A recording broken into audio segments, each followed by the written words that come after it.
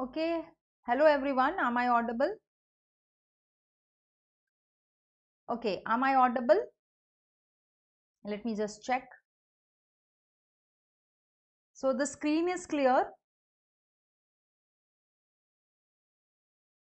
and I am audible so that we can start the session. Yeah. So I am audible and the screen is clear. So let's start with the session. Okay, so the today's session, if I want to talk about today's session is all about the thorax. So we are going to complete the details of the thorax in this session. So actually the first topic which I want to start is the thoracic wall and the substance fascia. This will be the first topic which I will cover up. So we will have the discussion of these topic and then we will move on with the further. So systematically, I have to cover entire thorax in this session. So I will start with the thoracic wall, substance fascia, then we will move on with the intercostal space, then the mediastinum, the pericardium, the heart and its blood supply, the nerve supply, the cardiac plexus. Then we will move with the pleura and the lung, and also I will talk about the bronchopulmonary segments. We will talk about the trachea, esophagus, esophagus, venous system and that of thoracic duct. So this is all what I am going to cover up in this session. So without wasting much of time, I'm so sorry, I was because of some connection it was just delayed for 10 minutes 10 minutes late it started. It's okay, let's start with this. So let's start with the first topic, that is thoracic wall. So I would like to tell you about the thoracic wall. So please write on the heading thoracic wall.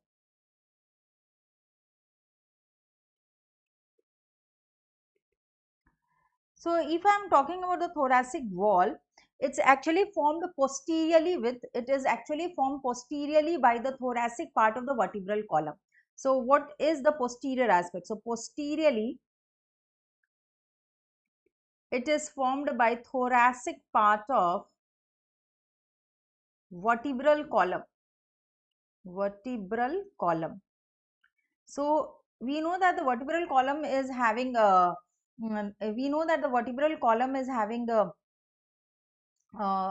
cervical part, thoracic part, lumbar and the sacral part. So if I'm talking about this thoracic wall, its posterior aspect is having the thoracic part of vertebral column, and anteriorly, if I talk about the anterior aspects, anteriorly it is bounded by sternum and costal cartilages. Sternum and costal cartilage. So this is anterior aspect. What about lateral aspect? If I am talking about laterally, the boundary, so laterally it is bounded by the ribs and intercostal space. Intercostal space. So that means, in short, we have done with all the thoracic wall boundaries. We are knowing that on the posterior aspect, it is bounded by the thoracic part of the vertebral column. Anteriorly, we have got the sternum and the costal cartilages, and laterally there is ribs and the intercostal space. So this is overall boundary of the thoracic wall. Now what about the floor? The floor of the thoracic cavity is formed by the diaphragm and the roof is formed by suprapleural membrane. So let's talk about. So done the thoracic wall. So you can just highlight thoracic wall.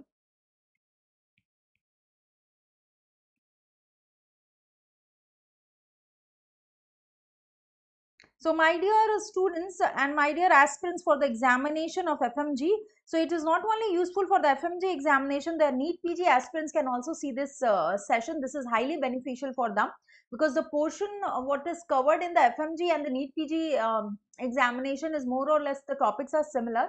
So I want both of you, both of the category of students to watch this. And if I talk about thoracic wall, so you have to know not only the anterior, posterior, lateral aspect, you have to know that the roof is formed by suprapleural membrane. What is suprapleural membrane? It is also called as substance fascia. We will talk about the substance fascia in detail. I will give you the details of its attachment and its function. And the floor is formed by the diaphragm. So let's write about the floor and the roof. Okay, so write about roof. Roof is formed by suprapleural membrane and floor is formed by the diaphragm. Okay, the floor is formed by the diaphragm. So we have done with the roof, floor, anterior, posterior aspect. I hope everybody has written this. I would also like to tell the thoracic wall. If I want to approach the thoracic wall and we are approaching it from the superficial to deeper aspect. If I approach from superficial to deeper aspect, the structures being penetrated will be the skin, the superficial fascia, the deep fascia and the muscles. Okay. So that is also important for you. So you can just write this point. So thoracic wall. So if I am talking about thoracic wall, the structures penetrating or the structures being pierced from superficial to deep. And the structures being penetrated is, the first structure being penetrated is the skin, the second structure is superficial fascia,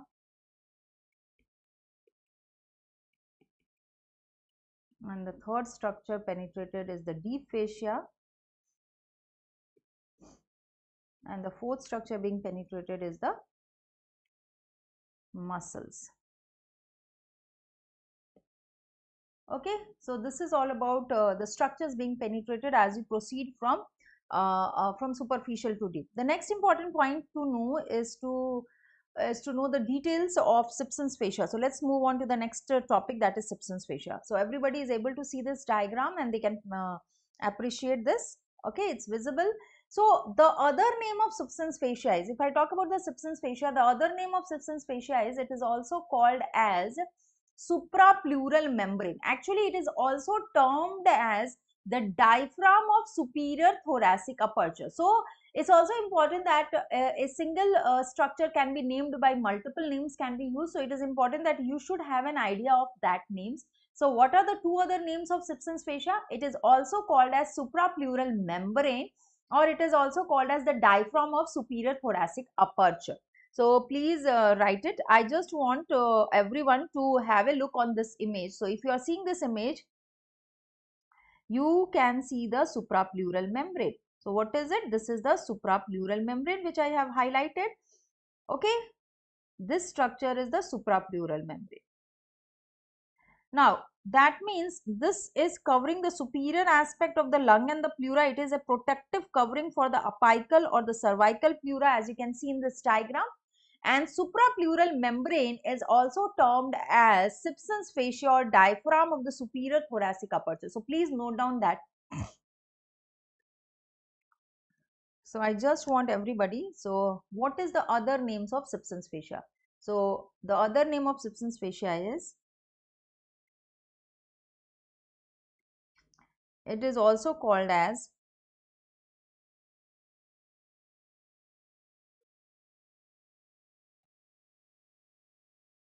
it is also termed as suprapleural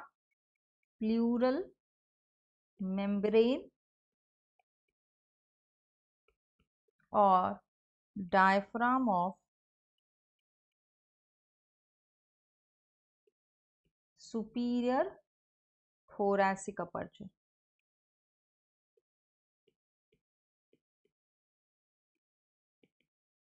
Got it? So these are the other terms which is used for Simpson's fascia. Now, if you will see the Simpson's fascia as shown in this diagram, as you can see. So anyone wants, if any of the student is having, so good morning everyone. So no one wished good morning today. What happened? Good morning everyone.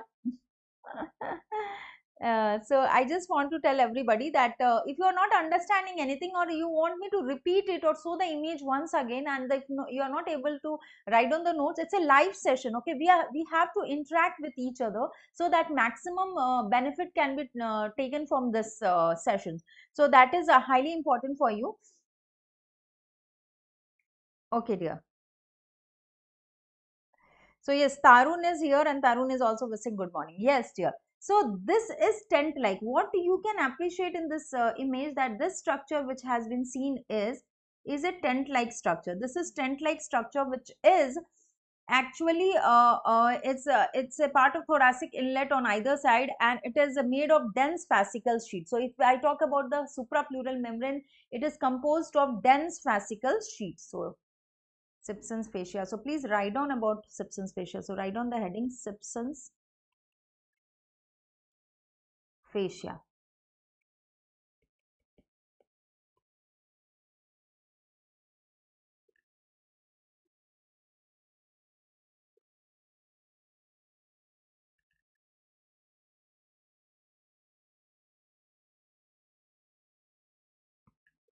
Okay.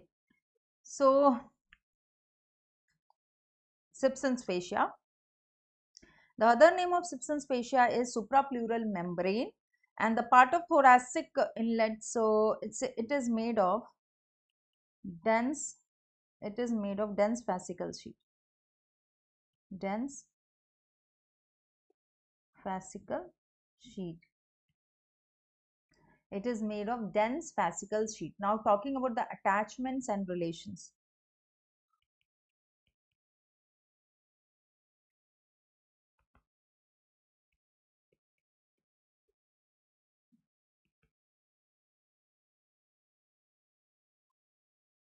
So if I talk about the apex of Simpson's fascia, the apex of Simpson's fascia is attached to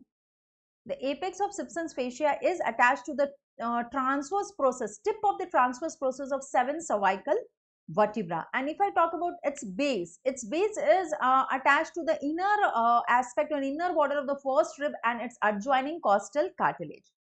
So attachment. So if I talk about the apex of Simpson's fascia, the apex of Simpson's fascia is attached to tip of transverse process of C7 cervical vertebra. C7 cervical vertebrae. The base, and if I talk about the base is attached to inner border of first rib and its costal cartilage.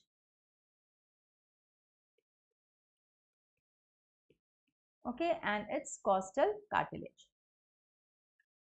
Its superior surface is related. If I talk about the superior aspect of Simpson's fascia, the superior aspect of Simpson's fascia is related with subclavian vessels, and inferior surface is related with the cervical pleura covering the apex of the lung. So please complete this. Its superior surface is related to cervical pleura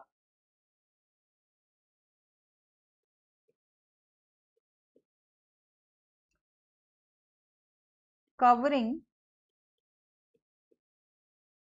apex of lung,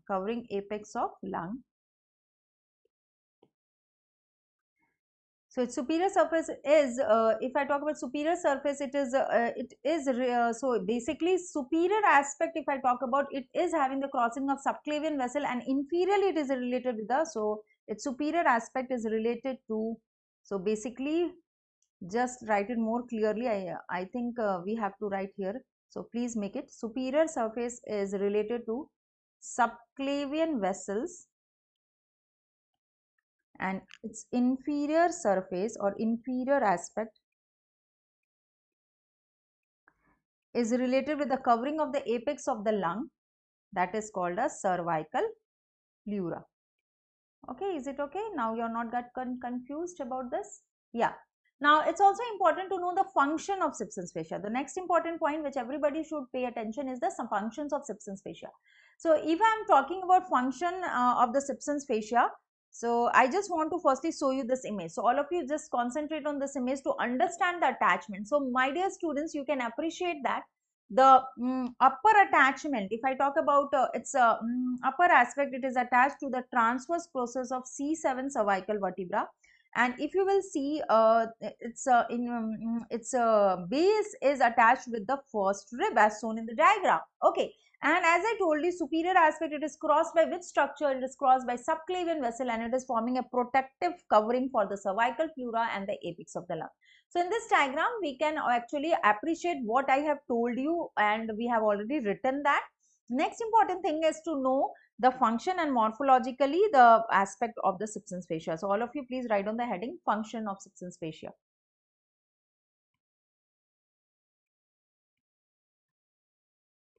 Functions of substance fascia.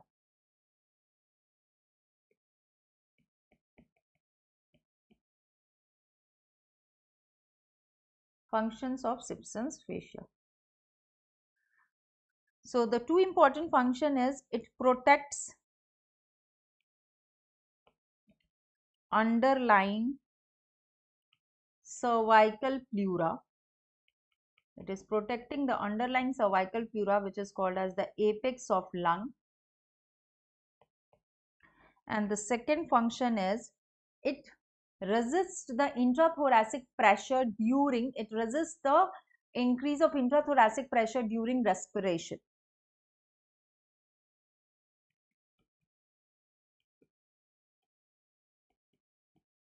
Thoracic pressure during respiration.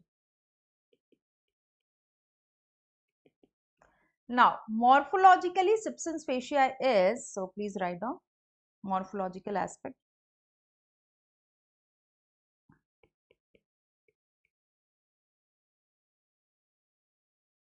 Morphologically, substance fascia represents the degenerated tendon of, it represents the degenerated, it represents the degenerated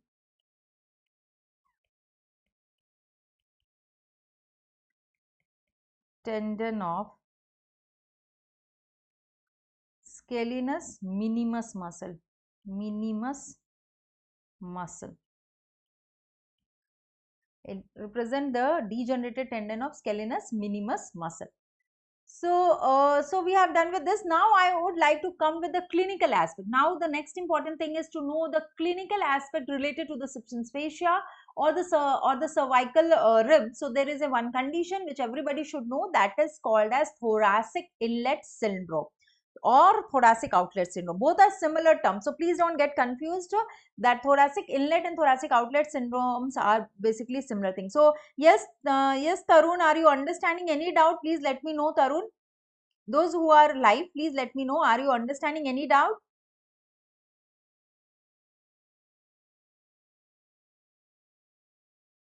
Okay,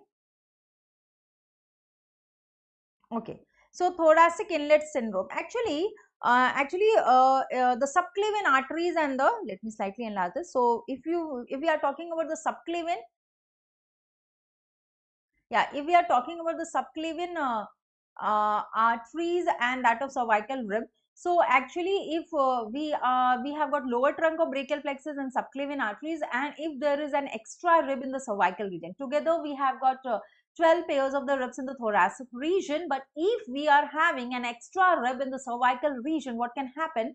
They can cause a compression over the subclavian vessels and lower trunk of brachial plexus, and the reason will be either cervical rib or the hypertrophy of the scalenus muscle, and that could lead to thoracic inlet syndrome. They can lead to the compression, and the sign and symptoms will be corresponding to the features.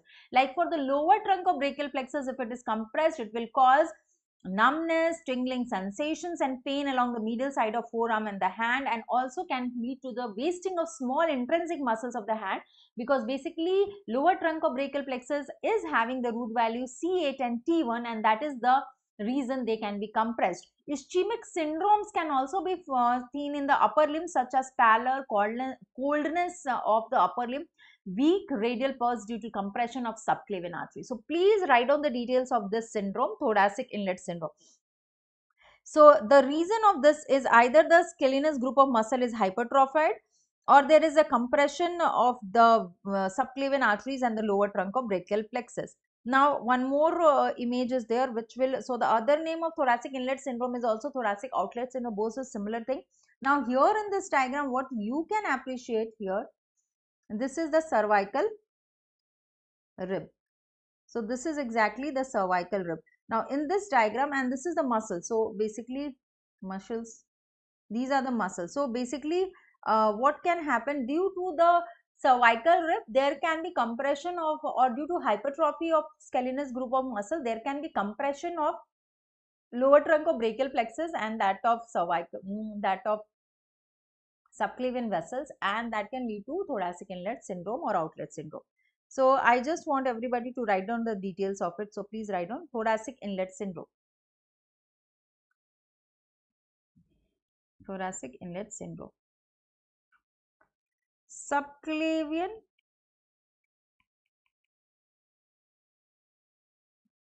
vessels and lower trunk of brachial plexus arches over the first rib. Hence, they may be stretched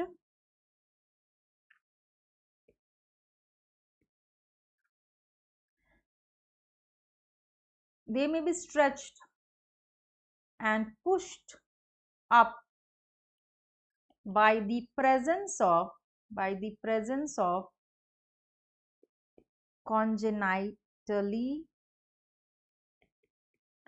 hypertrophied scalenus anterior muscle or cervical rib. So, this can be the reason, the cervical rib. So, this can be the reason of compression of these structures and leading to the condition of thoracic inlet syndrome. Now, this leads to, just a minute, this leads to thoracic inlet syndrome.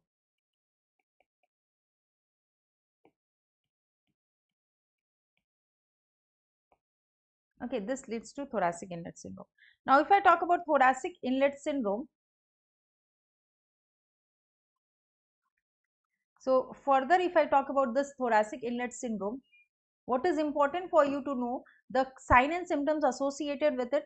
So, if I am talking about thoracic inlet syndrome, basically there the patient will complain of numbness, the patient will have the complaint of numbness, tingling, pain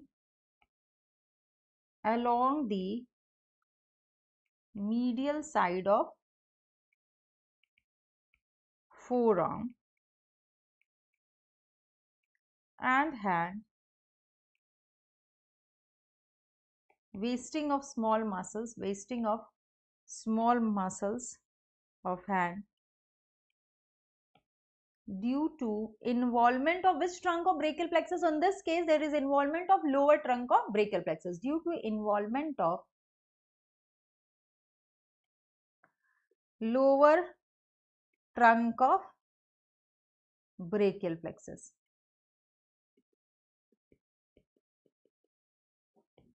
Okay, got it? Now, next thing is to know about the ischemic syndrome in upper limb. So, the other sign and symptoms which can be seen in this condition. So, done with this. So, the other sign and symptoms which can be associated in this condition, ischemic syndrome in upper limb, such as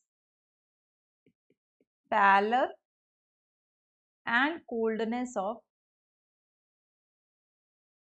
upper limb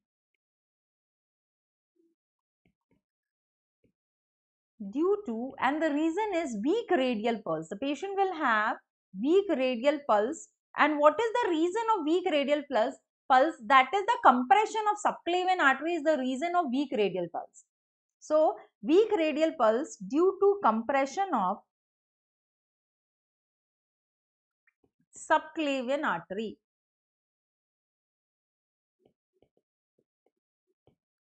Okay. Now, so we have finished with this topic. The next topic which I want everybody to understand is the intercostal space. So, can we move on to the next topic, that is intercostal space, which is highly important for you to understand all the aspects which is associated with it. So, till now, if anybody is to any of the students has got any doubt, please let me know. Okay, so let me just check with the messages. Clear, ma'am. Okay. Precious. Okay, Tarun. Okay, Ranjit, good morning, dear. So yes, it's clear now till now. So now the next topic is intercostal space. It's a very important topic and the concept should be clear because we have got an important contents in the intercostal space. So I want everybody to have a detailed knowledge of intercostal space. Now in normal layman term, if you want to understand what is intercostal space, so it is a space lying between the two ribs. Okay. So this is exactly the space which is located between the two ribs. So I just want you to see this image. I'm just enlarging this. Now you can appreciate this is the rib above.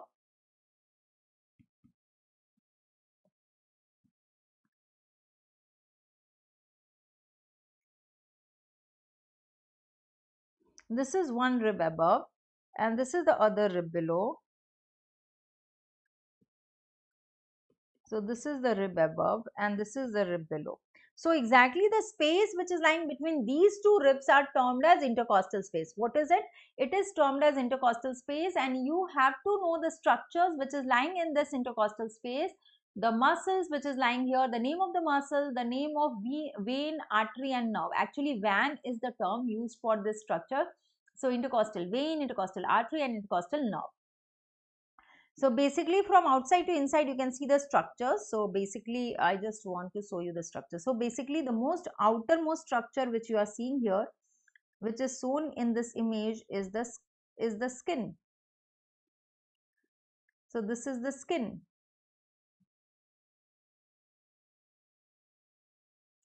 After skin we have got the superficial fascia and then we have got the muscle layer. So basically this is the skin which you are seeing. Then you have got the fascia. Then you have got the external oblique muscle, external intercostal muscle. Then you have got internal intercostal muscle and this is inner intercostal muscle. Other than that, you will have the parietal visceral pleura and in between the parietal and visceral pleura, you will have the pleural cavity. That means these are the layers of the structures. As you proceed from outside to inside, we will have the skin, we will have the superficial fascia, we will have the external intercostal muscle, internal intercostal muscle and innermost intercostal muscle, and then we will have also the endothoracic fascia, we will have the parietal and the visceral layer of pleura, and in between the parietal and visceral layer of the pleura we will have the pleural cavity. Okay, now what does the intercostal space contains? The structure which is lying in between intercostal space is the vein, artery and nerve, and we have got the intercostal muscles. We have got external intercostal muscle, internal intercostal muscle and innermost intercostal muscle. So I just want to show you a vertical section of intercostal space so that it becomes more clear to you. Yeah. So again you are going to appreciate the rib above. This is the rib above and this is the rib below. And this space which you are seeing is the intercostal space. Now here we will have vein, then we will have the artery and then we will have the nerve. This is the nerve. So basically you can appreciate the three structures, vein, artery and nerve is lying in this intercostal space. Okay, we have got from top to bottom, we have got the structures. The mnemonic to know the arrangement of structures in the intercostal space will be intercostal vein, intercostal artery and intercostal nerve. Now the arrangement of the muscles. So I will just use brown color for the muscles. So the most outermost muscle will be the external intercostal muscle, then we have got the internal intercostal muscle, and then we will have the innermost intercostal muscle, which is this is the third innermost intercostal muscle. So basically what happens, we have got these three muscles. As we proceed from outside and inside, we have got external, internal and innermost intercostal muscle. Okay. Now exactly, if I talk about the intercostal space, or we are talking about the neurovascular plane. So the neurovascular plane is located between internal intercostal muscle and innermost intercostal muscle. So that is the area of neurovascular plane. So the nerves, the vein, the artery and the nerve is residing in the is residing exactly in the intercostal space, exactly in the neurovascular plane, which is exactly located between innermost and that of internal intercostal muscle. Okay. So the again in another image, this is taken from Gray's Anatomy, this image.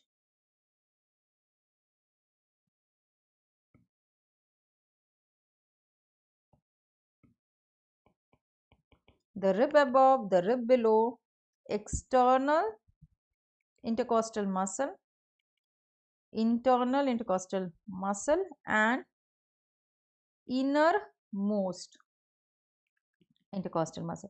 So where is the neurovascular structure plane? Neurovascular plane made of vein, artery and nerve is residing between internal and innermost intercostal muscles. So I just want that you should also know the name. So we have got, if I am talking about intercostal space, the intercostal space is having intercostal muscles, is having intercostal vein, intercostal artery, intercostal nerves and intercostal lymph node. So basically the group of the name of the muscle which is residing in the intercostal space is the list of following muscle: external, internal and transverse thoracic. So actually a transverse thoracic group of muscle is consist of three muscles, and what are the name of that muscle? They are called intercostalis intimus muscle, subcostalis and sternocostalis. So we have got these three muscles which together is called as the transversus thoracic group of the muscle. So transversus thoracic group of the muscle. So transversus thoracic group of the muscle. If I am talking about transversus thoracic group of the muscle,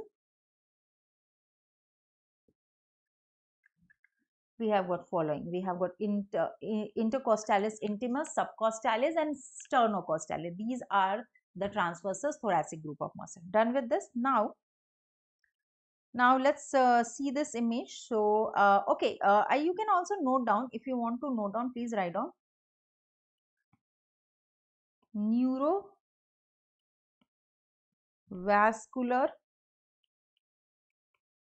plane of thoracic wall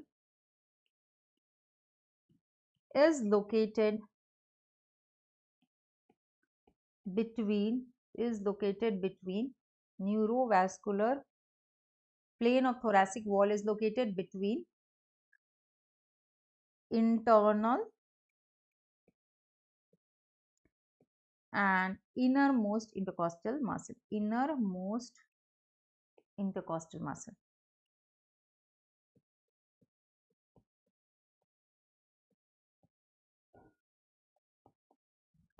Internal and innermost intercostal muscle. Neurovascular plane of thoracic wall is exactly located between internal and innermost intercostal muscles. Done with this. Now let's see a few images so that your concepts are clear about this intercostal muscle. So exactly, if you will see this image, can you appreciate?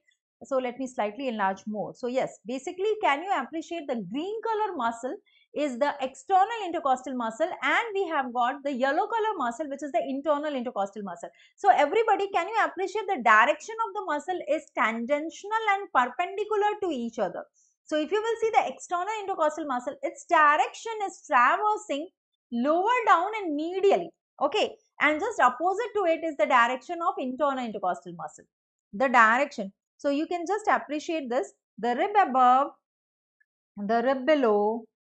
This is the direction of the fibers of external intercostal muscle, and this is exactly internal intercostal muscle, and slightly we can say that innermost and internal intercostal muscle direction is corresponding to each other, but external intercostal muscle, no, muscle fibers are direction just opposite or perpendicular to that of internal and innermost intercostal muscle. So here I just want you to show also the transversus thoracic muscle. When I'm talking about transversus thoracic muscle, what I want everybody to understand that transversus thoracic muscle is also consists of other muscles. It is consists of 3 muscles, and the name is innermost intercostal muscle. The name is innermost intercostal muscle, subcostal muscle, and sternocostalis muscle. So here in this direction, innermost intercostal muscle we have already seen here, and here you can see this is the subcostal muscle and sternocostalis. So this is the subcostal muscle. Actually it is descending, connected to 3 ribs as shown here, and if you will see the sternocostalis muscle, actually it is attached to the sternum and then proceeding in upward direction. Done. This is also showing the sternocostalis muscle, and very nicely you can appreciate the sternocostalis muscle is attached to the posterior aspect of the sternum, and then it is traversing in upward direction to be attached to 2nd to 6th costal cartilages ribs, or the junction of cartilage and the ribs of these second, third, fourth, fifth, sixth ribs. So now let's talk about, so we have already talked, if I talk about intercostal space, it is containing intercostal muscle, intercostal vein, intercostal artery, intercostal nerves, and intercostal lymph node.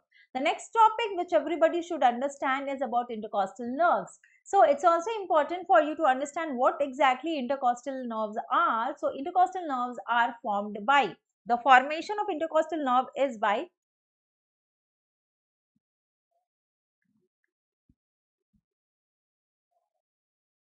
anterior primary rami of upper 11 thoracic spinal nerves. Okay. So intercostal nerve is formed by the anterior primary rami of the upper 11 thoracic spinal nerves. So this is the formation of intercostal nerves. Now we have got typical and atypical intercostal nerves, and it is very important for you to understand the concept of typical and atypical. Okay, so those who are live, I just want to interact. Any idea? Any idea? What do you understand by typical or atypical? You can definitely write your answers in the message box, because I want it to be a live session so that we can grasp more from this class. So what do you understand by typical and what do you understand by atypical nerves? So if you are having an idea of typical and atypical terms, you will understand this.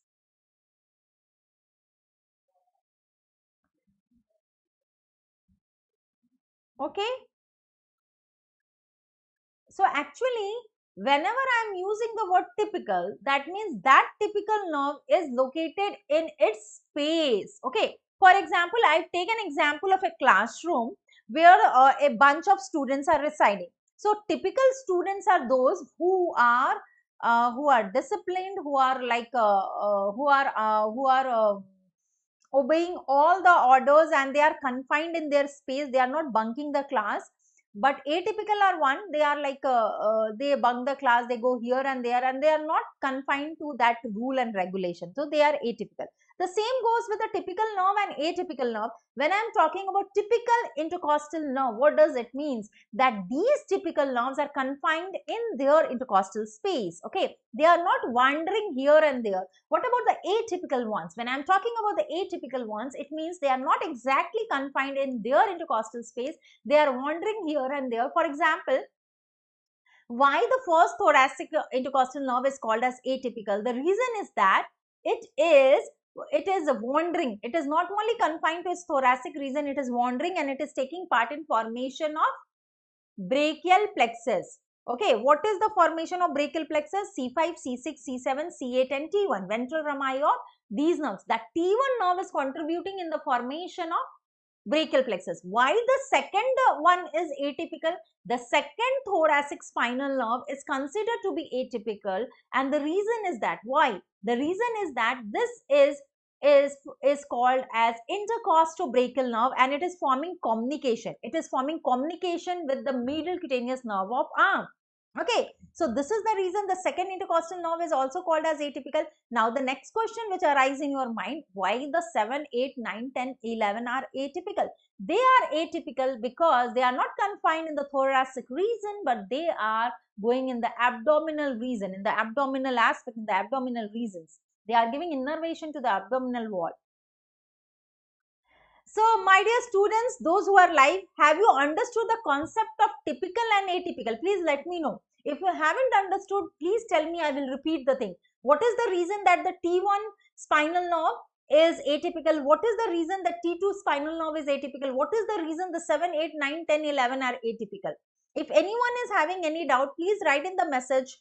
I will be very happy to explain it once more. And if it is okay, please write it. Give me a thumbs up for it.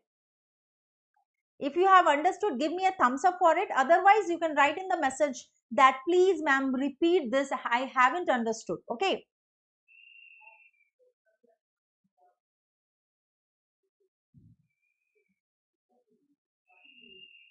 Okay, baby.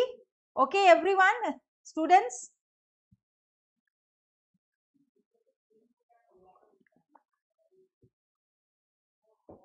Any doubt, please let me know. So, can we move further?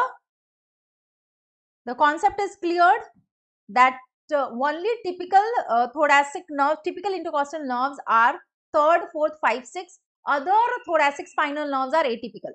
Concept is clear. Anyone wants me to repeat, they can let me know. Now, ma'am, can you repeat please? Typical are limited to their intercostal and what are atypical, ma'am? So yes, I got a doubt from Vedant. Yes, Vedant. So once more for you, what I want everybody to understand, Vedant, please have attention once more. When I am telling that this nerve is atypical, the concept is that why it is termed as atypical, because they are wandering here and there. Okay, I will give you, Vedant, I will give you an example of classroom. Some students are typical. They will follow the rules and the regulation. They will obey what has been told by their teachers and they will be confined in their lecture theater and they will be listening to the class. But the atypical one will wandering here and there. Now, in this thoracic nerves, we know that anterior rami of thoracic nerves are intercostal nerves. Now, the first, second, 7, 8, 9, 10, 11 are atypical. They are not confined in the thoracic region in their intercostal space, but they wander here and there. Where they go? Why first one is atypical? Because I just want to write the first thoracic nerve. First thoracic nerve will form lower trunk of brachial plexus. What it will form? It will form or contribute in formation of BP, brachial plexus. We know that lower trunk of brachial plexus is, so we know that C5, C6, C7, C8 and T1. That means T1 is also taking part in formation of brachial plexus. Now, the second thoracic spinal nerve is atypical. The reason is that it will form intercostobrachial nerve. Intercostobrachial nerve. Now, intercostobrachial nerve. What do you understand by term intercostobrachial nerve? Actually, this will form communication with the medial cutaneous nerve of arm, and so it is atypical. Now, if I am talking about 7th, 8th, 9th, 10th and 11th thoracic nerves, they are also atypical. Thoracic nerve which is forming intercostal nerve, because they will go in the abdominal region. They will go in the abdomen region. That means this nerves are atypical because they are not confined in the thoracic region. They are going into the upper limb region. They are going in the, again, intercostobrachial nerve is communicating with the upper limb also via medial cutaneous nerve of arm. So that is the reason they are called as atypical. Okay, Vedant, have you understood? Should I repeat it or it is okay? Precious, Tarun, Ranjit, Vedant, everybody, have you understood the concept of typical and atypical nerves?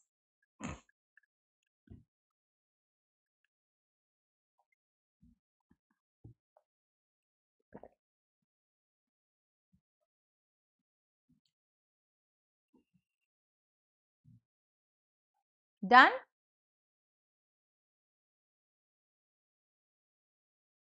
Okay, okay, welcome dear.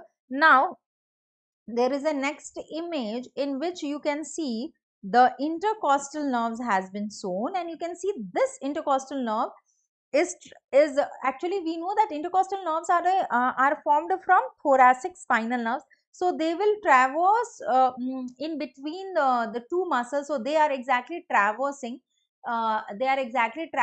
between the innermost and internal intercostal muscle, and they are ultimately giving branches which will be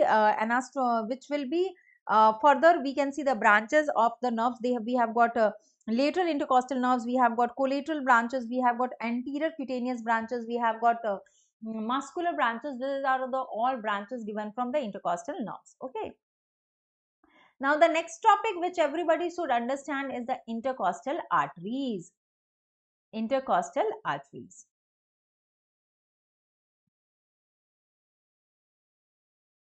Okay. Now, it's important to understand intercostal arteries. So, exactly if I talk about intercostal arteries, we have got two intercostal arteries.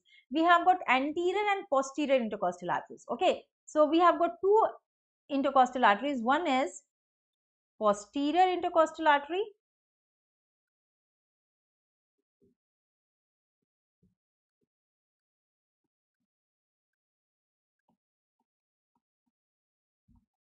and the other is anterior intercostal artery.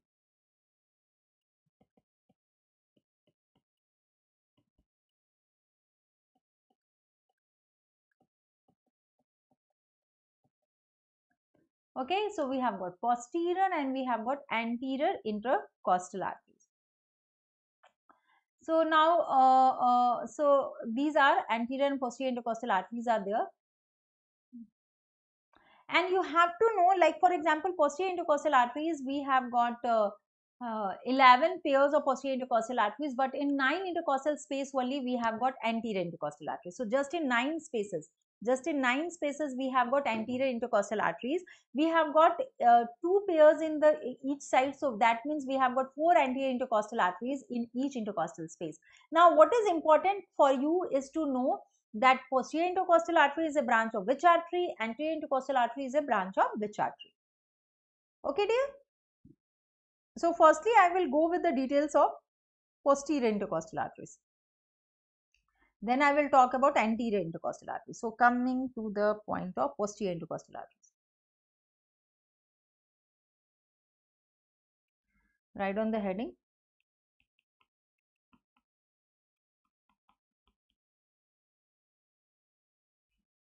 Posterior intercostal arteries.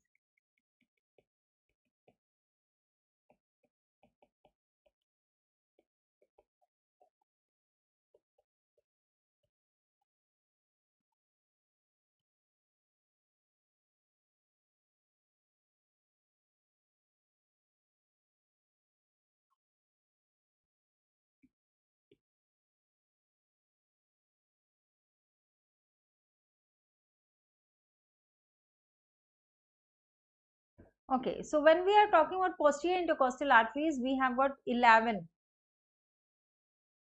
We have got 11 pair of posterior intercostal arteries.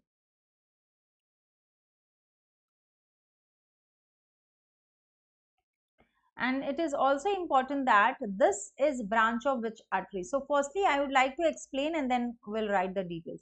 So in this diagram you can appreciate actually the first two posterior intercostal arteries. If I am talking about first two posterior intercostal arteries,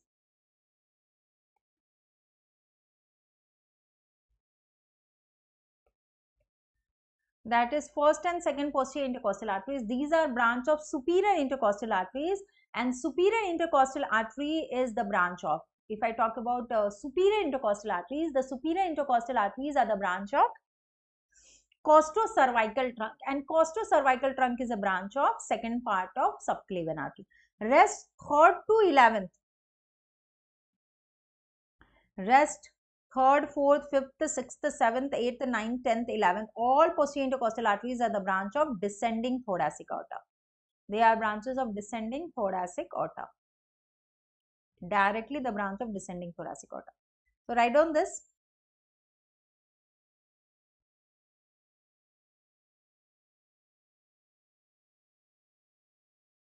first and second posterior intercostal, first and second posterior intercostal arteries are branch of superior intercostal artery.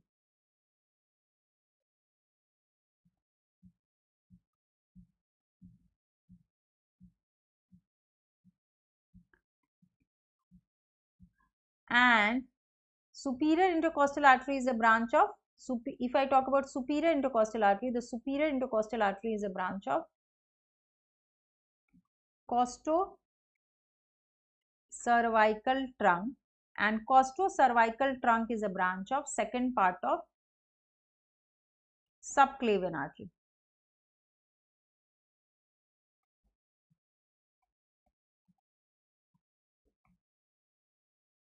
Okay. Now, 3rd to 11th posterior intercostal artery, 3rd to 11th posterior intercostal artery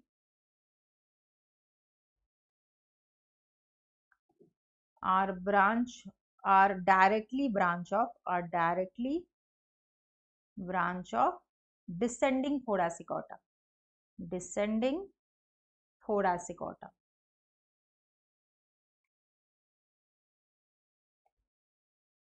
Okay, they are directly the branch of descending thoracic aorta. Okay, dear.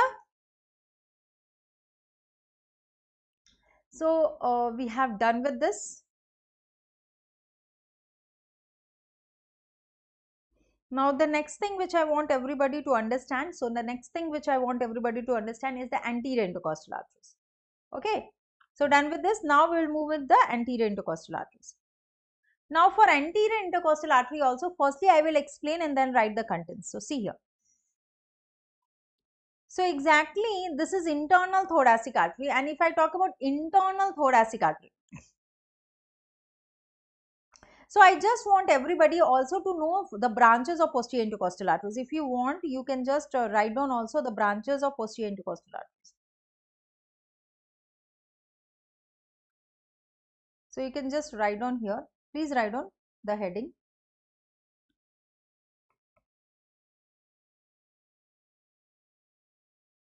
Branches of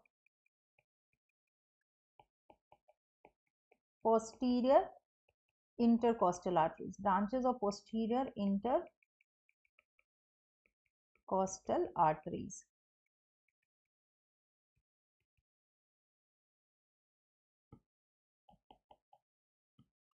Branches of posterior intercostal arteries.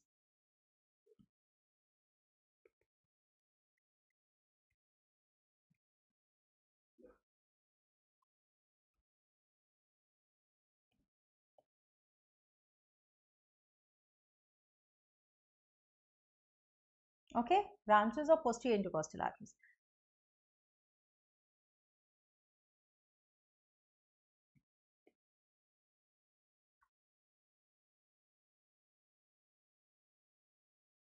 I would like everybody to write it.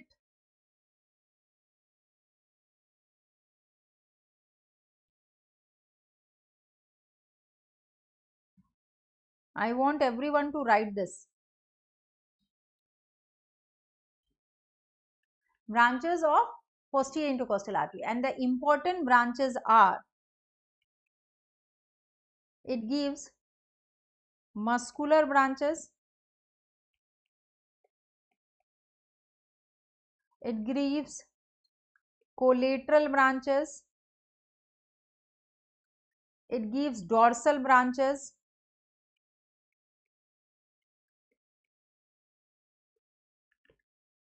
it gives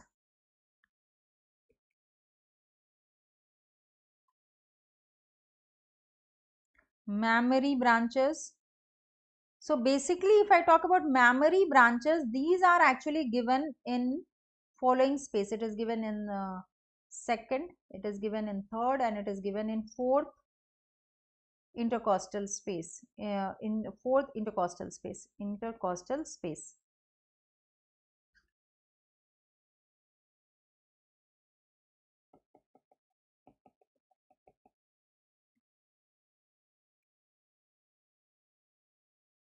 Costal space. Other branches which it gives, it also gives one of lateral cutaneous branch, and it gives right bronchial artery.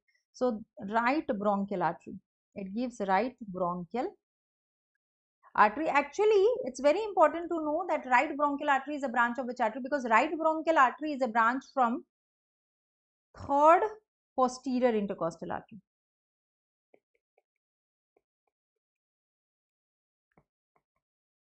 Right bronchial artery is a branch of third posterior intercostal artery.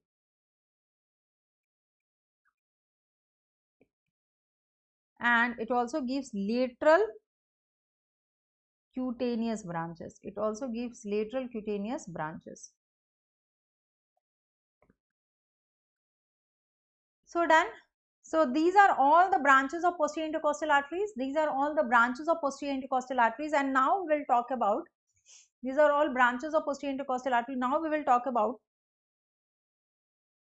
anterior intercostal arteries. So if I am talking about, so please write on the heading anterior intercostal artery.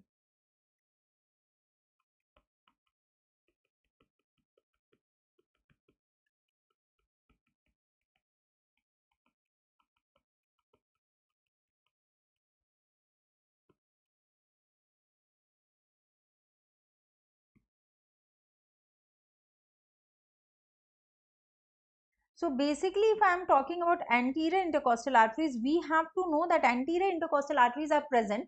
So it is important for you to note down that anterior intercostal arteries will be present only in, anterior intercostal arteries are present only in the upper 9 spaces. It is present only in upper 9 spaces. So anterior intercostal artery is present only in upper 9 intercostal space.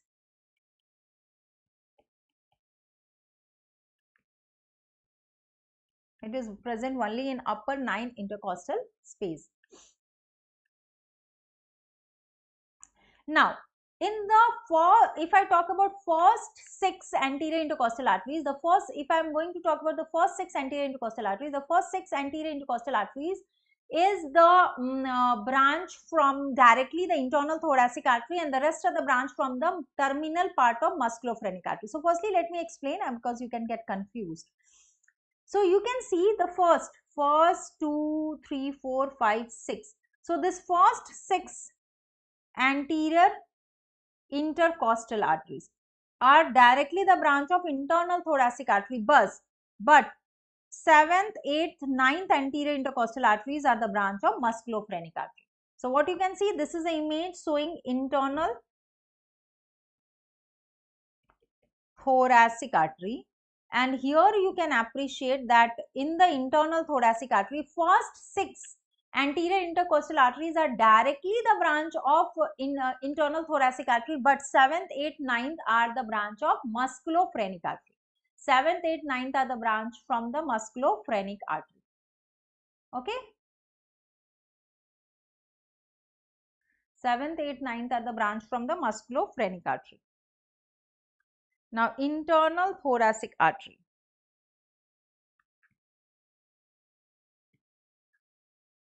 Write on internal thoracic artery.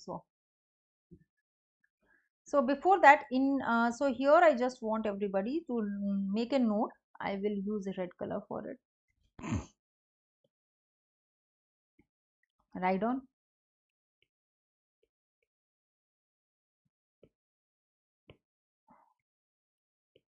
first 6 anterior intercostal arteries. First 6 anterior intercostal arteries are a branch from First 6 anterior intercostal arteries are branched from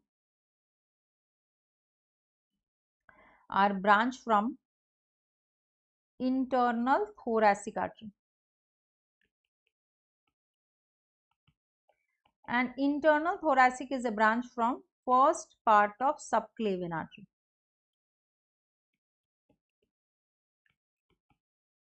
Now 7th, 8th, 9th anterior intercostal arteries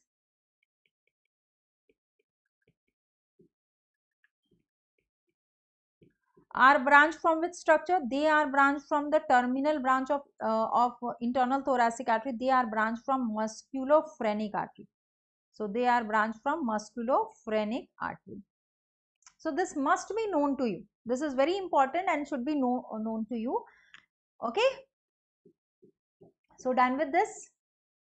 Now I would like to give you a brief. So this is very, very important about anterior intercostal arteries. Now I would like to give you a brief about internal thoracic artery, and the next topic will be intercostal vein.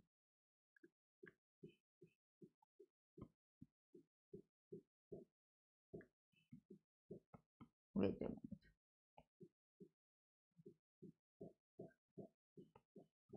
Okay. So before that, okay, internal thoracic artery. So actually internal thoracic, just a introduction about the internal thoracic artery has to be given to you. Internal thoracic artery is a branch from the first part of subclavian artery, and it is descending behind the medial end of the clavicle and upper 6 costal cartilages.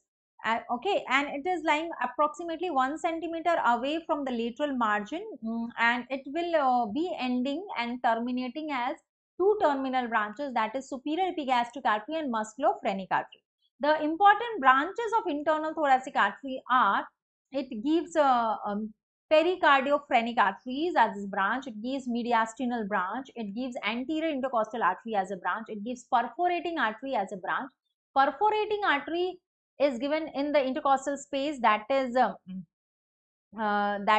second, third and fourth, and it also gives terminal branches. It gives terminal branches, gives two terminal branches, that is musculophrenic artery and that of superior epigastric artery. So that is important for you to understand. So please write down about internal thoracic artery. Next topic is internal thoracic artery.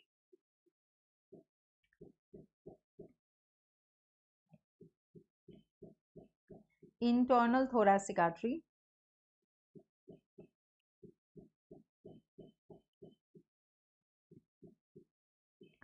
is a branch from first part of subclavian artery.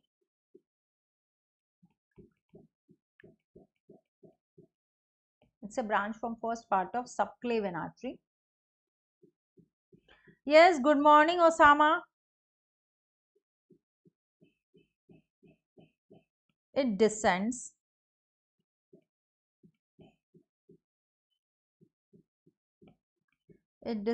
behind medial end of clavicle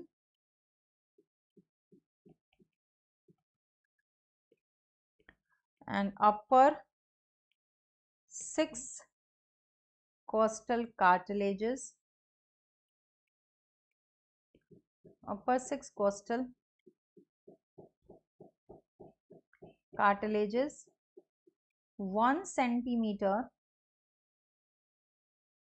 away from the lateral margin of 1 centimeter away from the lateral margin of sternum and ends in 6th intercostal space and ends in the 6th intercostal space. So this is about briefly about what is this? This is the brief introduction about internal thoracic artery, and I would also like to tell you about the important branches of internal thoracic artery. So please highlight it.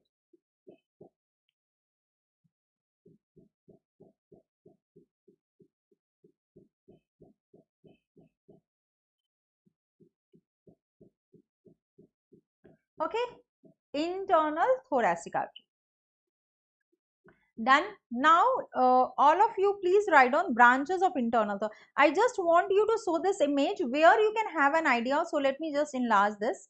So, actually you can see this is in subclavian artery, and you can see from the first part it is giving thyrocervical trunk as a branch, costocervical trunk is a branch from second part, internal thoracic and vertebral artery. So, all these and all these are the branches. So, these are showing the branches, and here you can appreciate that, here you can appreciate very nicely, please rub this, and here you can appreciate that internal thoracic artery is a branch from the first part of the subclavian artery, costocervical trunk will be a branch from the second part of subclavian artery. Okay. Now, here itself you can please write on the heading and write the details.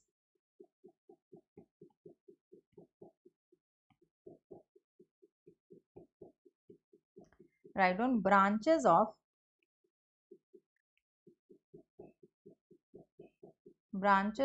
internal thoracic artery.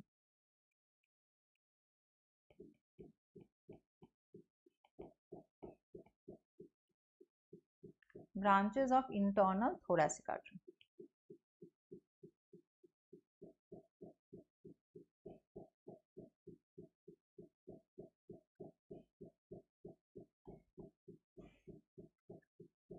You can just highlight this.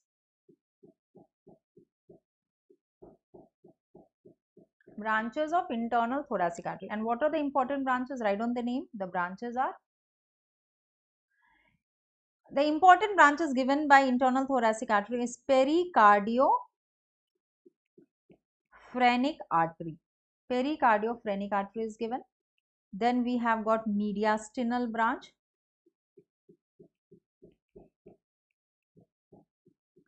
It also gives anterior intercostal arteries in the upper 6 spaces. It also gives anterior intercostal arteries in upper 6 intercostal spaces. Then it also gives perforating artery. It also gives perforating branches, that is in the second, third and fourth intercostal space. It also gives 2 terminal branches. So, write down, it gives 2 terminal branches. It gives terminal branches. And what are the name of 2 terminal branches? It gives 2 terminal branches. The one is musculophrenic artery. The one is musculophrenic artery.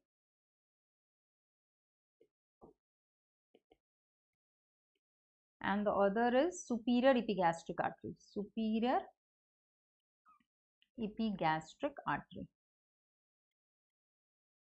Musculophrenic artery and superior epigastric artery.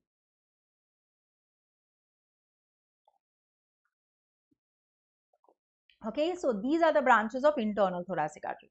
The next important discussion is about intercostal vein. So that is also very important.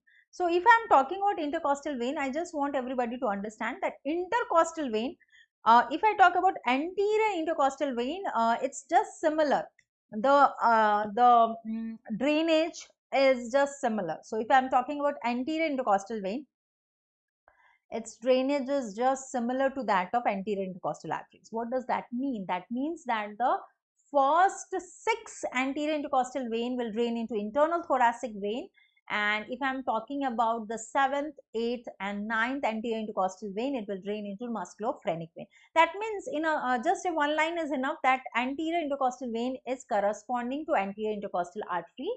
So there is it's very easy to understand. But the thing, what goes wrong with the posterior intercostal vein is that the posterior, if I am talking about posterior intercostal vein, the drainage is different in the drainage is different in anterior, the drainage is different in the right part and in the left part. So that is not similar. So that is important for you to understand. Okay. If I am talking about the intercostal vein, posterior intercostal vein drainage, it is not similar on right and the left side, it is different on that side. So that has to be understood. Okay, so that means I would like firstly to tell you about the intercostal vein. I would like to tell you about intercostal vein, and then I will like to explain it. Okay, so I just want everybody to see this image. Actually, here you can see basically the posterior intercostal veins on the right side, most of it is draining into azygous vein, but the azygous vein mirror image is accessory hemiazygous and hemiazygous on the left side. So difference is there in the drainage of right and left side. So there is a clear picture. There is one schematic diagram which will help you to understand. So I just want everybody to see this image.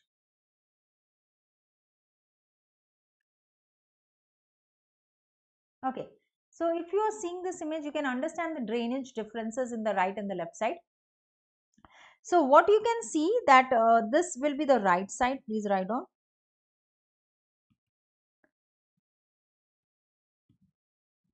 This is right side and this is left side.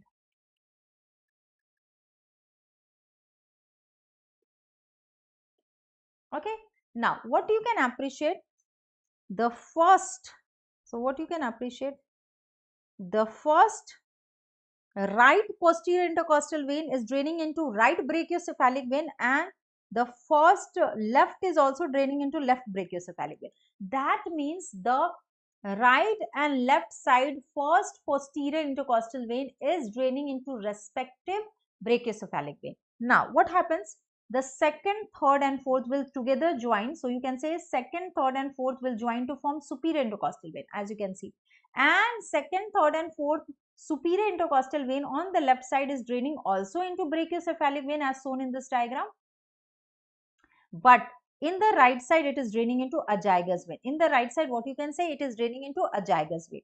The 5th, 6th, 7th, 8th, 9th, 10th, 11th, all these right side posterior intercostal vein is also draining into azygous vein. But as we know, azygous vein mirror image on left side is hemiazygous and accessory hemiazygous. So upper superior part, that is 5th, 6th, 7th, 8th, 9th, left posterior intercostal vein is draining into accessory hemiazygous, and 9th, 10th, 11th is draining into hemiazygous. 9, 10th, 11 is draining into hemiazygous. So the reason of difference of drainage in right and the left side is because the azygous vein is, the word azygous means alone, not having companion. It's have a mirror image on the left side. The upper mirror image is called as accessory hemiazygous vein. The lower mirror image is called as hemiazygous vein. Thus, upper 5th, 6th, 7th and 8th left posterior intercostal vein is draining into accessory hemiazygous, and 9, 10th, 11th left posterior intercostal vein is draining into hemiazygous. You can also see the subcostal veins draining. So let's talk about this. So let's talk about posterior intercostal vein in detail. Then we will solve few MCQs also. So here you can say, write on the heading, posterior intercostal veins.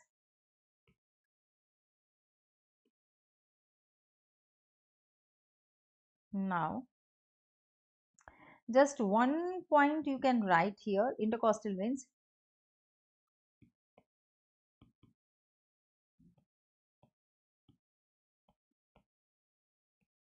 Anterior intercostal veins, anterior intercostal veins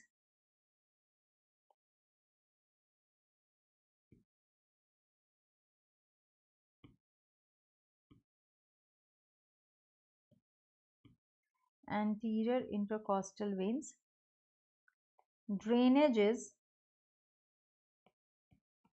corresponding to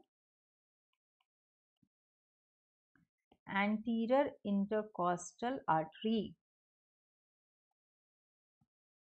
That means it's just similar to the anterior intercostal artery, not much of difference, but difference lies in the posterior. So posterior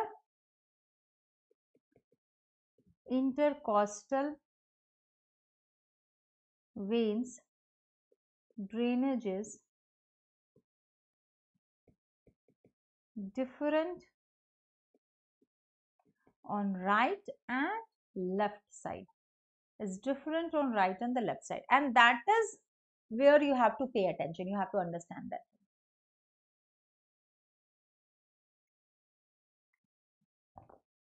Okay.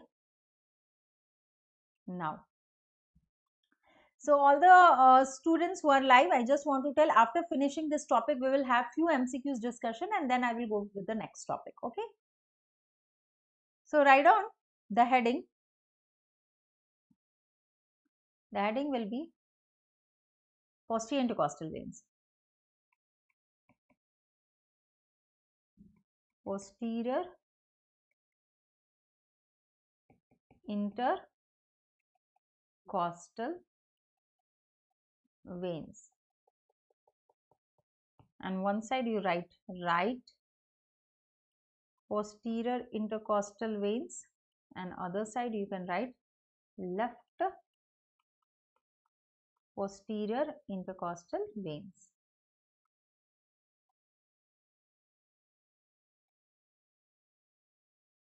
Okay. Now, the first point is, so you can just write on the first point,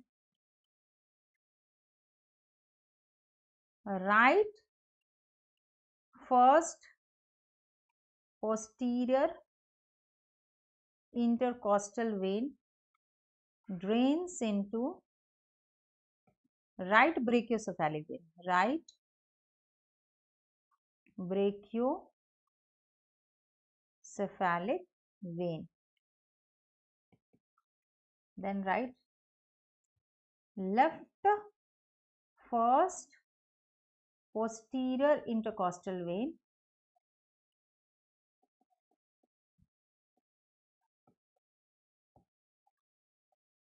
drains into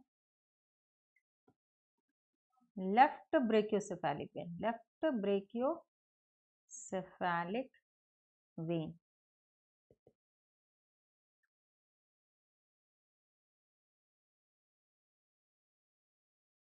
The second point is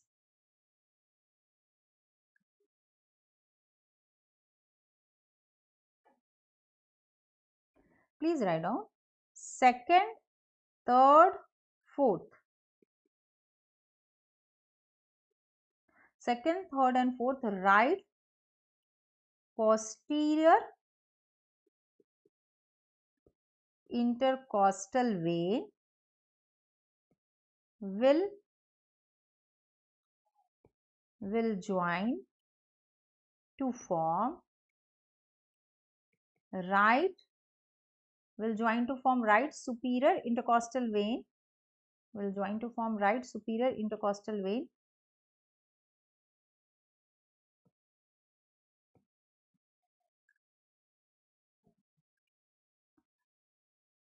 and drains into a gyrus vein. Here second, third, fourth, left posterior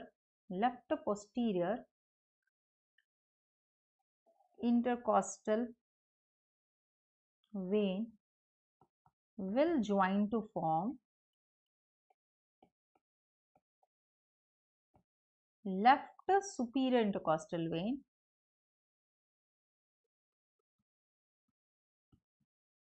and drain into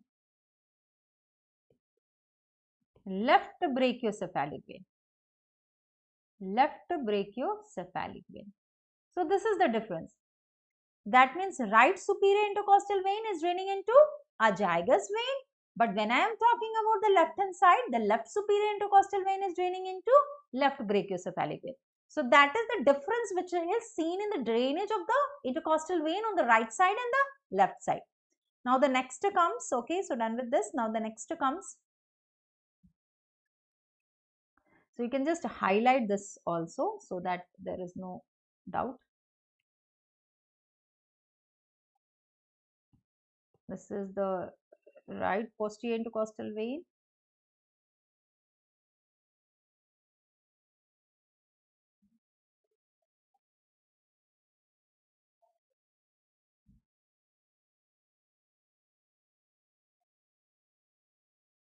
Okay. So now we will come to the third point and the fourth point. So please write down this further. Fifth, sixth, seventh, eighth, ninth, 10th, 11th, right posterior intercostal vein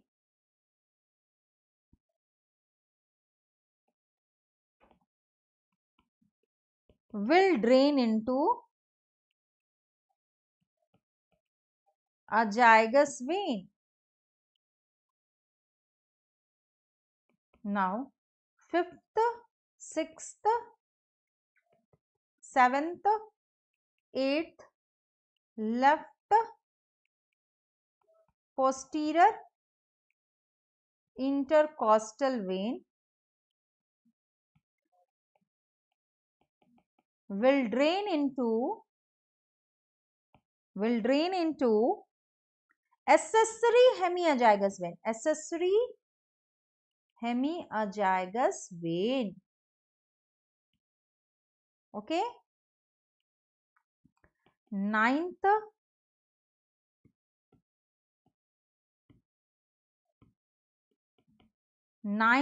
10th and 11th left posterior intercostal vein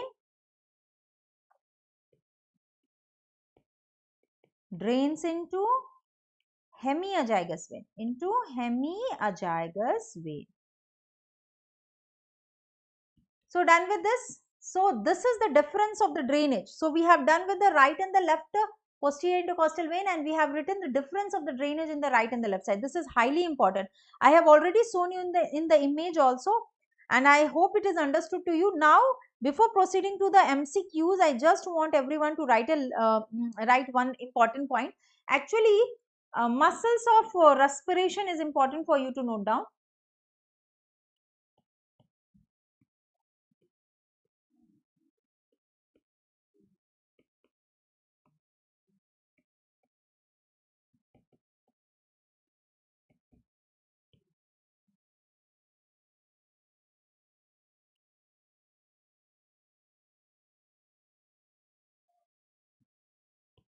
Now, muscles of respiration.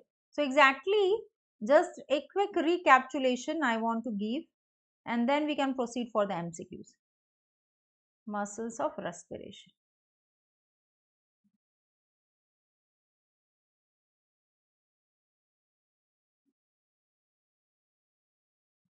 See here. So, if I am talking about muscles of respiration, you have to understand primary inspiratory muscle. So, whenever I am using the word primary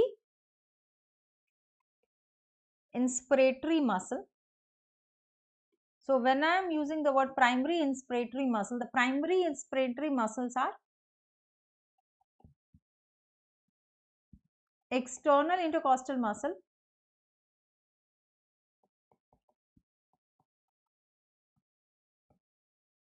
and the second diaphragm. So basically diaphragm and external intercostal muscles are primary inspiratory muscle. So we have also got accessory inspiratory muscle which will be active in deep respiration or forced respiration. So we have got accessory muscles of inspiration.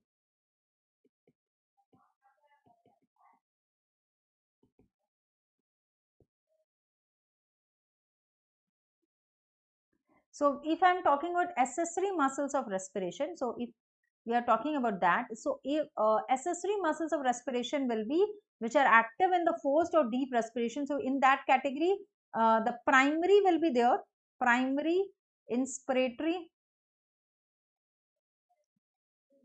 plus other muscles will be there.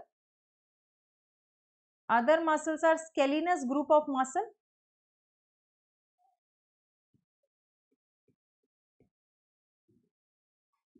Other than that, we have got sternocleidomastoid muscle. Then we have got also serratus posterior superior muscle, serratus posterior superior muscle. Then we have got trapezius muscle, Rhomboidus group of muscle.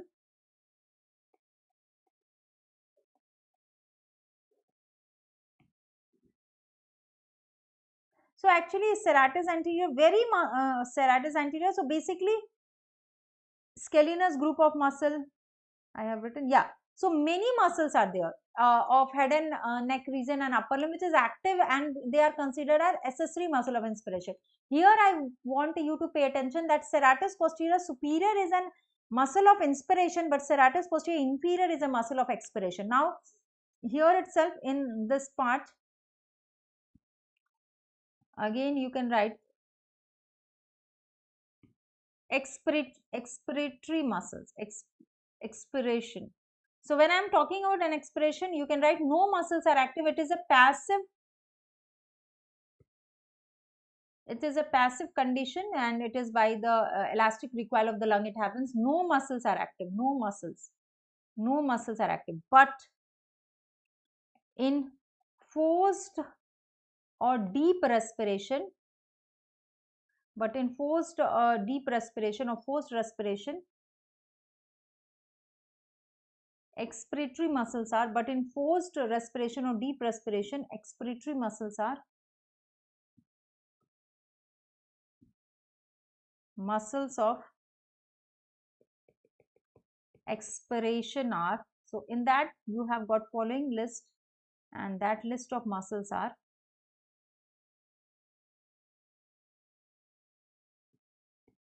quadratus lumborum muscle. We have got quadratus lumborum. We have got quadratus lumborum muscle. We have got internal intercostal muscle.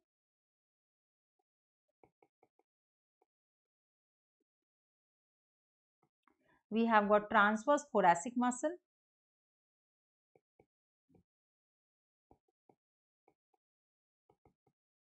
We have got serratus posterior inferior muscle. Serratus posterior inferior muscle. Serratus posterior inferior muscle. So actually these are, so here an important point which you have to note down is serratus posterior inferior is, when I am talking about serratus posterior inferior, it's a muscle of expiration. When we are talking about serratus posterior superior, it's a muscle of inspiration. So that all point you have to note down. So you have to know the list of the muscles. So primarily if I talk about the muscle of respiration and muscle of inspiration is diaphragm and external intercostal muscle. But when there is forced or deep inspiration, it has to be taken. The accessory muscles are like the muscles of neck region, sternocleidomastoid. We will also have trapezius, rhomboidus group of muscle. We will have the other muscles like serratus posterior superior muscles. And when I am talking about expiration is a passive process and no muscles are active. But in case of forced expiration, we will have quadratus lumborum. The muscles which is active in that case, that is quadratus lumborum, internal intercostal muscle, transverse thoracic muscle, serratus posterior inferior. When I am talking about transverse thoracic, it means the muscles like sternocostalis, subcostalis, intercostal muscle intimi. So these are the muscles which will be active in the case of expiration. So transverse thoracic, we know that it is again made of three muscles: innermost intercostal muscle, subcostalis muscle, and that of sternocostalis muscle. So done with this. Now can we solve few MCQs along with you? Everyone, can we have a discussion of few MCQs? Okay, so let's solve few MCQs.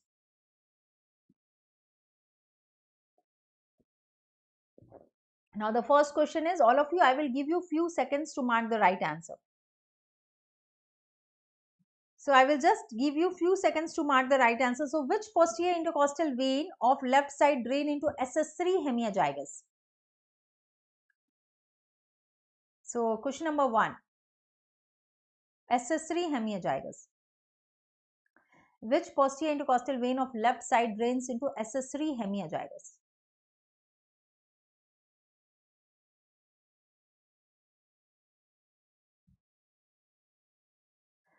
Yes, dear, blessings. Yes, blessings. Watching from Nigeria. Okay, very good, great. It's a It's really good that you are watching the session from Nigeria. So which posterior intercostal vein of left side drains into accessory hemiazygous vein? Please mark the right answer here.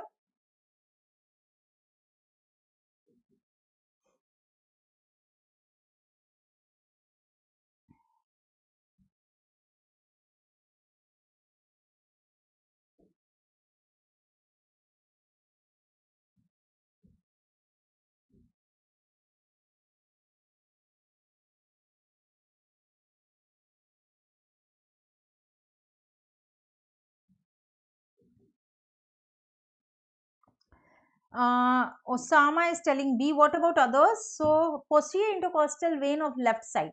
Posterior intercostal vein of left side drain into accessory hemiazygous. What will be the right answer? Osama B. No, that's not correct. Anyone wants to attempt? Just now I told you.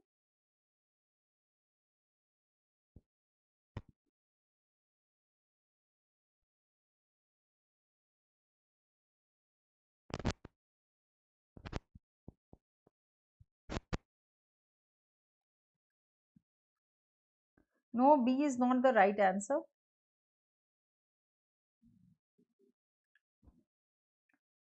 Anyone else? The right answer is, anyone else want to attempt? See here. I already written also 5th, 6th, 7th, 8th, 9th is draining into accessory hemiazygous. Is draining into accessory hemiazygous. I have written also. And I have shown you in the image also.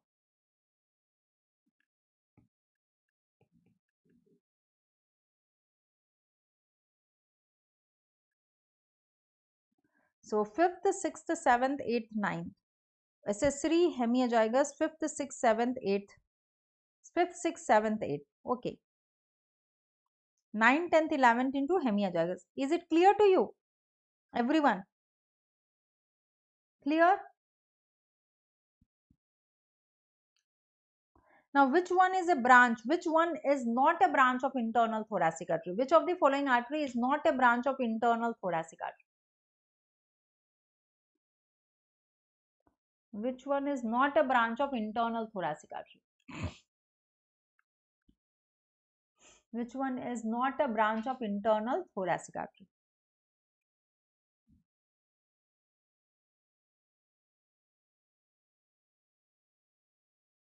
Which one is not a branch of internal thoracic artery? Question number 2. Superior epigastric, musculophrenic, anterior intercostal and posterior intercostal.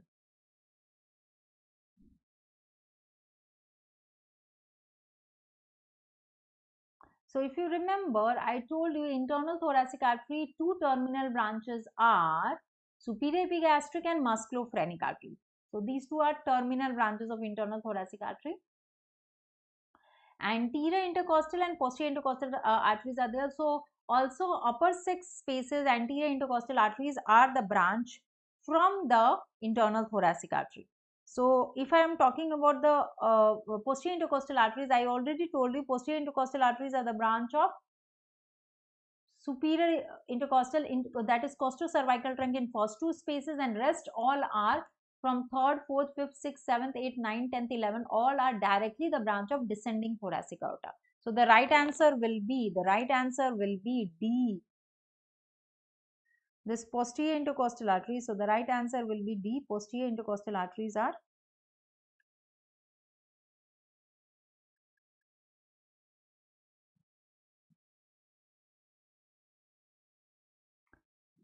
clear here. So posterior intercostal arteries are the branch from, so if I am talking about this, are branch from costocervical trunk and descending thoracic aorta.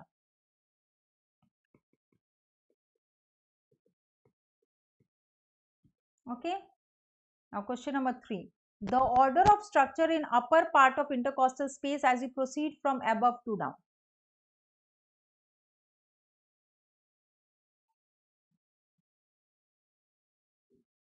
The order of structures in the upper part of intercostal space as you proceed from up to down. Vein, artery, nerve, artery, vein, nerve, artery, vein, nerve, artery, vein. Easy one.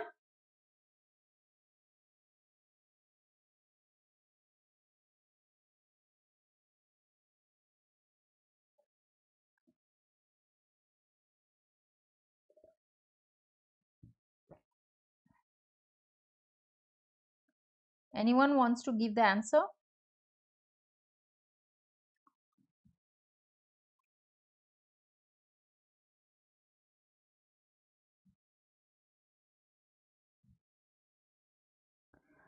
So the order is vein, artery and nerve. Van, as I told you, van is the answer and it is between innermost and internal. It is between the innermost intercostal muscle and internal intercostal muscle. So that is the right answer will be intercostal vein, then we will have the intercostal arteries and then we will have the intercostal nerves. So right answer is A.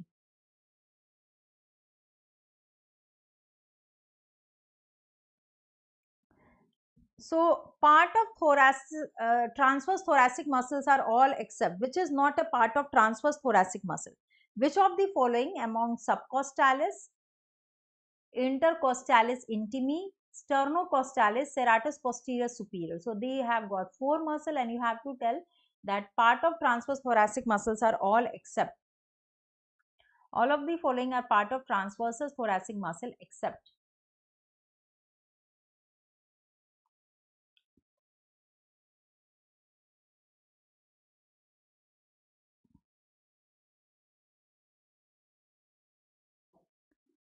Part of transverse thoracic muscle is all except.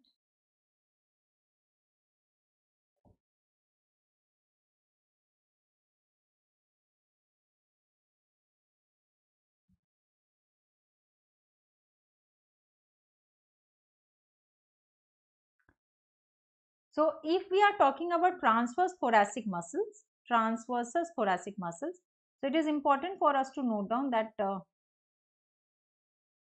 okay. So if I am talking about transverse thoracic muscle, it is important for us to note down that transverse thoracic muscle is made of 3 muscle. We have got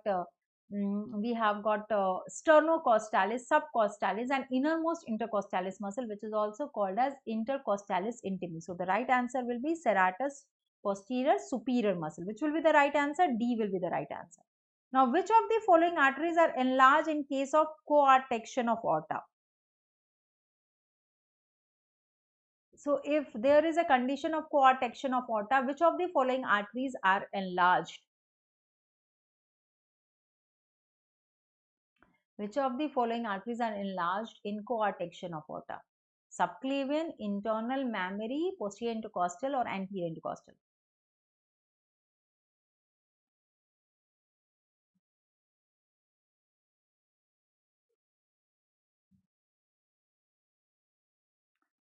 Prajvay Dine B, no dear, it's not directly, it's also the clinical aspect. So, no, the answer will be anyone else?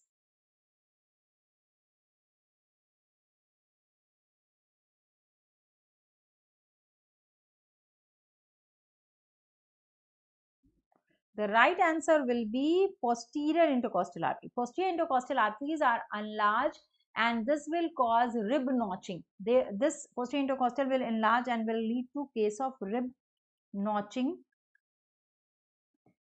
in coarctation of aorta.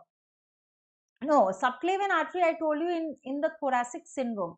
It was compressed by in the thoracic inlet syndrome. Now, can we start next topic, mediastinum, everyone? Let's start with the next topic, mediastinum. So exactly if I talk about the mediastinum topic, why it is important, I will tell you. Mediastinum, the reason why mediastinum is important, I will tell you, because mediastinum topic questions has been asked several times in the examination. So several times in the FMG examination, the question has been asked from the topic of mediastinum. So that is the reason you should know mediastinum in detail. So actually, I would like to give you the concept of mediastinum. What exactly we mean by the word mediastinum? What is the area which is exactly the mediastinum area, and it is divided into different parts. So that is important. So see here. So I just want you to show this image where you can see actually, yeah. So actually I just want to firstly define mediastinum. So when I am talking about mediastinum, you have to understand that mediastinum is a part which is lying between the two side pleuras of the lung. So we know that if I am talking about pleuras of the lung, uh, so we know that lung is covered by the pleura, which is having medial part, mediastinal part is the mediastinal pleura. Lateral aspect, we will have the costal pleura. Superior aspect of the lung is covered by cervical pleura. So exactly what happens, the two side medial aspect of the lung covered by mediastinal pleura, the space lying between is the mediastinum. So if I just want to tell you about the boundaries of mediastinum, superiorly there will be superior thoracic aperture. So first I would like to explain this. So this is the plane of superior thoracic. So this is the plane of, okay, so this is exactly the plane of superior thoracic inlet. So this is exactly the plane of superior thoracic inlet. Okay, this is the plane of superior thoracic inlet, which is forming the superior boundary, as you can see. Okay, this is forming the superior boundary. Okay, so this is exactly forming the superior boundary of superior thoracic aperture. Inferiorly, if you will see, if I talk about inferior aspect, there is a diaphragm. So inferiorly it is bounded by which structure? Inferiorly it is bounded by diaphragm.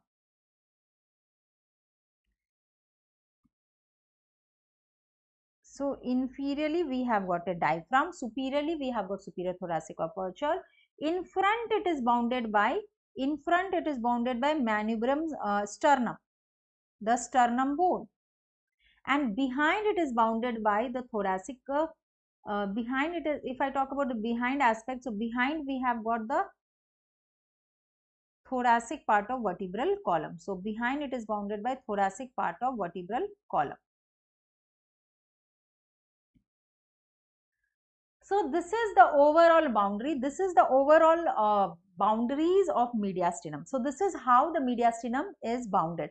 So if you want to just know about mediastinum, you have to know superior boundary, superior thoracic aperture, inferiorly bounded by diaphragm, and on either side there is mediastinal pleura. Anteriorly there is sternum, and posteriorly there is thoracic vertebral column.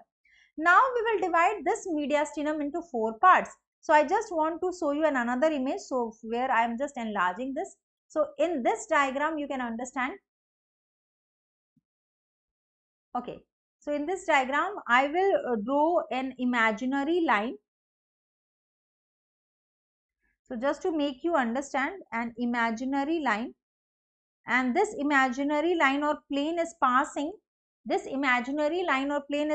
anteriorly from the angle of Lewis. What do you mean by angle of Lewis? That is the sternum, that is the manubrosternal angle. The junction of the manubrium part of the sternum and the body part of the sternum is called as angle of Lewis. So the junction of manubrium sterni and the body of sternum is called as angle of Lewis, and posteriorly it is corresponding to T4 to T5 thoracic vertebra. So posteriorly it is corresponding to T4 and T5 thoracic vertebra, intervertebral disc, and the space which is lying above it, it is called as superior thoracic, superior mediastinum.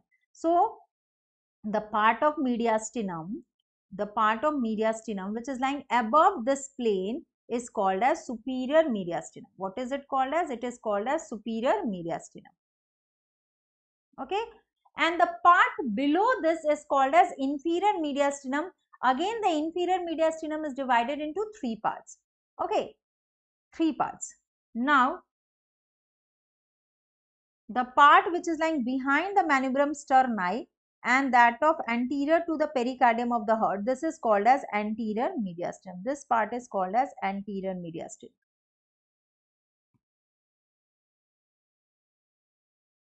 Okay. Now the part which is containing heart and the pericardium. The part which is containing heart and the pericardium and its great vessel is called as the middle mediastinum. This part is called as the middle mediastinum.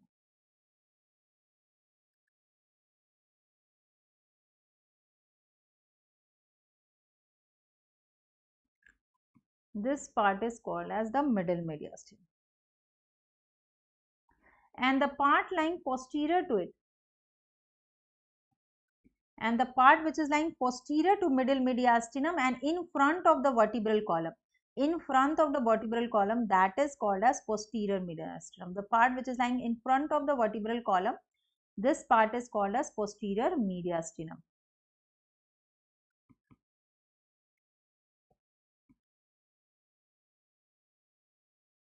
So this is called as posterior mediastinum. So this is how the overall mediastinum is divided into four parts. So everyone, I am just enlarging it. Have you got the concept of division of mediastinum into four parts? So firstly, I have given you the concept of what is mediastinum. Then I have given you the concept of how mediastinum is divided into four parts. That is superior, middle, anterior, posterior mediastinum. Now we will know about the contents of each part of the mediastinum. So I just want everyone, okay, here also this is a radiological image where you can see this is an imaginary plane which is passing from angle of Lewis and T4 and T5 thoracic vertebra. This will be the area above it. If I am talking about the area above it, this is the superior mediastinum. The area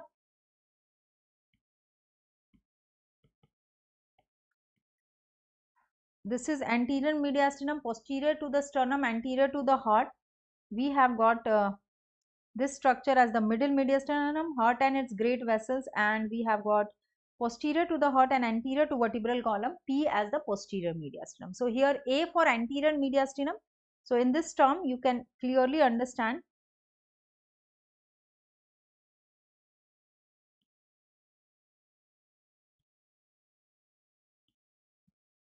A is anterior mediastinum,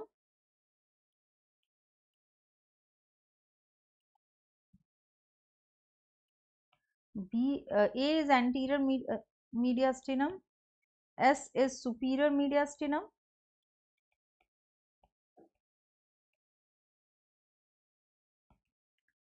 P is posterior mediastinum,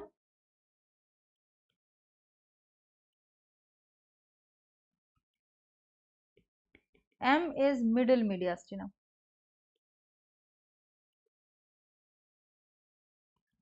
Okay, so done with this. Here mediastinum, boundaries of mediastinum, write on the heading.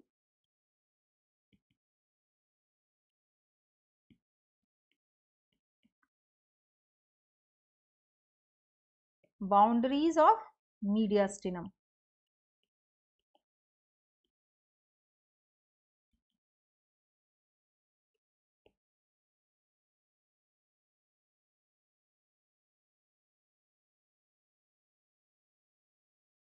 Boundaries of mediastinum.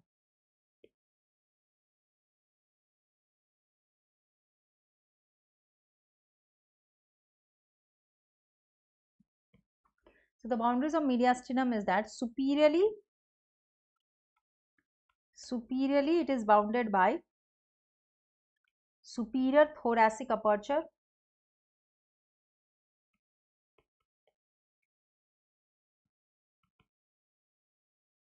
inferiorly by diaphragm,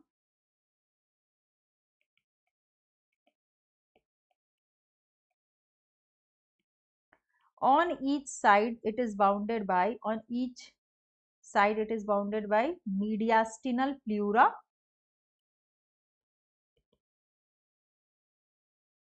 Yes, Osama, mediastinal pleura, posteriorly by thoracic vertebral column,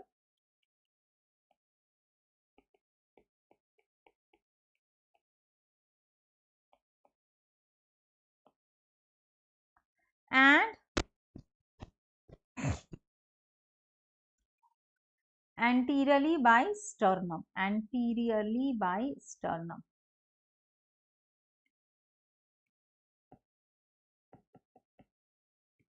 Anteriorly by sternum. The next important point which you should know is the division of mediastinum. The next important point which must be known to you is the division of mediastinum. So here you can write division of mediastinum. Write on the heading. Yeah. Division of mediastinum.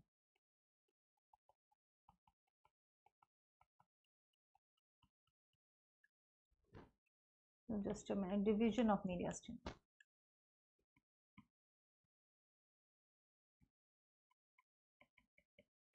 Division of mediastinum.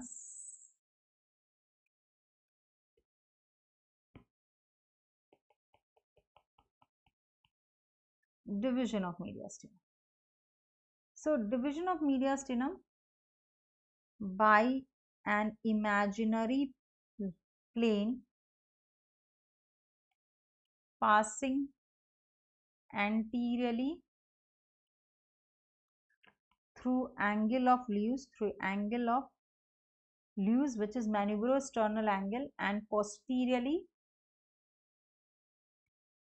it passes through T4, T5 thoracic vertebra. Mediastinum is divided into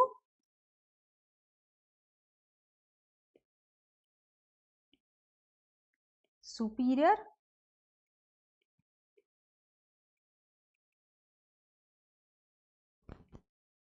mediastinum and it is divided into inferior mediastinum.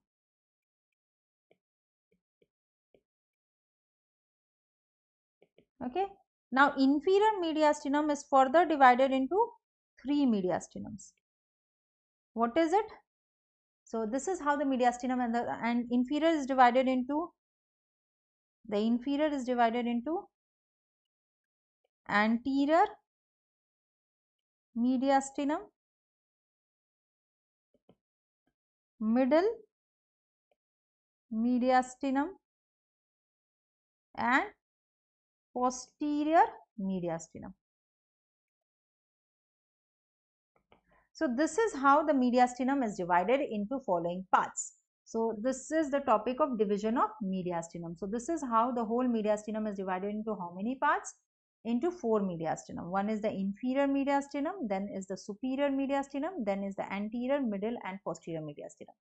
Then we have done with this. Now the next important thing which is highly important for you to understand is the content of individual parts of the mediastinum. So you have to know the contents of superior mediastinum, you have to know the contents of middle mediastinum and you have to know the contents of posterior mediastinum, middle. So see here, in this diagram we can see the contents of superior mediastinum. So important contents are, if you will see this diagram, the important contents are, you can see the arch of aorta and its branches. So this is arch of aorta which I am showing you with red color highlighting it. This is the arch of aorta with its 3 branches and these 3 branches is left subclavian artery, left common carotid artery, brachiocephalic artery. Which is it? Brachiocephalic artery. So these are the 3 branches. Arch of aorta and its 3 branches are the content of superior mediastinum. Then we have also got the veins. So we have got vena cava. So we have got left brachiocephalic vein as the content, left superior intercostal vein. So we have got left superior intercostal, we have got left brachiocephalic and superior vena cava. So please note down, right is not, we have got mainly, okay, right and left brachiocephalic, but we have got no, only left superior intercostal vein. So we have got right and the left brachiocephalic vein. Got the content? So these are all the contents which I am highlighting. Other than that, trachea and esophagus is the content. We have got trachea, we have got the esophagus. So we have got trachea and we have got the esophagus as the content. Other than that, we have got few nerves as the content. And what are these nerves? These nerves are left recurrent laryngeal nerve. We have got left vagus. We have got also the sympathetic chain and the vagus nerve. So these are all the contents of superior mediastinum which has been shown. And I just want everybody to note down the list of the structure contents of the superior mediastinum. So please write down the contents of superior mediastinum.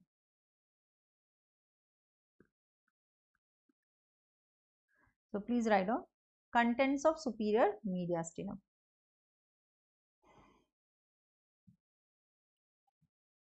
So the content of superior mediastinum is, firstly we will write down the first content, that is arteries.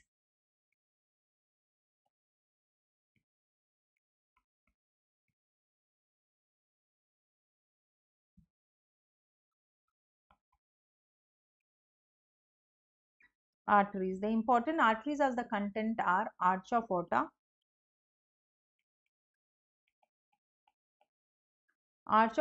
and its branches. Arch of aorta and its branches. So first is arch of aorta and its branches. By its branches, I would also like to write down the name of its three branches: left subclavian, left common carotid artery, and brachiocephalic trunk. So please write down the content is left subclavian artery, left common carotid artery,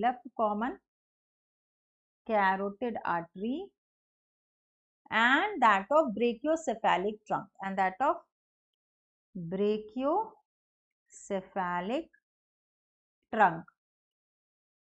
So all these are the contents of superior mediastinum. These all arteries are the content of superior mediastinum. So done. Now coming to the veins,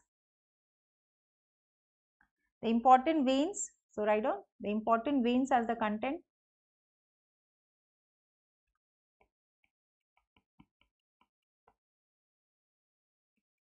The important veins are right and the left brachiocephalic vein, right and left brachiocephalic vein.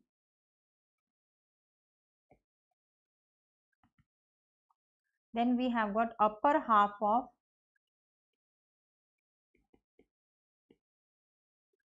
superior vena cava as the content, and also the left superior intercostal vein. Also left superior intercostal vein.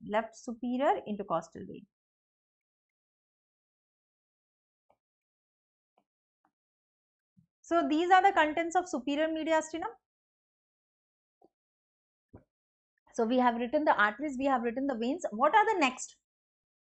After mediastinum also we will have an MCQs. I just want everybody, after each and every topic I have given the MCQs discussion. Okay.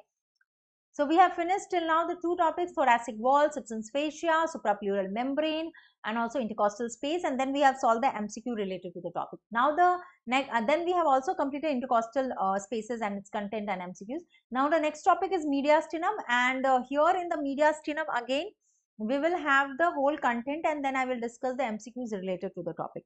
So we have got right and the left brachiocephalic vein, upper half of superior vena cava, left superior intercostal vein.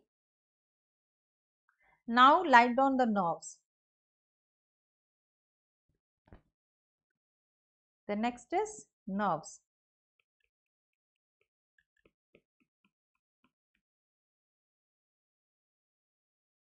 The important nerves as the content are phrenic nerve. We have got the phrenic nerve and we have got the vagus nerve of both the side as the content. Vagus nerve. We have got sympathetic chain as the contents, and we have got cardiac nerve plexus as the contents. So when I am using phrenic nerve, that means right and the left phrenic nerve, right and the left vagus nerve, we have got right and the left sympathetic chain, and we have got only left recurrent laryngeal nerve.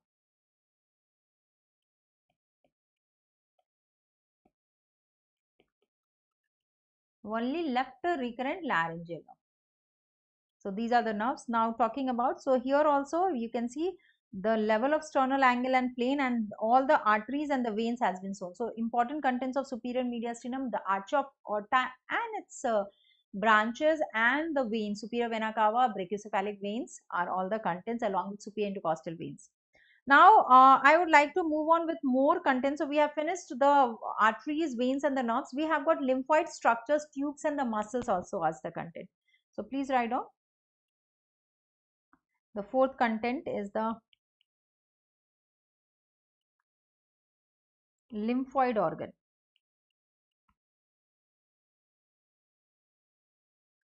Lymphoid organs, and the important lymphoid organs as the content are lymph nodes,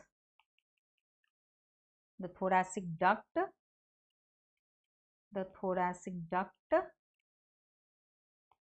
and the content are thymus gland.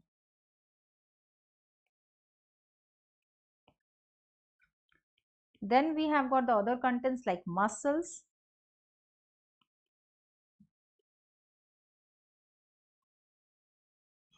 the muscles content are, the important muscles as the content are, we have got three muscle as the content of superior mediastinum. We have got sternohyoid, sternothyroid and that of longus colli muscle. So, we have got sternohyoid, we have got sternothyroid as the content, and we have got longus colli muscle as the content. So, these are the three muscle as the content, and we have got also the last content list will be the two tubes. So, two tubes are also the content, and by the tubes I mean to speak about the two tubes, that is the esophagus and the trachea. So, we have got esophagus and trachea as the content.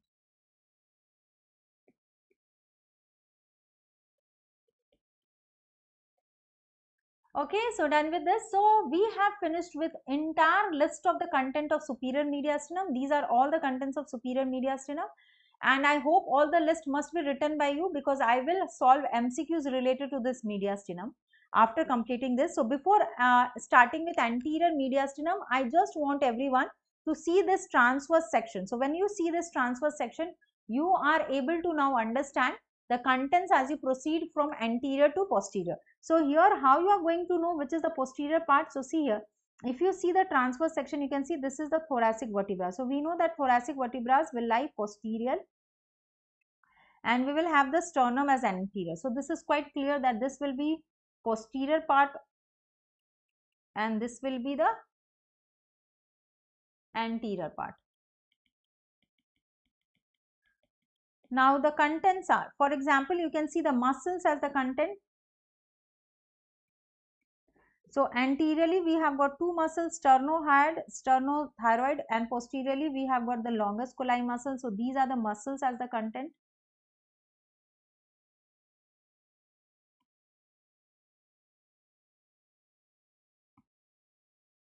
Longus colli muscle, sternohyoid, sternothyroid muscle as the content. Then we have got the brachiocephalic veins.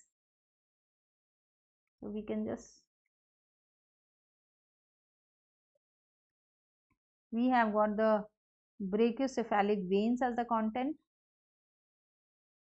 We have also got the arch of aorta and its branches. We have got the, its three branches, the arch of aorta, left subclavian, left common carotid, brachiocephalic, and also we have got the nerves which is shown. So, the nerves are there. We have got right, left phrenic nerve and vagus nerve and recurrent laryngeal nerve. So, we have got all these nerves as the content, right vagus, left vagus, phrenic and sympathetic. We have got also the two tubes, esophagus and trachea. We have got the thoracic duct.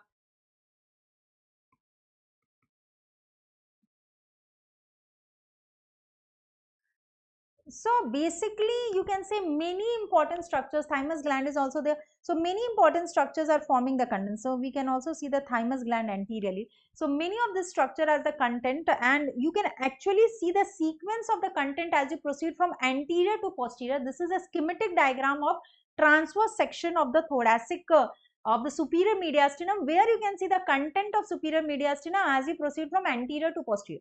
So how we are going to know which is the posterior part? By seeing the vertebral column, and an anterior part by seeing the sternum.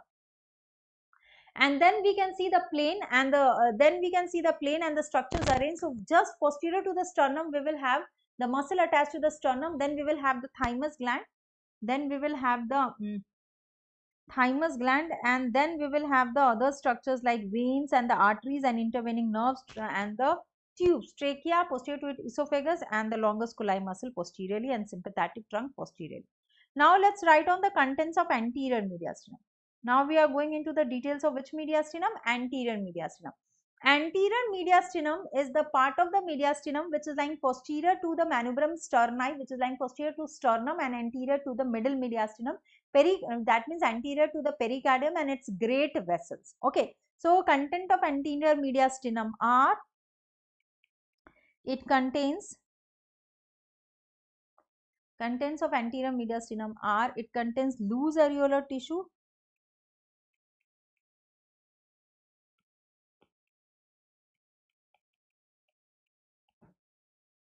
it contains superior and inferior, it contains superior and inferior sternopericardial ligament, sternopericardial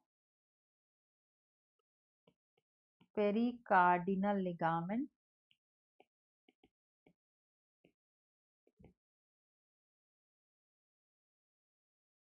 so exactly if I talk about superior and inferior sternopericardial ligaments, actually these are the ligaments which is stretching between, these ligaments are stretching between the sternum and that of the pericardium. So these are the ligaments stretching between the sternum and the pericardium. The other contents are lymph nodes, few lymph nodes of the anterior mediastinum, and also we have got mediastinal branch of internal thoracic artery as the content, and we have got the lower part of thymus gland as the content. So we'll write these two contents also. So, proceeding with the list,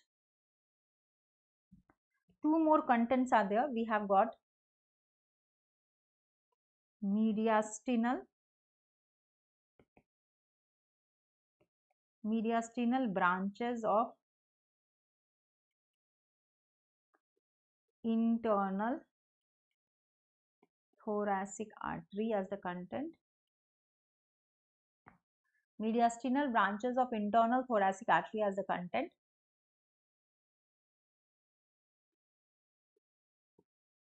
And we have got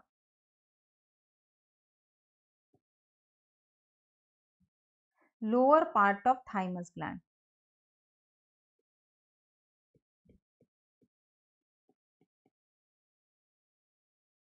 So actually here I want you to pay attention to the point. Actually you must be confused that thymus gland is a content of superior mediastinum also and the anterior mediastinum. What you have to understand is that upper part of thymus gland is a content, superior part of thymus gland is a content of superior mediastinum, and the lower part of thymus gland is a content of anterior mediastinum. Is it clear everyone? Are you understanding? Superior part of thymus gland is a content of superior mediastinum and lower part of thymus gland is a content of anterior mediastinum. Now we will talk about the contents of middle mediastinum. So the content of middle mediastinum, just see this image. So for understanding the content of middle mediastinum, what I want you to understand here is that basically the content of middle mediastinum will be the heart and its pericardium covering along with its great vessels and bifurcation of trachea. So actually these are the important contents of the middle mediastinum. So please write down. So you can see the pericardium covering here. The dotted line is the pericardium covering along with the great vessels emerging out from the heart, which is all the content. So please write on the content of middle mediastinum. The contents are heart, the content is pericardium covering the heart. We have got arteries as the content, and all the arteries which is forming the content are ascending aorta as the content, pulmonary trunk. So actually pulmonary trunk emerging out and dividing into pulmonary arteries. Also the other content is pericardiophrenik artery.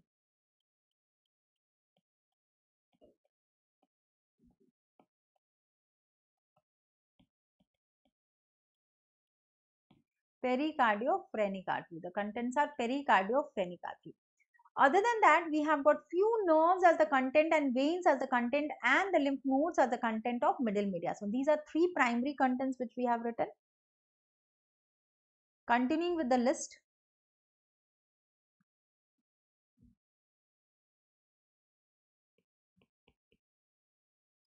The superior vena cava.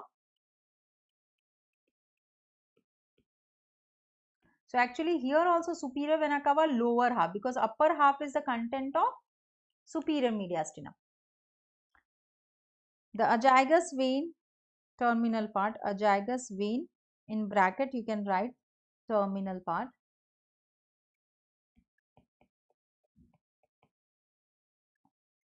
The pulmonary veins,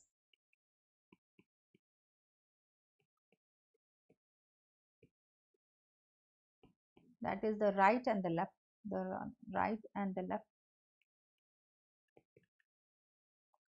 The nerves. So the nerves are, if I just want to write down the name of nerves as the content, so we have got the nerves, and the nerves as the content is phrenic nerve, deep cardiac plexus.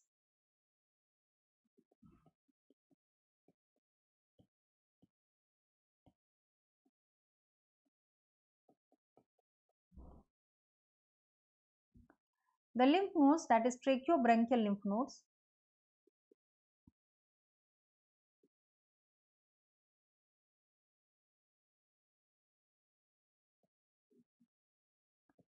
Tracheobronchial lymph nodes.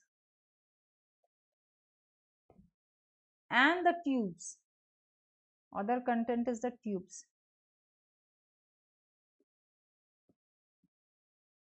That is bifurcation of trachea.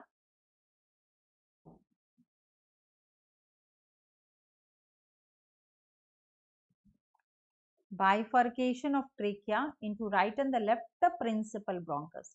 So the bifurcation of trachea is also the content of middle mediastinum into right and left principal bronchus. Right and the left principal bronchus. So basically all these are the contents. So basically we have written all the contents. These are all the contents which I have written for the middle mediastinum. So bifurcation of trachea into right and left principal bronchus, superior vena cava lower part, azygous vein terminal part, pulmonary vein, nerves like phrenic nerves, the deep cardiac plexus, and also we have got the tracheobronchial lymph nodes. So, so all these are the contents of the middle mediastinum. The next is the contents of posterior mediastinum. So here there is an image for showing the important contents of the posterior mediastinum. So we have got the esophagus as the content. We have got in the posterior mediastinum we have got the esophagus because it lies posterior. We have got our descending thoracic aorta, not the arch of aorta. We will have the descending thoracic aorta. We will have the esophagus as the content. So we can write it posteriorly. We will also have the tracheo. We have got posterior mediastinal lymph node. We have got azygous vein as the content, or we will have the vagus nerve as the content. We will have thoracic duct as the content. So all these are the contents of posterior mediastinum. Posterior mediastinum is the space which is lying posterior to the heart pericardium and anterior to the vertebral column. So write down contents of posterior mediastinum. The contents of posterior mediastinum is following.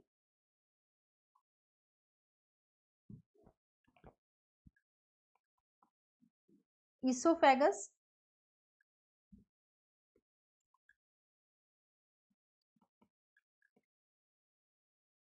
descending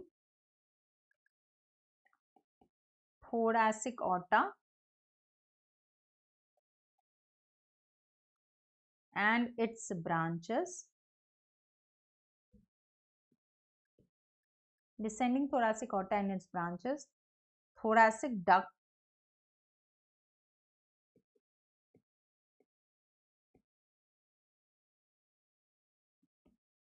azygous veins. So azygous venous system. So we have got content as azygous, hemiazygous, and accessory hemiazygous as the vein. Accessory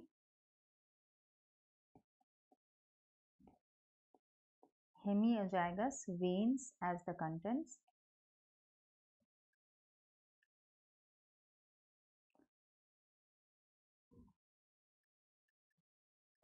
Other than that, we have got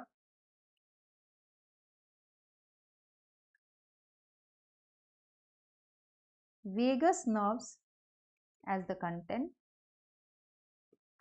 and we have got sympathetic trunk along with the splanchnic nerves. Sympathetic trunks along with the splanchnic nerves.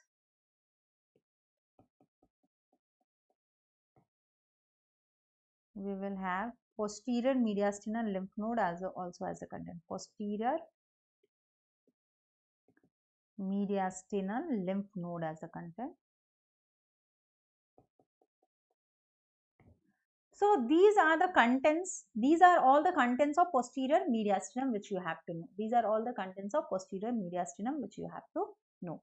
So by this we have finished with the topic of mediastinum and we are knowing all the contents of the mediastinum. What else we have to know? We have to solve few MCQs related to this topic and then we can proceed to the next topic, that is pericardium and the heart.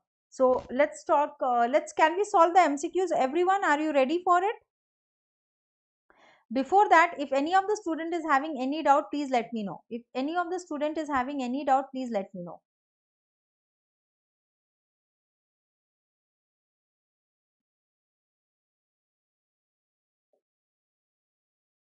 Okay, if you, so let's start. Can we start? Okay, let's start with the MCQs related to the topic. Okay.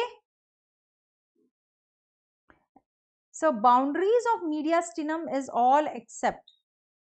All of the following is forming the boundary of mediastinum except. Boundaries of mediastinum are all except.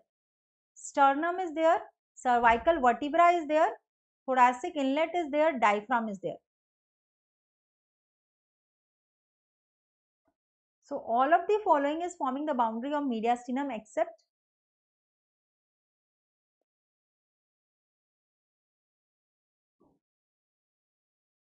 boundaries of mediastinum is all except sternum, cervical vertebra, thoracic inlet and diaphragm.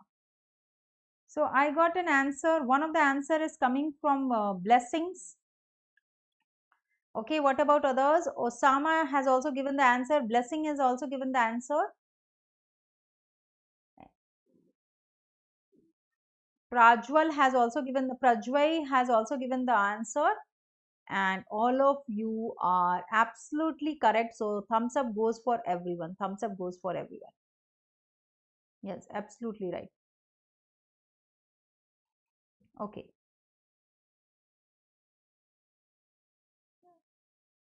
Okay.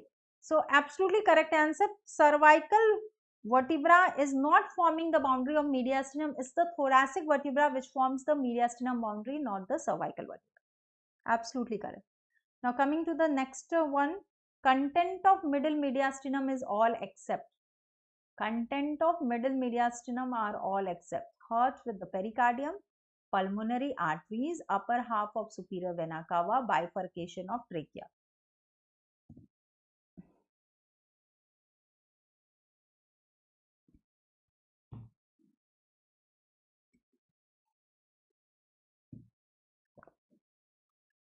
Content of middle mediastinum are all except. Karthi is telling C.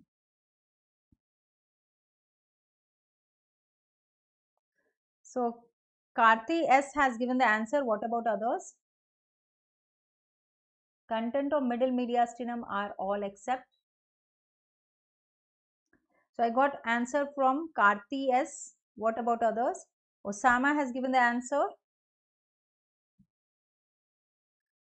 So yes, Prajvai has given the answer. All of you are absolutely correct. Now, absolutely correct. A thumbs up goes. So yes, Abhilash Pintu has given the answer. So absolutely correct answer. I just want, yes, you are absolutely right. Upper half of superior vena cava. So can you tell me this upper half of superior vena cava is a content of which mediastinum? So upper half of superior vena cava, my question is, if it is not the content of middle mediastinum, can you tell me upper half of superior vena cava is the content of which mediastinum? So all of you are absolutely right. Now can you tell me? Yes, absolutely correct. Yes, blessings, you are also correct. Now my question is, yes, that if it is not the content of middle mediastinum, upper half of superior vena cava is not the content of middle mediastinum. So upper half of superior vena cava is the content of which mediastinum? And the right answer is upper half of superior vena cava is the content of which mediastinum? Just waiting for few seconds. Please give the right answer. Yes, a thumbs up goes for Prajvai. Absolutely correct, dear. Absolutely correct. Absolutely correct. Blessings. Absolutely correct. Yes, absolutely correct. Absolutely correct. Yes, it is a content of superior mediastinum.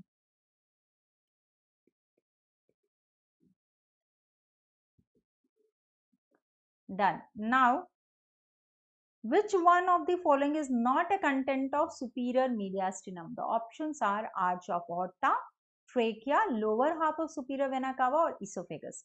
Which of the following is not a content of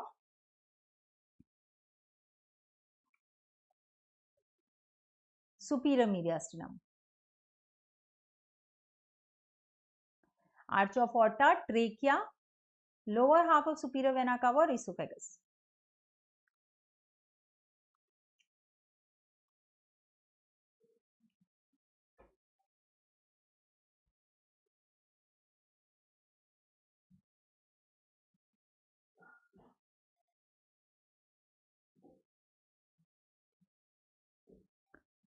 C, lower half of superior vena cava. Those who have given me the right answer, that is lower half of superior vena cava.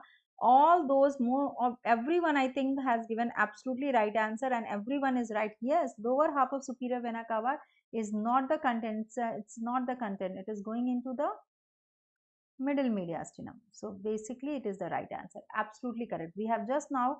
So if I talk about middle mediastinum, then the lower half of superior vena cava is the content. Let's move on to the next question. Which of the following is not a content of posterior mediastinum? Which of the following is not a content of posterior mediastinum? Esophagus, arch of vena azagus, descending thoracic aorta, and vagus nerve.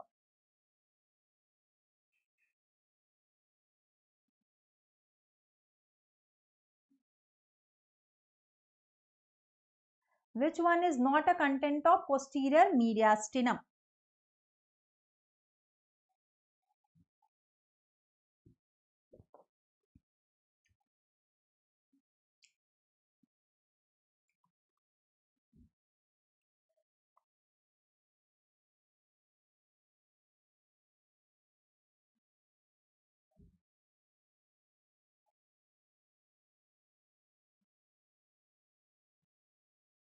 No, dear, A is not the right answer. See here, in posterior media, I will show you the list. Posterior mediastinum, azagus, vein, hemiazagus, accessory hemiazagus is the content, but not the arch, dear. Otherwise, descending thoracic aorta, esophagus, thoracic duct, vagus nerve, all are the content. So, if I have to choose one of the answer, can you tell me now the right answer? I have given you the hint. Now tell me the right answer, which is not the content of posterior mediastinum.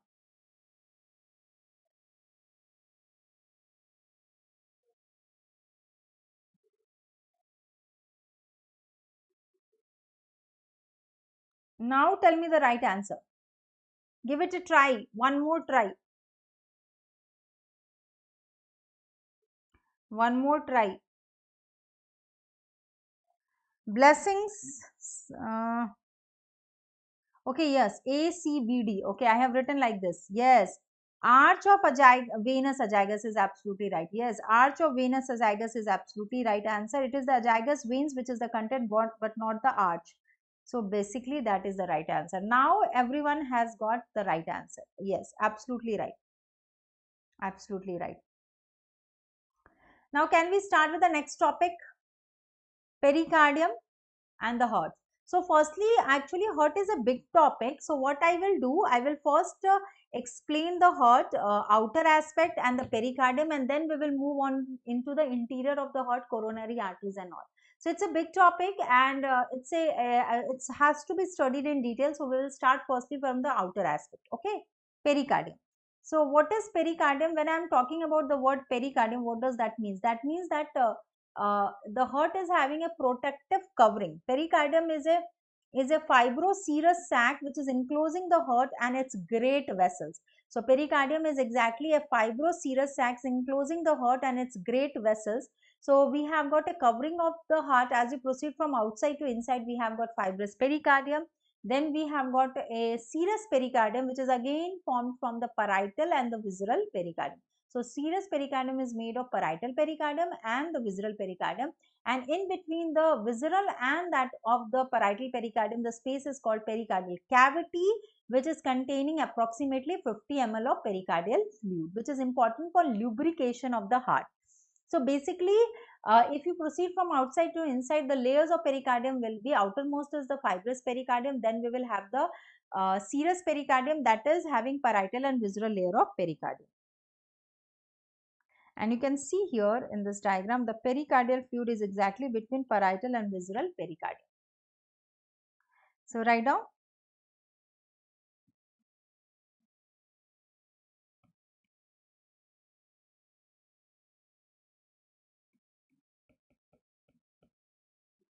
pericardium.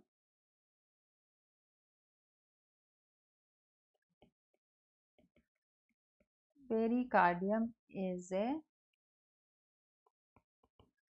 fibroserous sac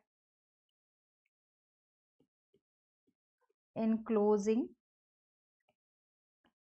heart and its great vessels.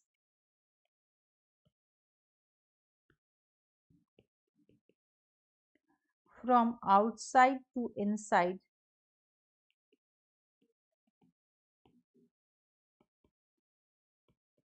layers of pericardium. From outside to inside, the layers of pericardium is following.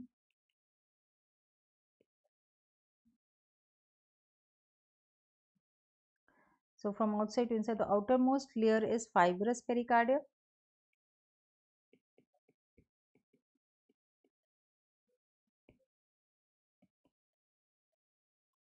Then we have got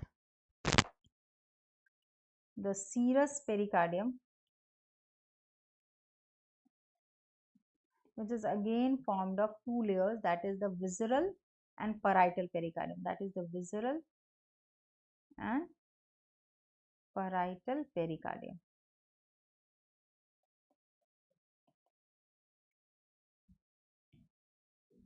That is the visceral and that of parietal pericardium.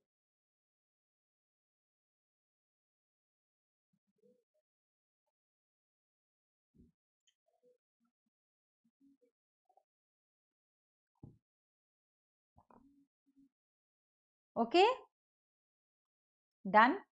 Now I just want you to show the cadaveric image. So what is this? Let me just enlarge this. So if I am enlarging it, you can see exactly the fibrous pericardium has shown to you.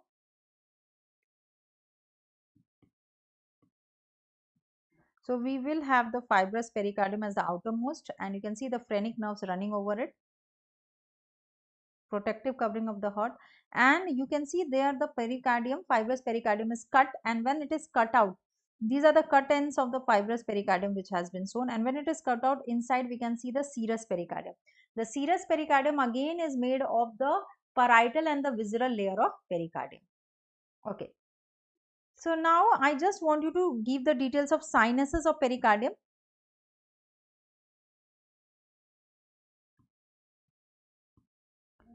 Write on the heading.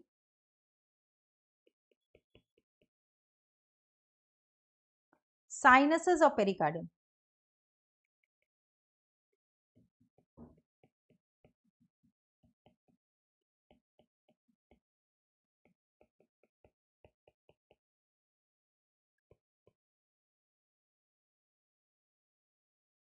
Sinuses of pericardium.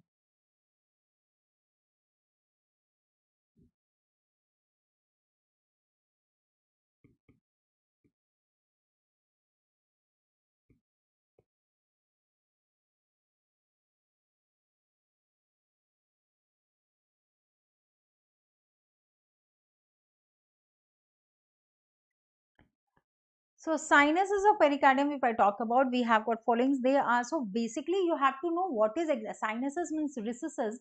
Actually, if you want to know how it is formed, so they are formed due to reflection of visceral layer of serous pericardium around great vessels. So they are formed due to reflections of visceral layer of serous pericardium around the great vessels. So write down, they are formed due to reflections of visceral layer of serous pericardium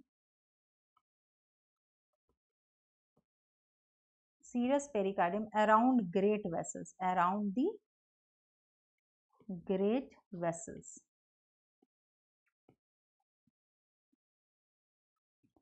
Around the great vessels. Now, actually, this reflections of the visceral pericardium leads to the formation of two sinuses, and forms two sinuses. So that means two pericardial sinuses, and they are, what is it named as? They are, the first one is transverse sinus, and the other is oblique sinus. Oblique sinus. Okay, transverse and oblique sinus. So one by one we will talk about each. So let's firstly talk about transverse and then oblique sinus.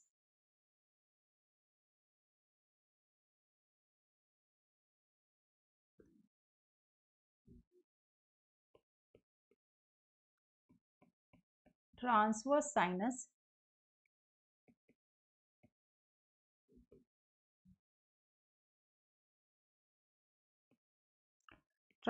sinus is a recessus behind, it's a recessus behind ascending aorta. It is a recessus behind ascending aorta, pulmonary trunk,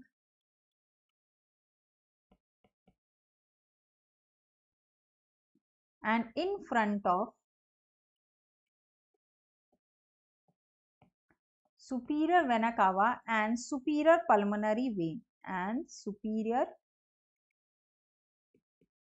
pulmonary veins. The reason of formation of transverse sinus is transverse sinus develops due to degeneration of dorsal mesocardium. So if I talk about transverse sinus formation, the transverse sinus is formed due to degeneration of dorsal mesocardium. So this is the first point. The reason of formation of transverse sinus is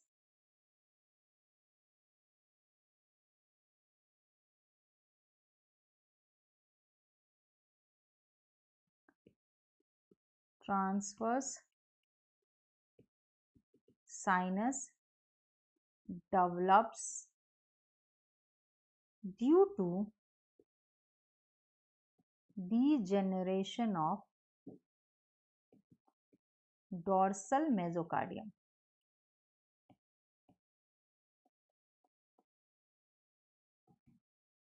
Due to degeneration of dorsal mesocardium. So here one more important point is to note down. Here you can see, if I will use yellow color. So you can see this is the location of transverse sinus. Okay, this is the location of transverse sinus, and basically if you will see this, you can see this transverse sinus is lying between the arterial end. So there is an arterial end, and posterior to it is the vein. So exactly transverse sinus is lying between the arterial and the venous end of the of the heart, and you can see this will be an oblique sinus. One more sinus will be there. This will be oblique sinus. So oblique sinus is formed due to the 4 pulmonary veins absorbed into the 2 vena cavas and 4 pulmonary veins absorbed into the left atrium. So one more image is there. Can you see here? So exactly this is showing you the location of transverse sinus, and this is showing you the location of oblique sinus. So you can see oblique sinus is formed by the 4 pulmonary veins or veins being absorbed, and transverse sinus is between ascending aorta and pulmonary trunk in front and vena cavas posterior. So transverse sinus is it's a sinus of the recesses of the pericardium, which is located in between the arterial end of the heart, consists of pulmonary trunk and the ascending aorta, and the vena cavas lying posterior to it. If I talk about oblique sinus, it is a recesses found in the base of the heart in the left atrium, enclosed by 6 veins, 2 vena cava and 4 pulmonary veins. So please write down. So here you can write down oblique sinus.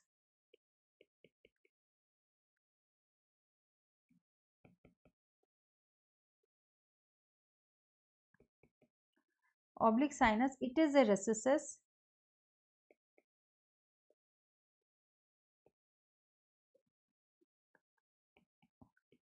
located behind the base of the heart, behind in the base of heart, and base of the heart is formed by left atrium, enclosing the oblique sinus. So what is it doing? Enclosing 6 veins, the 2 vena cavas and the 4 pulmonary veins,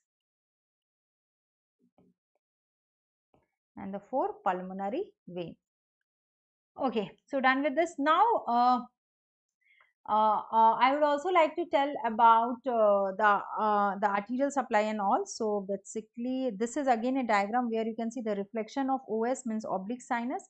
We can see TS means transverse sinus, and we can see transverse sinus is lying in between the arterial end and the venous end of the heart. And we will know about the arterial supply. Fibrous pericardium and parietal pericardium will have same arterial supply like that of branches of internal thoracic artery, musculophrenic artery, descending thoracic artery. And if I talk about the arterial supply of the visceral layer, it will be similar to the coronary arteries.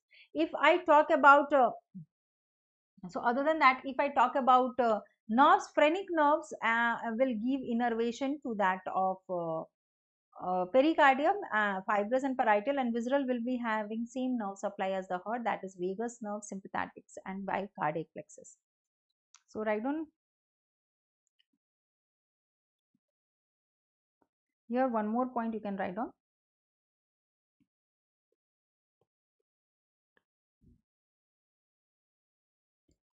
Transverse sinus is located between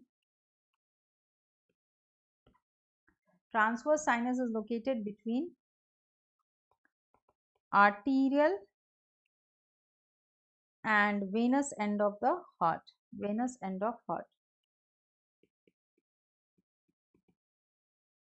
Now arterial supply of pericardium.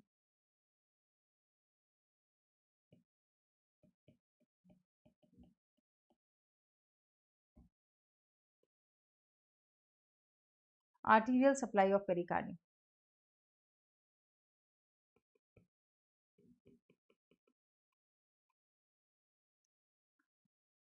Fibrous pericardium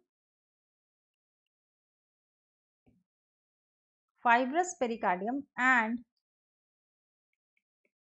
parietal layer of visceral pericardium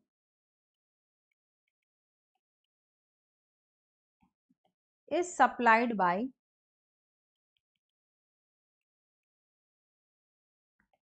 branches of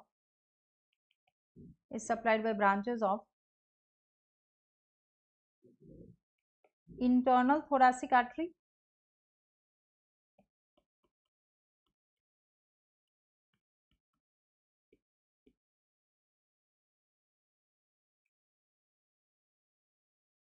musculophrenic artery,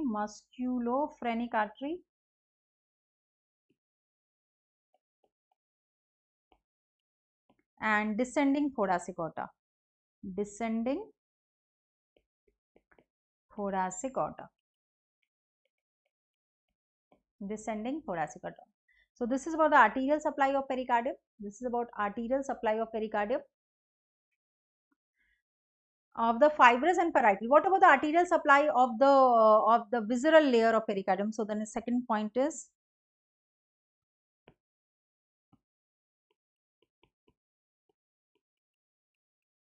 visceral pericardium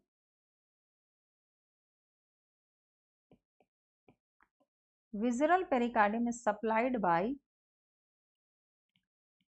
coronary arteries. Visceral pericardium is supplied by coronary arteries. Visceral pericardium is supplied by coronary arteries.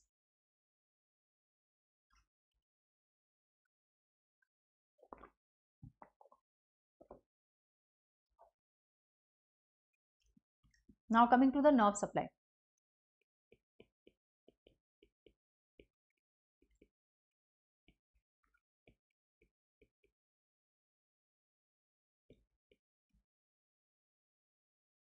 Nerve supply. Write down fibrous. Just a minute. Yes. Okay. Fibrous pericardium and parietal pericardium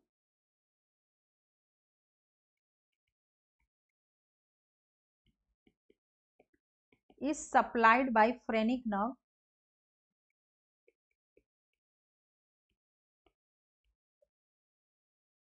This is the first point.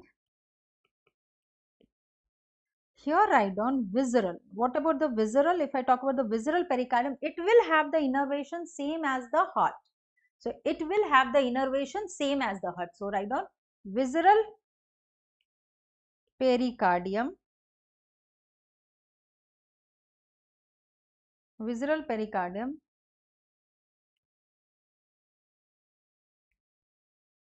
is innervated by sympathetic chain branches, sympathetic nerves, and that of via vagus nerve. So actually it is via the cardiac plexus. So basically if I talk about the visceral layer of pericardium, its innervation will be same as the heart. So it is via cardiac plexus. Now talking about the next topic, external aspect, I just want you to tell about external aspect. So let's talk about external aspect, few important points, and thereafter we can have an MCQs, and then we will come to the interior of the heart. So exactly, okay, so no worries, we will have the external aspect. So when we are talking about the external aspect of the heart, so this is showing you the heart from the external aspect. So if you will see the heart from the external aspect, what you can see that this is the left ventricle which will form the apex, and the apex of the heart is directed in lower direction, and it lies in the fifth intercostal space, 9 centimeter from the 9 centimeters from the mid clavicular line, and just 9 centimeters from the midline, and just medial to mid clavicular line. So it is located just medial to mid clavicular line, 9 centimeters from the midline and medial to mid clavicular line. It is directed downward and forward and to the left. And if I talk about the base will be posterior to the apex. So left ventricle is forming, this is the apex.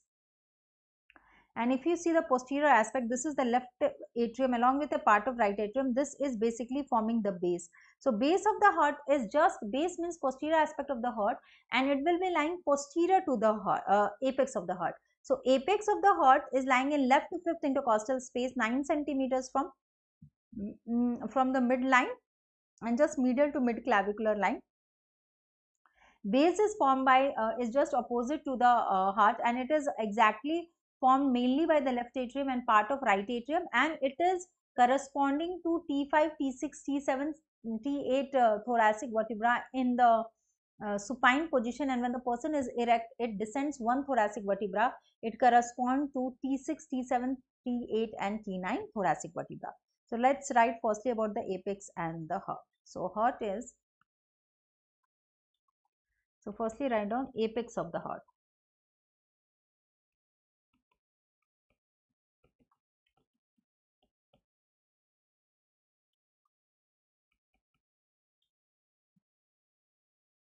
Apex of the heart is directed downwards,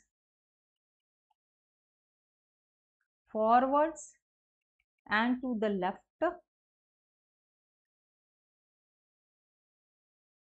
Apex of the heart. So apex of the heart, it is located, apex of the heart, it is located in left fifth intercostal space, in the left fifth intercostal space, 9 centimeters from the midline and just medial to mid clavicular line, just medial to mid clavicular line, just medial to mid clavicular line. This is about the apex of the heart.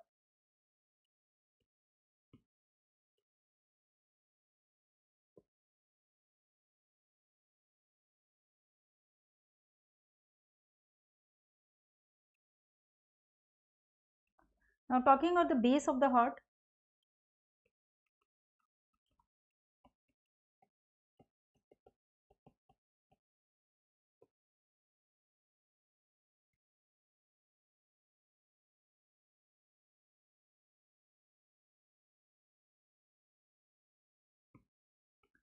Base of the heart is formed mainly by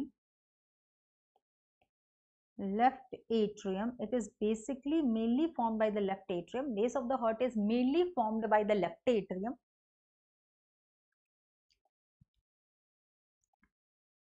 and partly by right atrium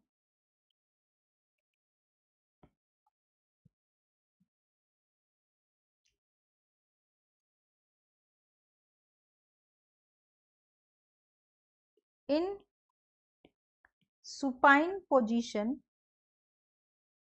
or in cadaveric in supine position. Base is corresponding to which thoracic vertebra? T5 to T8 thoracic vertebra, and in erect position,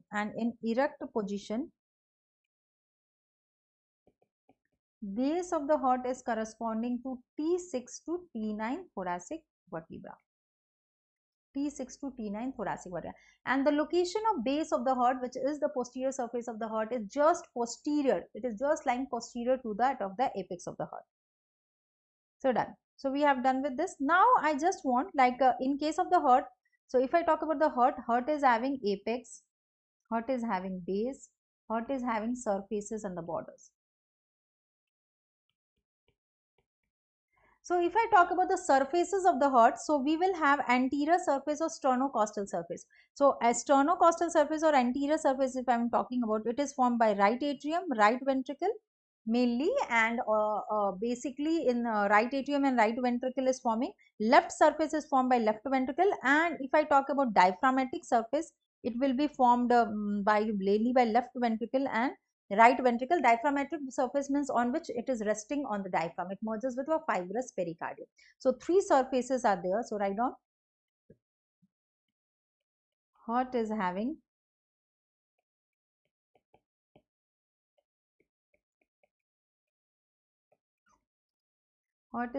three surfaces.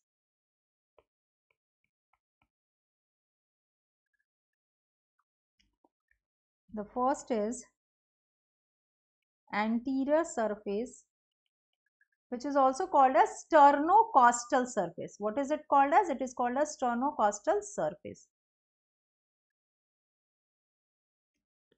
Heart is having also the sternocostal surface, and it is formed by, anterior surface or sternocostal surface is formed by right atrium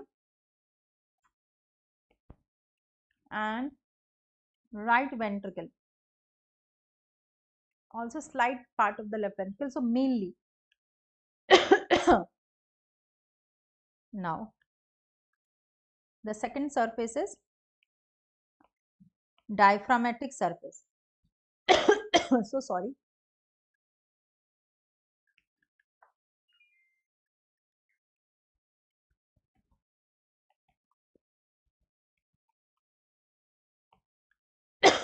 so sorry, diaphragmatic surface. If I talk about, okay Sundaram,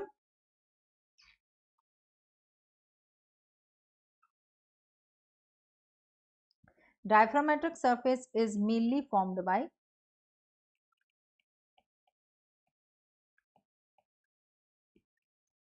right ventricle and left ventricle.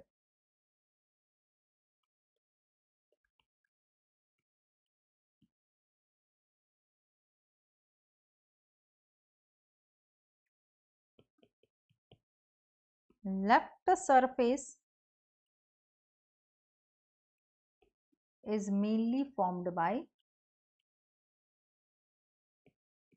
left ventricle and left auricle. Okay, done.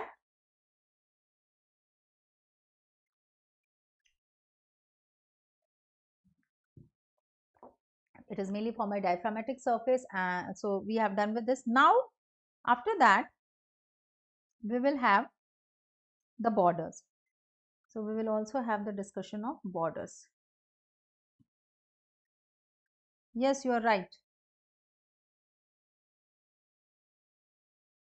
So I just want you to understand borders, and then I will show you the important borders in the radiological image, and then we will solve the MCQs. So see here, borders, if we are talking about the borders, so in this surface only you can see this will be the, so we should use different colors. So okay, so see here, so this is basically the right border, which is formed by the right atrium from the opening of superior vena cava, inferior vena cava. Left ventricle is forming the left border, and below the we have got from the opening of inferior vena cava to the apex of the heart, it is the inferior border, and superior border is obscured by, superior border is mainly formed by the great vessel. So here we will have, this is the S for superior border, this is right border, this is the left border, and this is I for inferior border. Okay, so write on borders of the heart, write on the heading borders of the heart. So if I talk about borders of heart,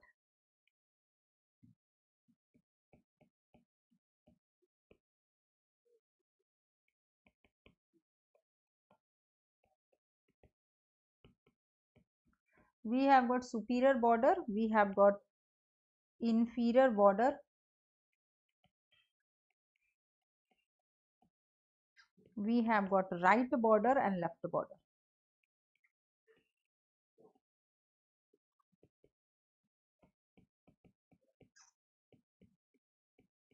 So these are the borders of the heart.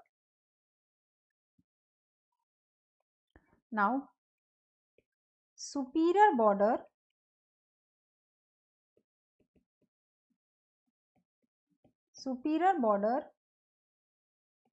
is having the area of great vessels. So actually superior border is the area from where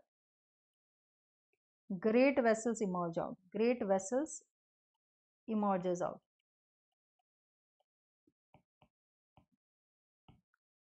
Right border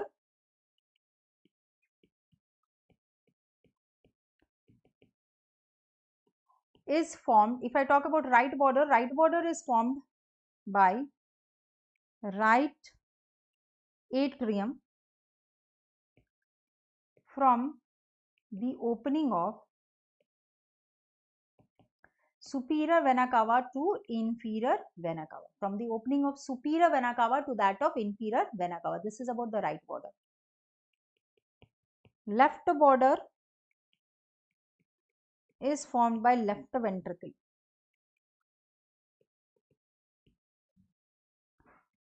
Inferior border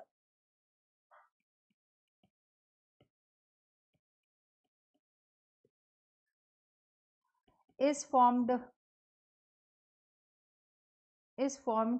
from the opening of inferior vena cava to apex of heart. Okay. So done with this. Now I just want this. This is the PA view of chest, and I just want you to give an idea of all the important structures seen in the PA view of the chest. So what you can see here, this will be the right border. This is the aortic arch, aortic knuckle. This is the left ventricle, which is the apex, and this is the inferior border. So basically you will get an idea. This will be the inferior border. This will be the area of great vessels, where we will have the great vessels here. This will be the apex of the heart formed by the left ventricle, and this will be exactly the right border, and this will be exactly the left border. So basically in this diagram you can also see the costophrenic angle, costodiaphragmatic angles, and you can see the darkened blackest area is for the air, and trachea is also shown, which is having air inside. Spinous process has been shown. So here you can see also the costophrenic angles which been visualized in the PA view of the chest. Much more detail you will see in the radiology session, but this is an overall idea of the borders of the heart. Now before ending this topic, let's solve few MCQs related to the topic. Structure covering the heart is all except. Structure which covers the heart is all except fibrous pericardium, parietal layer of serous pericardium, pericardial cavity, all of the above.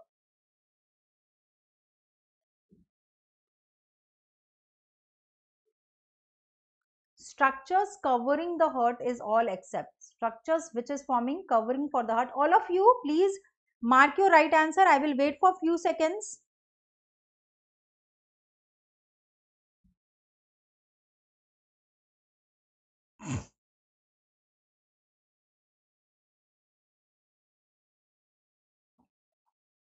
Waiting for you to answer. Okay, what is the right answer? C, pericardium. Structures covering the heart is, no, fibrous pericardium connects, yes, parietal layer connects. So structure which is lying outside the heart, all these layers are lying outside, or all of the above. So can you tell me the right answer? Structures covering is all, or something else? Osama is telling C. What about others? If I have to choose the answer, I will definitely go with the option al so yes, Amin is absolutely right. That is, all will be the right answer. All of the above is the right answer. Absolutely correct. Absolutely correct. Okay, everyone, can we move on to the next MCQ?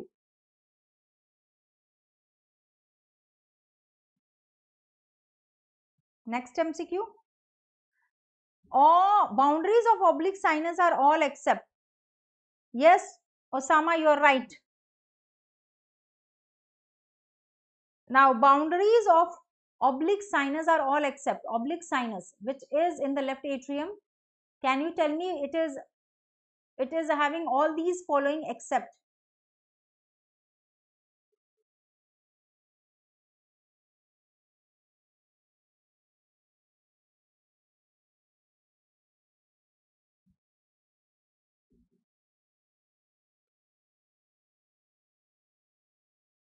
Waiting for your answer, few seconds, 30 seconds. For every question you will get just 30 seconds to answer. Boundaries of oblique sinus are all, otherwise I will come up with the answer. I will give you the hint. It was in the left atrium and it was having veins opening. So which will be the right answer? Already the hint is given. Boundaries of oblique sinus are all except.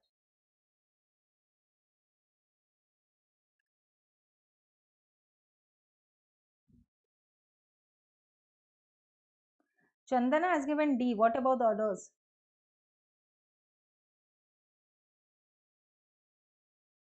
Second question. No, no, not that. No, this is wrong. The correct answer will be, we know that 4 pulmonary veins open in the left atrium of the heart. So yes, Gajendra, now you have got it the right answer. Yes, yes, dear. So now you got the right answer. We know that 4 pulmonary veins open into the left atrial chamber of the heart. So if I have to choose one, I will definitely go by posteriorly by the right atrium is not. Left atrium is the right answer, in which the vena cava has been shown to be bounding it. Also, we have seen 4 pulmonary veins opening into it. So, if I have to choose one odd man out which is not involved in forming the boundary, I will go with posteriorly right atrium. Boundaries of the base of the heart is all. So, base of the heart, actually base of the heart, I will give you the hint. Base of the heart is left atrium, and which structure opens into the left atrium?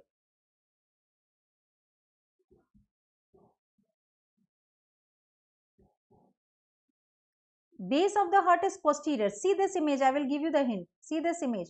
Base of the heart is posterior. Can you see? This is the base of the heart which is posterior. So, we can see the pulmonary veins are opening, and if you will see the anterior view, you can see the arch of aorta and all. So, this is in the anterior view. Arch of aorta, pulmonary trunk is all anteriorly, but veins are posteriorly, and base is formed by left atrium in which the 4 pulmonary veins are opening. Now, give me the right answer. Boundaries of base of heart is all except posteriorly. There will be other structures also.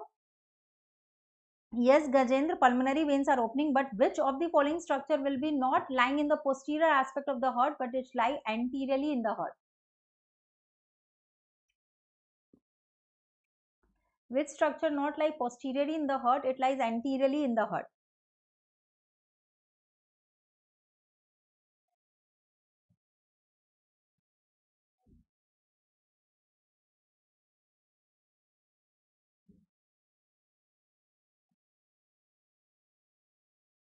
Yes, please mark the right answer. The correct answer will be, may I give the answer? Yes, now the Gajendra has given the right answer. Absolutely, a thumbs up goes for Gajendra. Yes, you are right. Now, ascending aorta is not posteriorly, it is lying anteriorly. Ascending aorta is the right answer. Absolutely, a thumbs up goes for Gajendra. Base of the heart is lying in the posterior aspect of the heart, and base of the heart is primarily formed by left atrium and small part of right atrium. 4 pulmonary veins are opening into it, and it is separated by the vertebral column. If I talk about the base of the heart, it is separated from the vertebral column by the pulmonary veins, esophagus and all. So, basically base of the heart is not having ascending aorta in it. Apex of the heart is felt.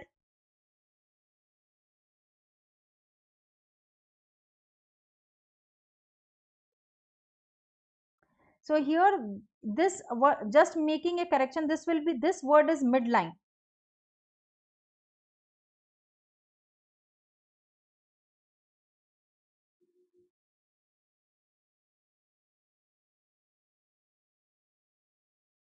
Just a minute.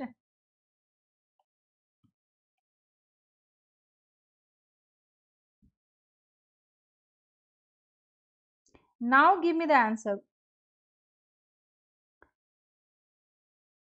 So, now give me the right answer. Apex of the heart is felt 8 centimeter lateral to midline. This word is midline. In left 5th intercostal, 6th intercostal space, what will be the right answer?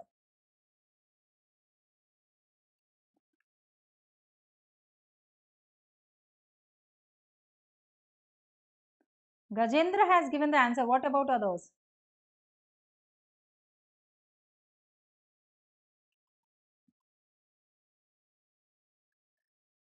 Now the hint is already given to you.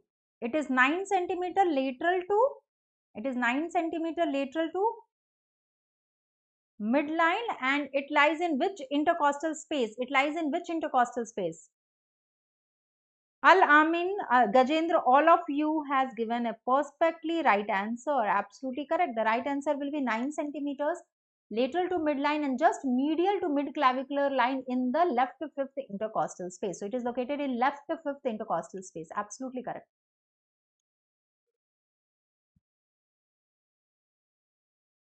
Yes, a thumbs up goes for you.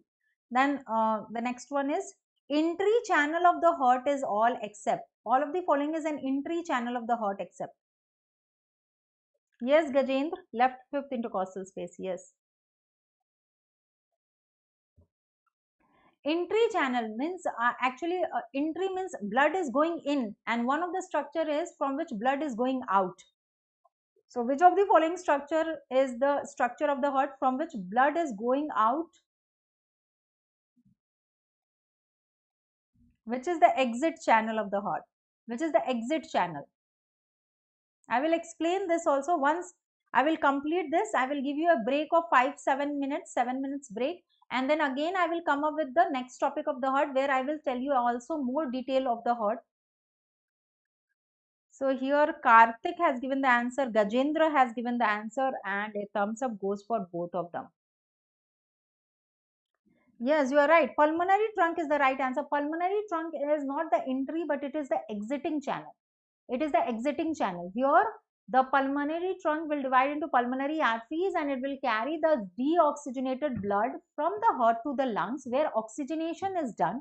And after oxygenation, the oxygenated blood is carried by the pulmonary veins and it is received by the left atrial chamber of the heart. So, absolutely correct.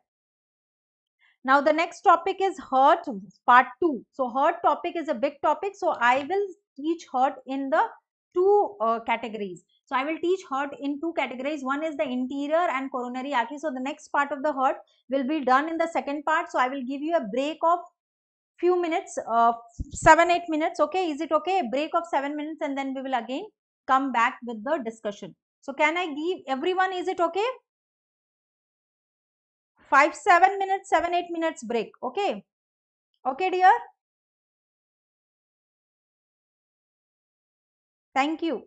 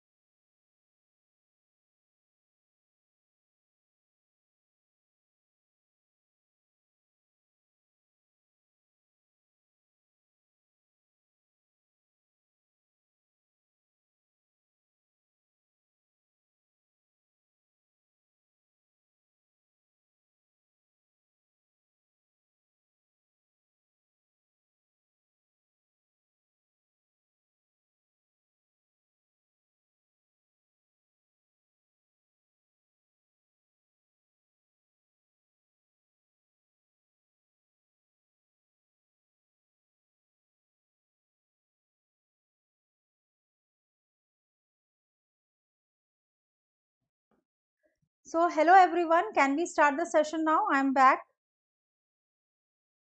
Let me just check. So please reply, am I audible or not?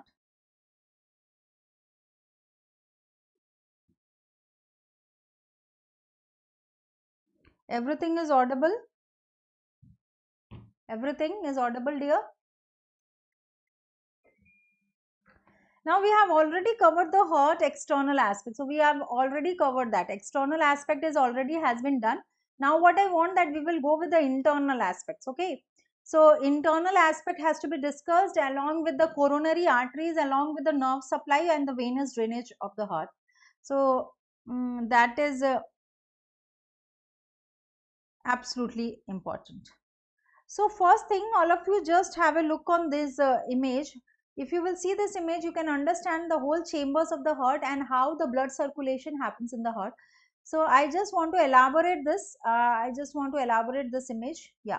So when I am enlarging it, as you can see, I have enlarged this whole of image so that you can have a better idea of the structures being visualized. Okay. So now when you will see this, you can understand very nicely the topics. So I would like to tell that how many chambers the heart is having. The heart is having, everyone, this is just a basic and many of the students must be already knowing this. So these are only basic things and many of the students must be knowing it. So all of you concentrate so that you can understand the facts. So actually there is superior vena cava and there is inferior vena cava. So via superior and inferior vena cava, the blood reaches to the right atrial chamber of the heart. So the blood is reaching in the right atrial chamber of the heart, and from the right atrial chamber of the heart, the blood will go to the right ventricle via right atrioventricular orifice. So it travels into the right ventricle via right atrioventricular orifice. Right atrioventricular orifice is guarded by tricuspid valve. What is the valve which is guarding it? It is guarded by tricuspid valve. Now what happens from the right ventricular chamber of the heart? The pulmonary trunk is emerging out.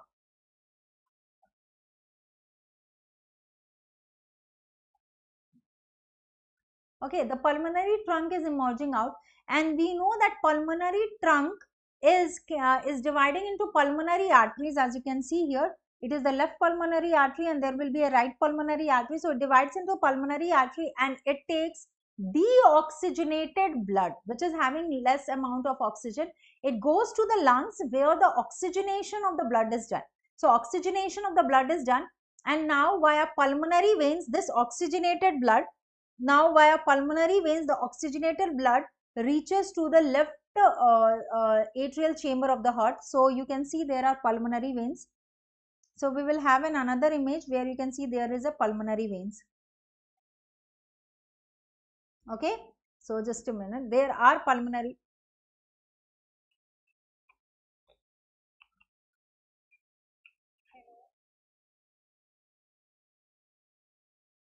So actually there are pulmonary veins, and via pulmonary veins the blood will be received into the left atrial chamber of the heart.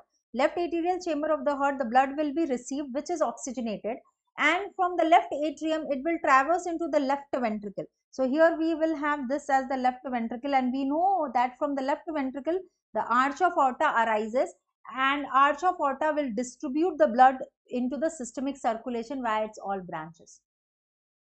Okay. So is the concept clear? The deoxygenated blood from the superior aspect of the body and inferior aspect of the body is received by the right atrial chamber of the heart. From the right atrial chamber of the heart, the blood which is oxygenated is it's received by the right atrioventricular orifice guided by a tricuspid valve, and it is received by the right, it will go to the right ventricular chamber of the heart. From the right ventricular chamber of the heart, the pulmonary trunk emerge out, and it will carry the blood which is deoxygenated, and via pulmonary arteries the blood is received by the lungs. In the lungs the oxygenation of the blood takes place, and again via pulmonary veins the blood is carried and it is received by left atrial chamber of the heart. In the left atrial chamber of the heart the oxygenation of the blood is done, oxygenated blood is received, and this oxygenated blood via left atrioventricular orifice, which is guarded by the mitral valve or the bicuspid valve, is received by the left ventricle. Which structure emerged out from the left ventricle? Ascending aorta, which will divide into arch of aorta, and the blood distribute to whole of the systemic circulation. So is it okay? This is how the blood circulation takes place in the heart. This is how the blood is rotated in the heart, and it circulates via 4 chambers of the heart. Everyone clear?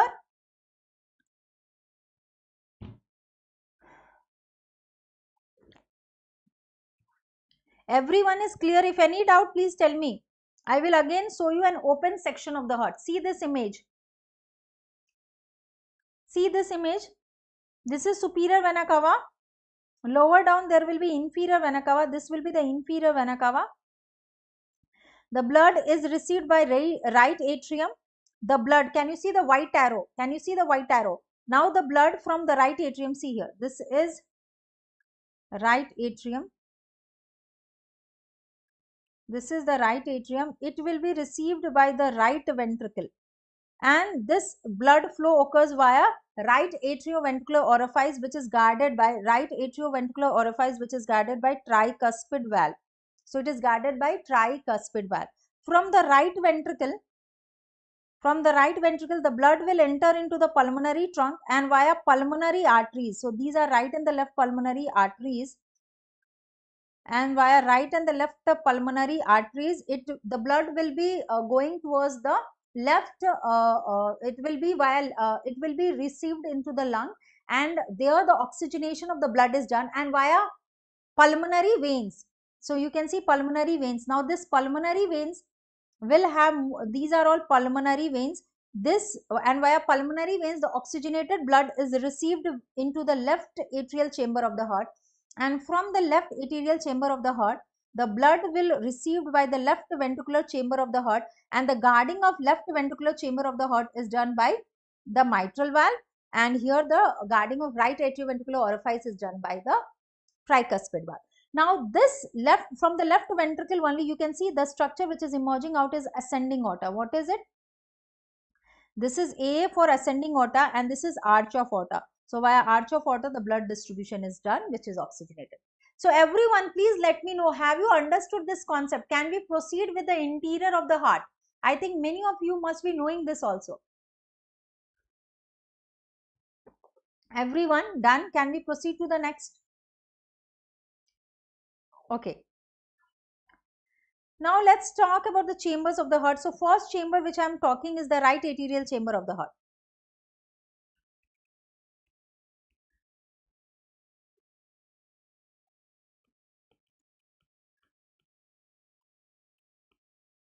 So actually, if I have to summarize, the most important chamber of the heart which needs much of description is the right atrium. So interior of right atrium and right ventricle is very, very important for you to understand. Okay, right atrium and right ventricle. So we will talk about right atrium and right ventricle in details. So when I am talking about right atrium, the external aspect I just want you to show. So if you will see, this is the right atrium. So this is the right atrium. And in the right atrium, what you can see, actually right atrium is basically receiving blood from superior vena cava, inferior vena cava, and it's exactly in the interior of the right atrium we have got rough part and smooth part. So the rough part and smooth part is divided by crista terminalis. On external aspect, the crista terminalis is corresponding to sulcus terminalis.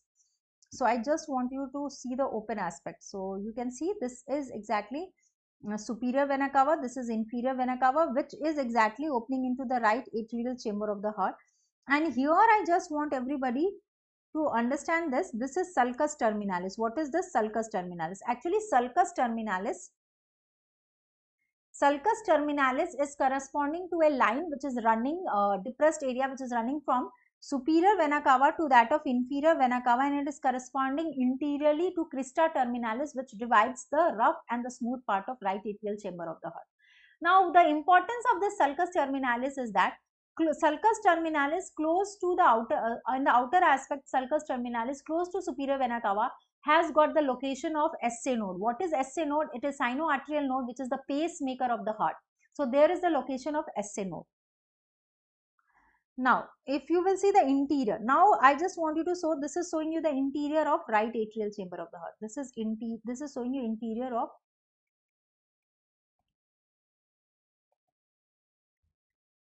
Now, if we open up, what you can see in the interior right chamber, first thing is that this line is the crista terminalis. What is it? This is crista terminalis. This line is crista terminalis, which you can see this is the rough part and this is smooth part. So, rough part is formed by pectinate muscle, and smooth part is having new important structure. Also, interarterial septum, that is separating the atrium of both the side, will have certain structures opening it. It will have the opening, as you can see, it will have the fossa ovalis, it will have the limbus fossa ovalis. Also, the opening of coronary sinus will be seen inside. So, also there is one more, so you can see this is the fossa ovalis. Superior to it will be the limbus fossa ovalis. This line is the crista terminalis. This line is crista terminalis, and also the opening of coronary sinus. So, opening of coronary sinus has been shown.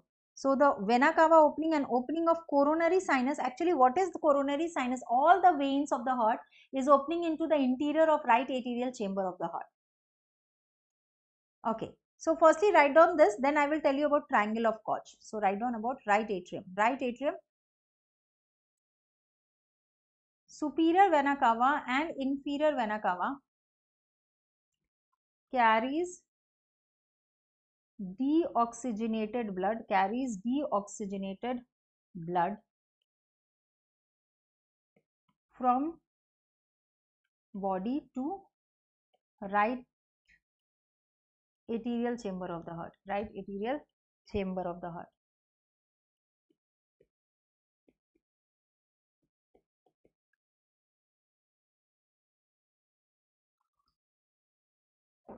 Okay. Now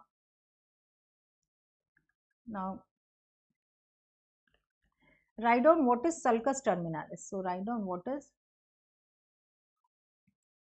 sulcus terminalis. What is sulcus terminalis?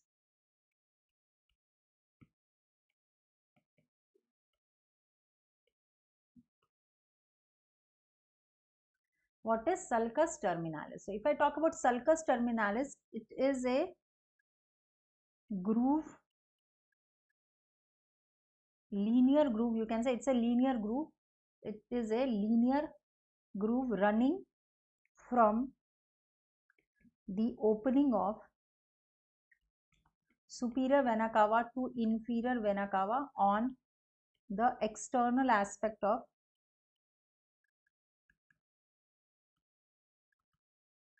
right atrium.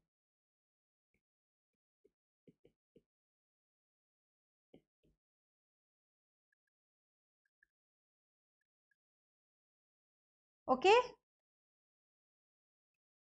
Is it okay?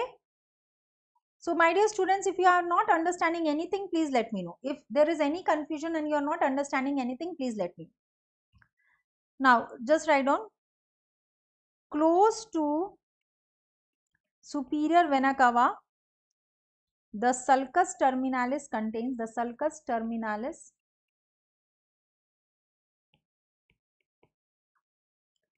contains, SA node. SA node is pacemaker of the heart. It is the pacemaker of heart. Is the part of conducting system of the heart. What is it? SA node is a part of conducting system of the heart. It's the part of conducting system of the heart. Done with this. Now, what we have to understand further is to know the certain structure which is seen in the interior of the heart. So, if I talk about the interior of the heart, so we know that most of the part of the right heart, if we talk about, is basically rough, which is formed by the pectinate muscle, which is forming the interior, and the rough and smooth part of the heart is separated by crista terminalis. So, write down.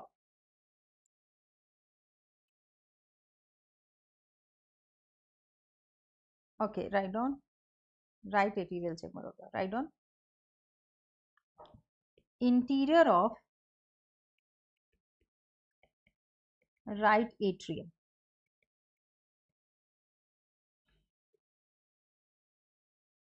Interior of right atrium.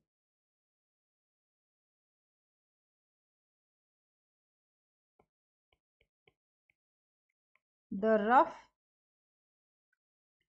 and smooth part of the heart, the rough and smooth part of heart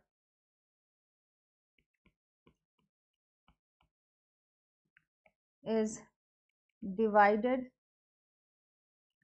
internally by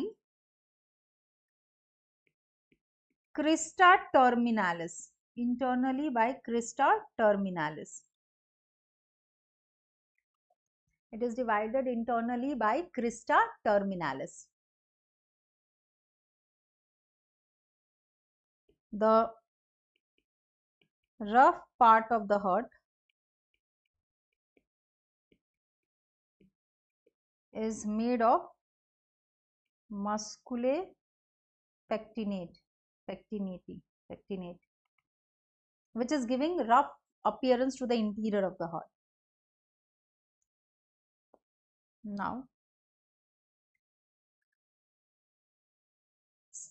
in the interior itself, we have got certain structures. So, in the interior itself, we have got certain structure, that is, we will see certain structure like fossa ovalis.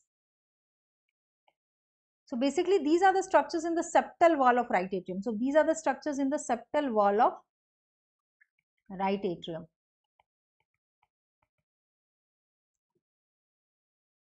So, we will have fossa ovalis. Fossa ovalis is actually formed or remnant of septum primum. It is formed or remnant of, you can say, fossa ovalis, which is seen in the septal wall of right atrium, is remnant of septum primum,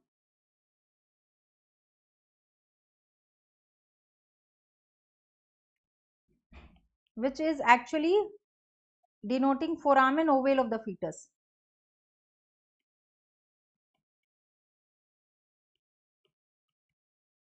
The corresponding structure to this fossa ovalis of the adult heart is foramen ovale in the fetus.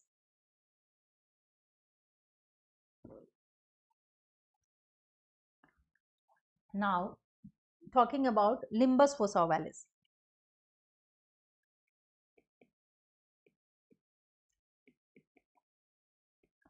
Limbus fossa ovalis. Limbus fossa ovalis. Limbus fossa ovalis. So, if I talk of limbus fossa ovalis, that is also called as annulus ovalis. It is a remnant of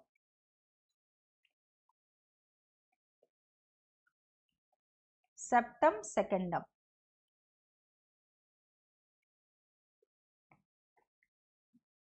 Other than that, we will also see the openings of interior, we will see the opening of coronary sinus. Coronary sinus. I just want you to know what is coronary sinus. Actually, coronary sinus is the vein of the heart, and basically all the veins of the heart is draining into coronary sinus. Few veins are directly draining into the chamber, like anterior cardiac vein will be opening inside, but opening of coronary sinus are there.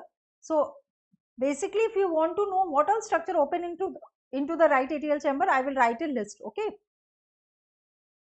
So, write down the heading. Structures opening in right atrium.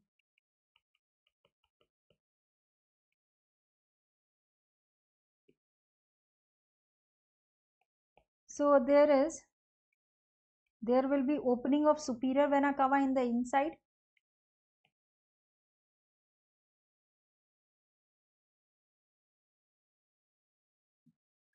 Opening of inferior vena cava.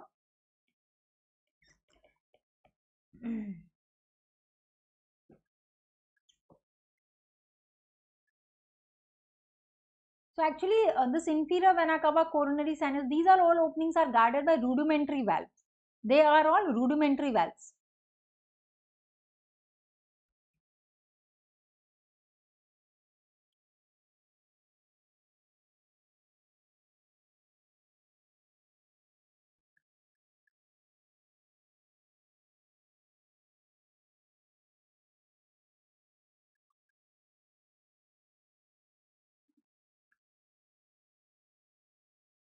Okay, now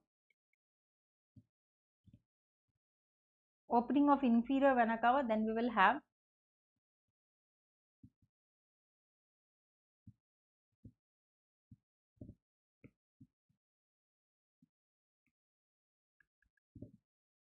opening of other structures. Opening will be actually opening of coronary sinus,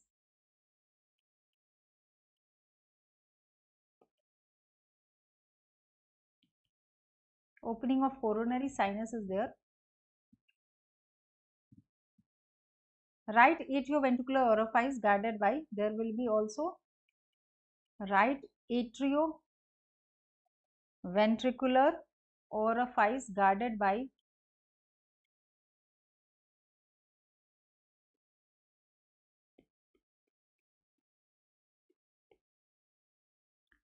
tricuspid valve,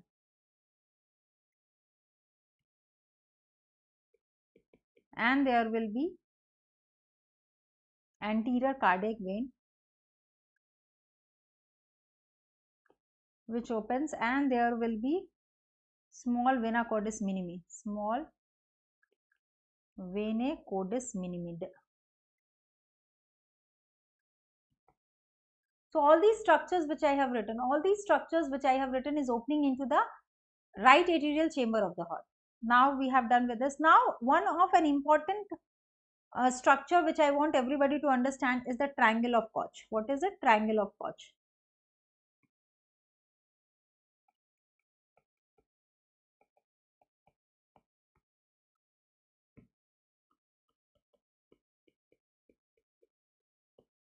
Triangle of Koch. So if I talk about triangle of Koch, it is seen in the interior of right atrial chamber of the heart. The boundaries of triangle of Koch is superiorly by the tendon of Todado, which is just a subendocardial thickening. Inferiorly, if I talk about posterior-inferiorly coronary sinus, and anteriorly by the tricuspid valve septal leaflet. What is the importance? This is containing AV node. The location of AV node is lying in the triangle of Koch. So write on the heading, boundaries of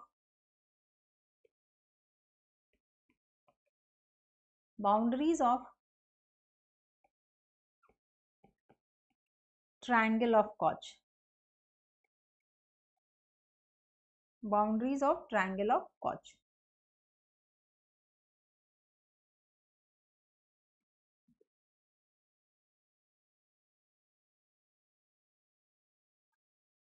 Boundaries of triangle of Koch.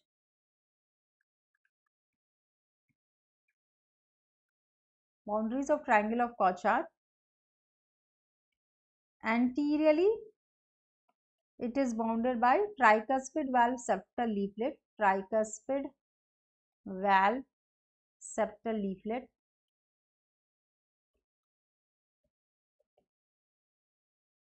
Superiorly by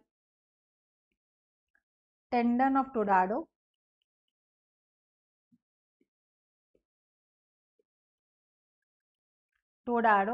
that is subendocardial guarding, that is formed by subendocardial thickening,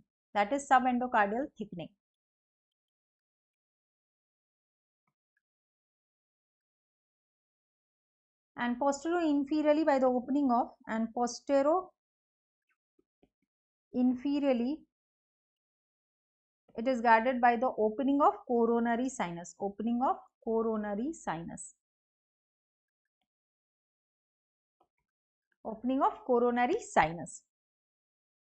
And an important point about triangle of Koch is that you have to know what lies inside. So triangle of Koch is containing AV node. Triangle of Koch contains AV node. So write down, triangle of Koch contains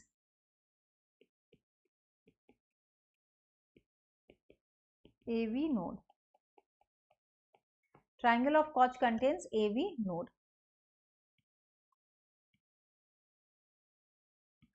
Done.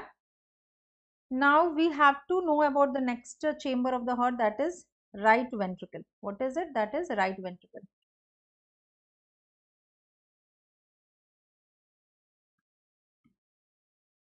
So now we will talk about right ventricular chamber of the heart. So just enlarge it. This is the right ventricular chamber of the heart. So exactly we have done with the right atrium, and this is the right ventricle. So if I talk about right ventricle, inside you can see, so exactly right ventricle external aspect, what you can see, the pulmonary trunk is emerging out, which carries blood, deoxygenated blood in the form of pulmonary arteries to the lung for oxygenation. And the right atrium and right atrioventricular orifice is there for the communication of right atrium and right ventricle, guarded by tricuspid valve. Other than that, it will have in the interior 3 papillary muscles. As you can see, there is 3 papillary muscles. And what is papillary muscles?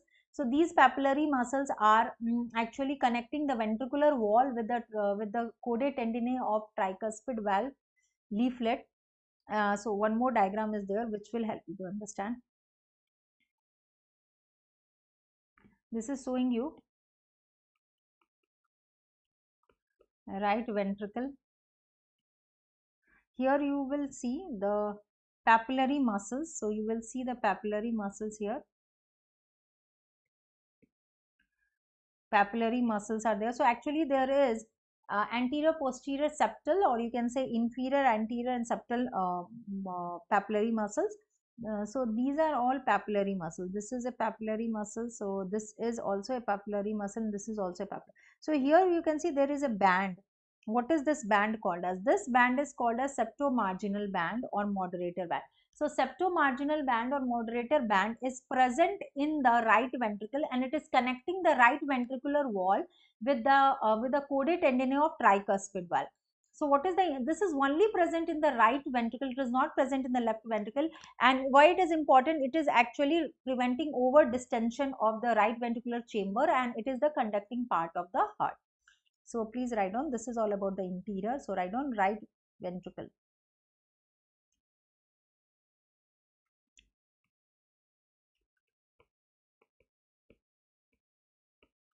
Right ventricle.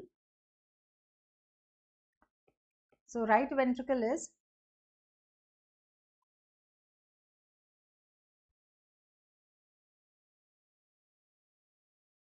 pulmonary trunk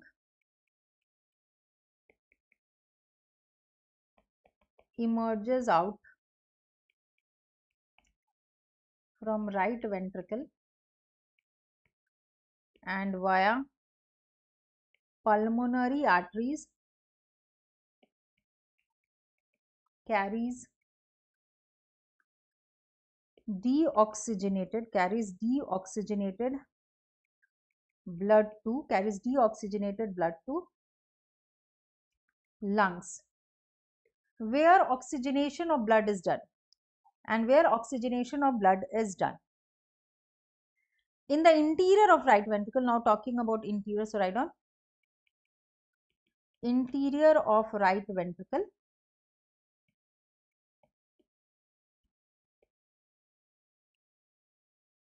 So if I am talking about interior of right ventricle is having 3 papillary muscles, that is anterior, posterior and septal. That is anterior papillary muscle,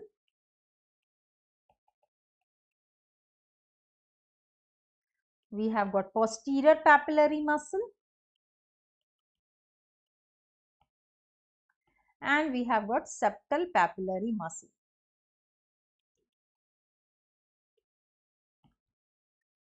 And also there is a presence of, so this is about papillary muscles, and in the interior there is also the presence of septomarginal band.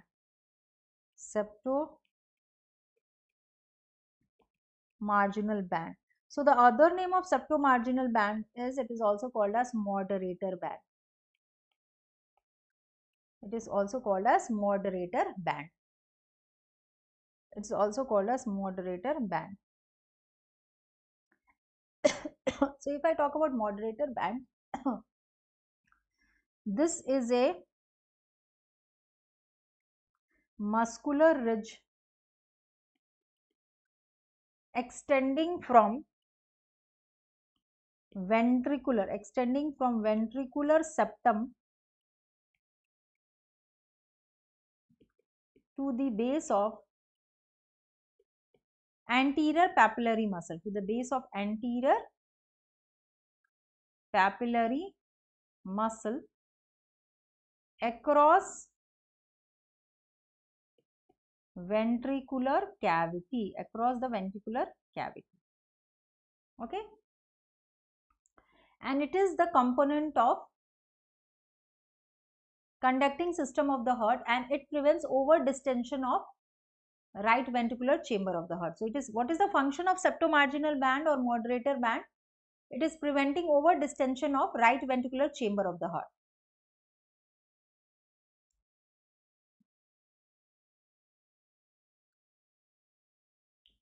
It prevents over distension of right ventricular chamber of the heart. Now coming to left atrium. So if I talk about left atrium, basically we have got the openings of, so basically what happens now, the blood from the pulmonary veins, via pulmonary veins, it is received by the left atrial chamber, which is oxygenated, and from left atrium it moves to the left ventricle via bicuspid valve guided by mitral valve. So most of the part of the left atrium is smooth. So this is showing you the pulmonary veins opening into the left atrial chamber of the heart. This is mainly the smooth part. So basically most of the part of left atrium is smooth.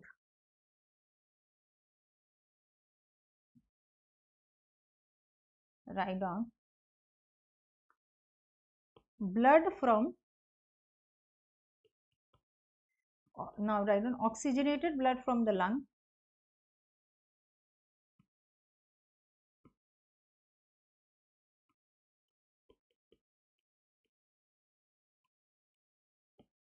oxygenated blood from the lungs,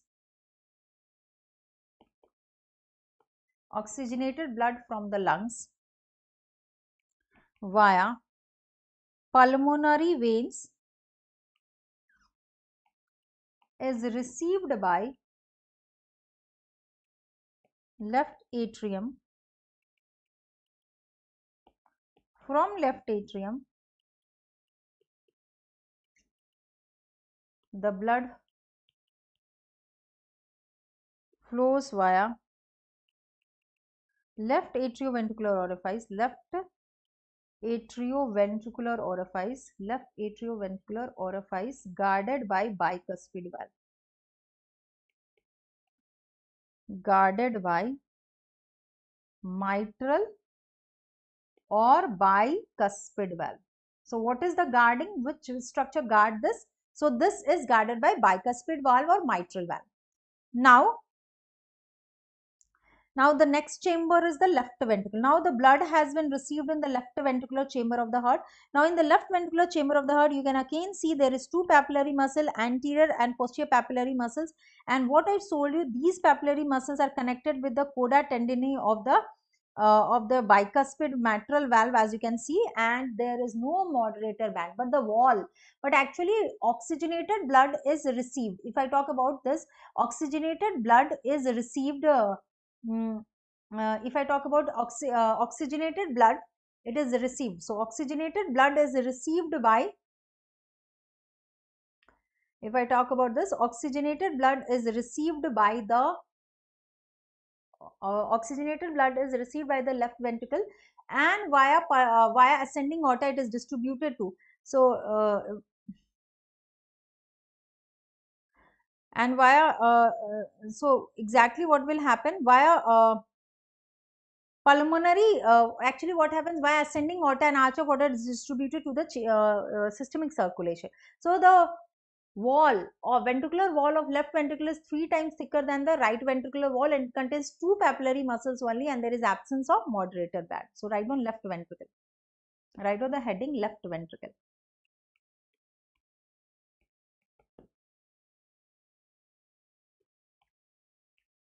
Left ventricle receive oxygenated blood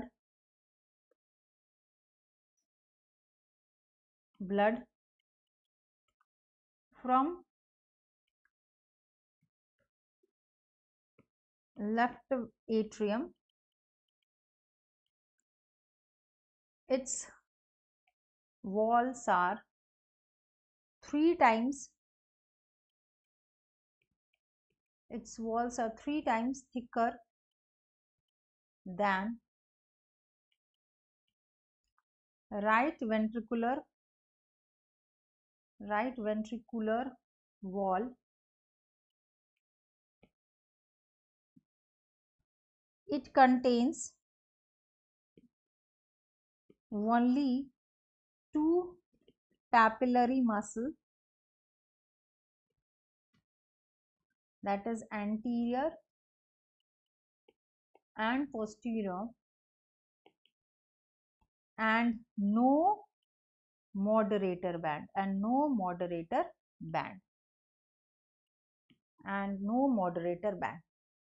okay. It contains 2 papillary muscle, anterior and posterior, and contains no moderator band.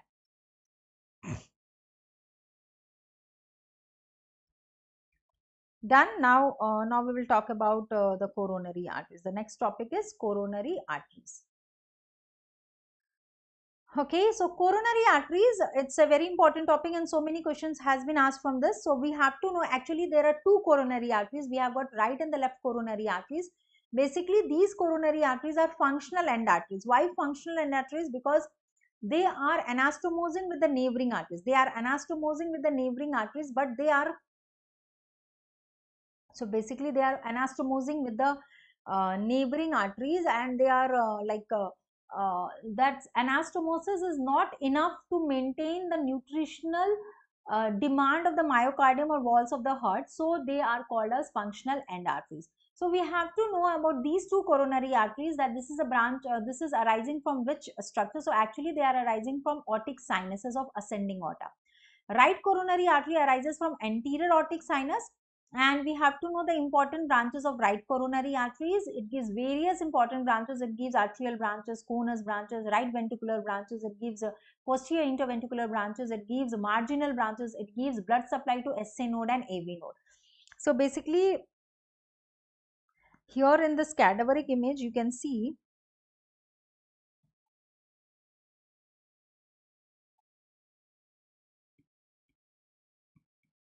the coronary. So this is the conus branch, this is the right coronary artery as shown, and you can see it is giving various branches. This is the right coronary artery winding posteriorly, and it gives various branches. It is giving marginal branches, it is giving conus branches. So and this side you can see this is the left coronary artery. This is anterior interventricular branch, which is basically the branch of left. This is also giving diagonal branch, which is basically giving only blood supply to the left ventricle. So actually in this diagram also you can see the right coronary artery, and it is giving marginal branch, it is giving and here the left coronary artery, which will be giving anterior interventricular branch. And actually 2 important branches are there. In the right coronary artery gives posterior interventricular artery, which is called as posterior descending artery, which is the artery of dominance. Why it is called as artery of dominance? Because this is the deciding factor that which part of the heart is dominant, that is the right part of the heart. Right coronary artery in 90% of the cases gives posterior interventricular artery, which is also called posterior descending artery, and posterior interventricular artery is giving blood supply to the maximum part of the heart, so it is right dominant heart. In 10% of the cases, it can be a branch from left coronary artery. Left coronary artery gives 2 important branch, anterior interventricular artery, which is also called as LAD artery, left anterior descending artery, which is commonly involved in the formation of clot and is most commonly involved in case of myocardial infarction. The other important branch which it gives is the left circumflex artery. So here you can see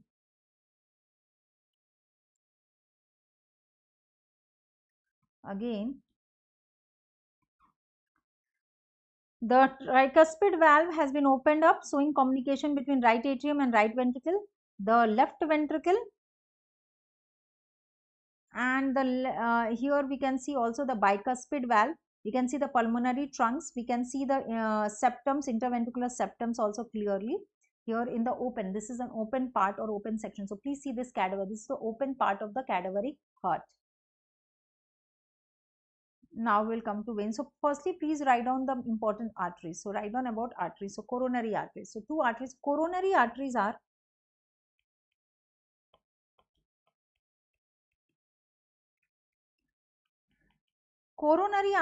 functional end arteries. Coronary arteries are functional end arteries, and the concept why they are functional end arteries has already been told to you. So already I have told you the concept why coronary arteries are called as functional arteries, functional end arteries, because right and the left coronary arteries anastomosing among themselves, but this anastomosis is not enough to maintain the nutritional demand of the myocardium of the heart. So they are not enough. So only if coronary arteries are blocked, what will happen? Myocardial infarction, heart attack will happen. So that is important. So we have to go, ultimately blockage is there in important arteries, so we can have to go for that of the coronary bypass surgeries. So firstly, I would like to tell about right coronary artery.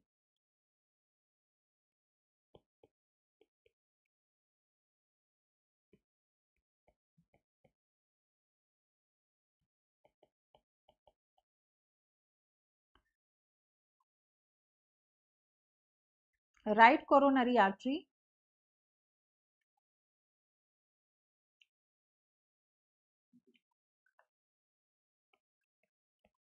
arises from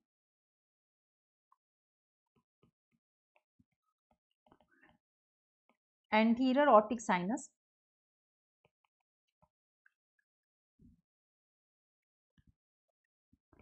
Now write down branches of right coronary artery.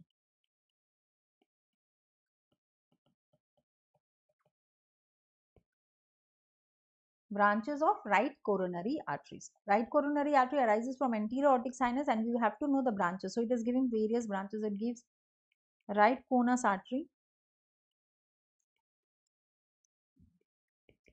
It gives arterial branches, which is giving blood supply to SA node. So it is giving SA node blood supply. It is also giving anterior ventricular branch.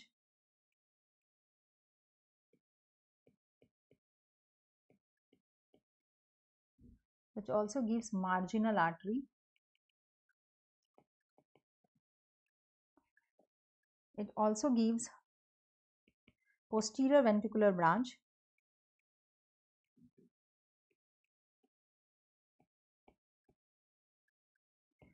It also gives posterior interventricular artery. Posterior interventricular artery. It also gives posterior interventricular artery. Actually, posterior interventricular artery is called as the dominant artery of the heart.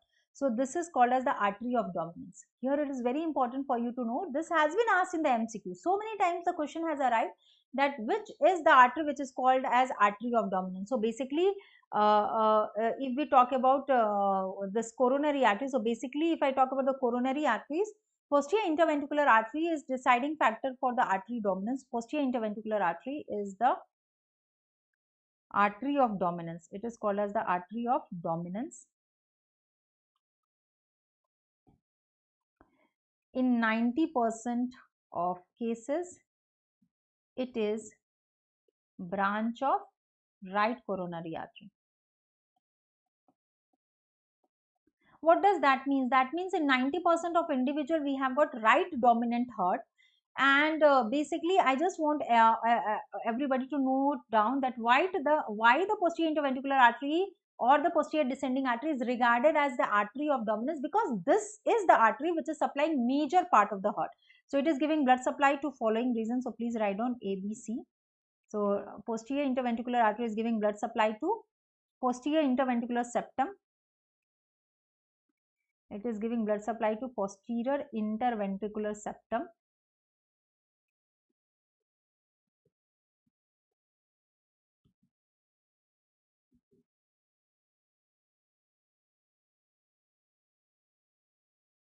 posterior interventricular septum. It gives blood supply to AV node. It gives blood supply to both right and left ventricle.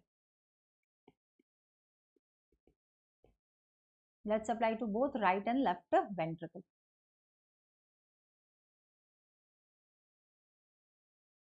Got it? Now, the next important thing is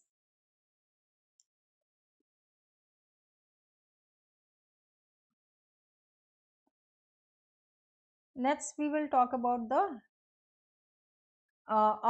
so exactly next I would like to talk about the left coronary artery. So write on the heading left coronary artery. Left coronary artery.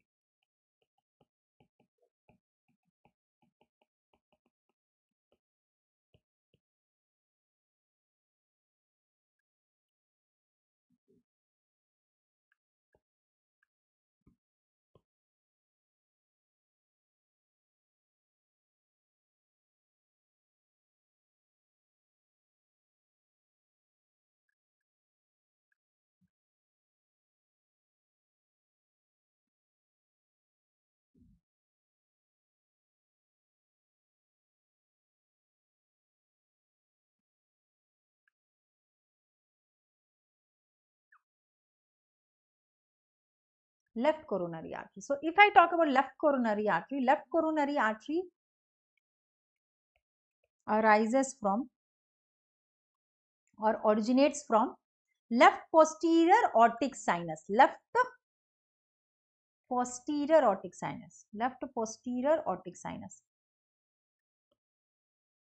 It arises from left posterior aortic sinus. Left coronary artery arises from left posterior aortic sinus.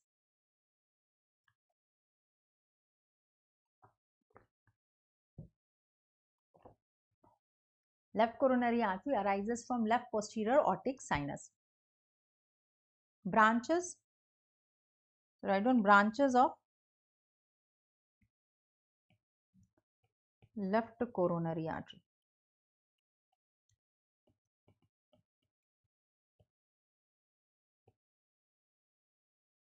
Branches of left coronary arteries. So the branches of left coronary arteries are, important branches are LAD artery. What is LAD? The full form of LAD is left anterior descending artery. Left anterior descending artery. Actually, left anterior descending artery is also called as left anterior interventricular artery. It is also called anterior interventricular artery. Posterior interventricular artery is a branch of right coronary artery. Anterior interventricular artery is a branch of left coronary. So it is also called as anterior interventricular artery. It is called anterior interventricular artery.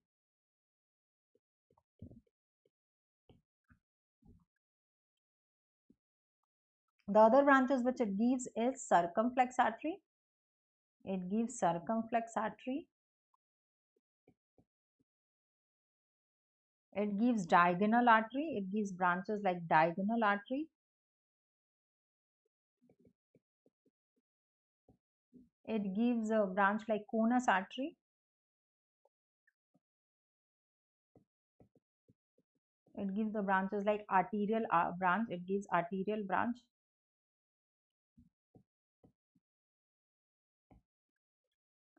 So all these are the branches of basically, and I just want you to tell that this diagonal artery is giving blood supply only to left ventricle. It is giving blood supply only to left ventricle. Anterior interventricular artery can overlap both right and the left ventricle, but diagonal artery, circumflex artery, these are the important parts. So exactly, I also want everybody to note down, because here left anterior descending artery is a major artery. So you have to know major part of the heart which it supplies. So you can just write here. Here in the box as a note point you can write left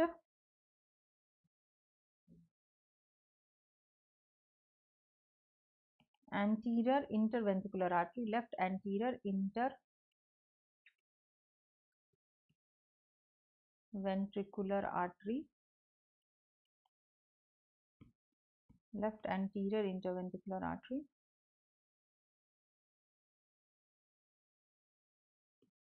is giving blood supply to anterior part of interventricular septum. It gives blood supply to anterior part of interventricular septum.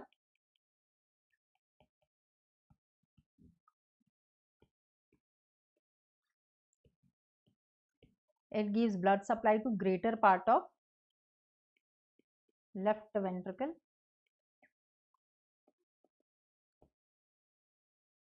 Greater part of left ventricle. This is greater part of left ventricle.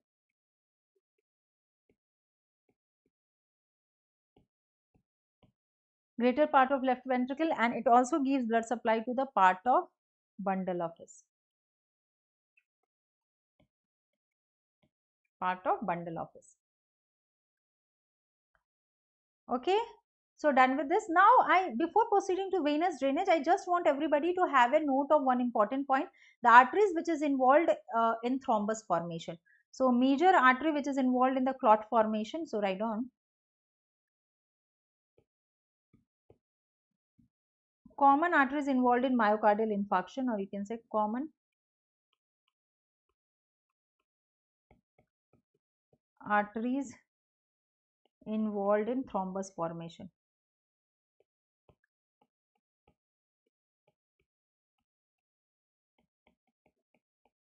So major arteries which is involved in thrombus formation has to be known to you, and you should be knowing in the order. So most commonly which artery is involved, and that is very important. So if I talk about the major artery being involved, the major artery involved in thrombus formation is LAD artery, left anterior descending left circumflex artery, and right coronary artery. So the major artery, most commonly involved artery is LAD, that is left anterior descending artery. This is most commonly involved. This is most common.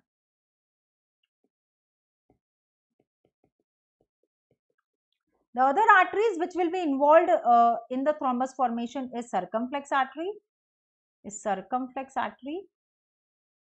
and that of right coronary artery.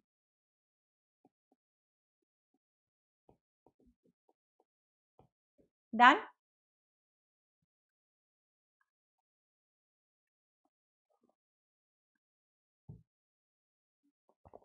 Done. Now we will talk about the venous drainage. The next topic which I want everybody to understand is the venous drainage. So venous drainage, if I talk about the major important veins which is draining. So if I talk about the important veins which is draining the heart, is three categories of the veins are there. Coronary sinus. Why? Coronary sinus is important. Why? Because all the veins of the heart, whether it is great cardiac vein, whether it is middle cardiac vein, whether it is oblique vein of Marshall, whether it is a small cardiac vein, major veins are draining. Left posterior ventricular vein, all the veins are draining into coronary sinus, and coronary sinus is opening into the right arterial chamber of the heart. We have got anterior cardiac vein and small vena codis minimi, which is not draining into coronary sinus. They are draining into right arterial chamber and respective heart chambers. So this is the heading you can write on, venous drainage of the heart.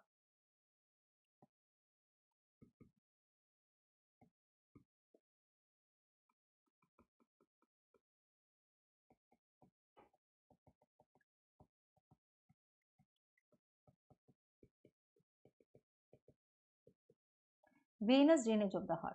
So here you can see, if you will see this venous drainage of the heart, what you can see, there is coronary sinus which is opening into the right arterial chamber of the heart.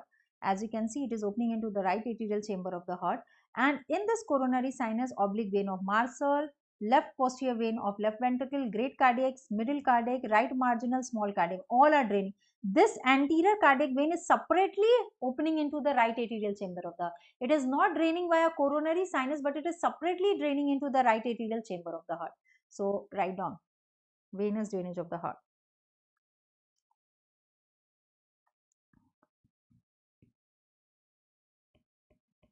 Venous drainage of the heart.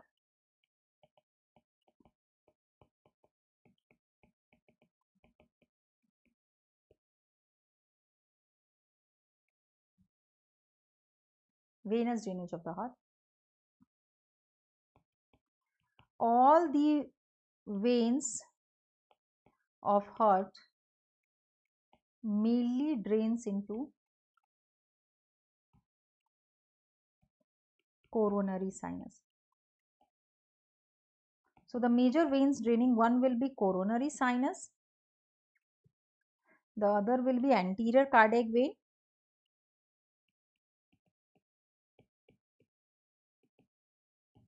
So coronary sinus also opens into the right atrial chamber of the right atrial chamber. This anterior cardiac vein also opens into the right atrial chamber of the heart.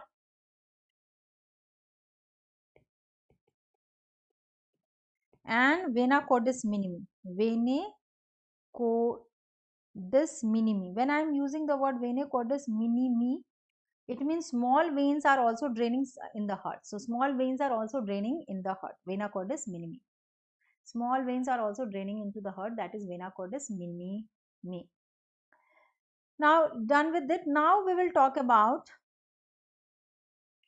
So exactly, I just want everybody to understand that important veins of important veins of the heart. See, right on.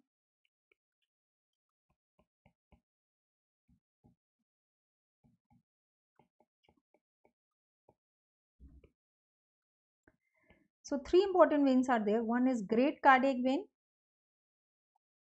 Why I am writing this? It runs along with, so great cardiac vein runs along with anterior interventricular artery. Anterior interventricular artery. The middle cardiac vein.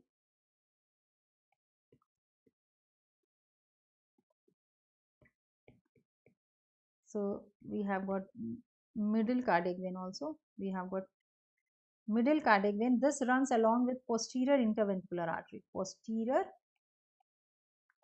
interventricular artery. And we have got small cardiac vein.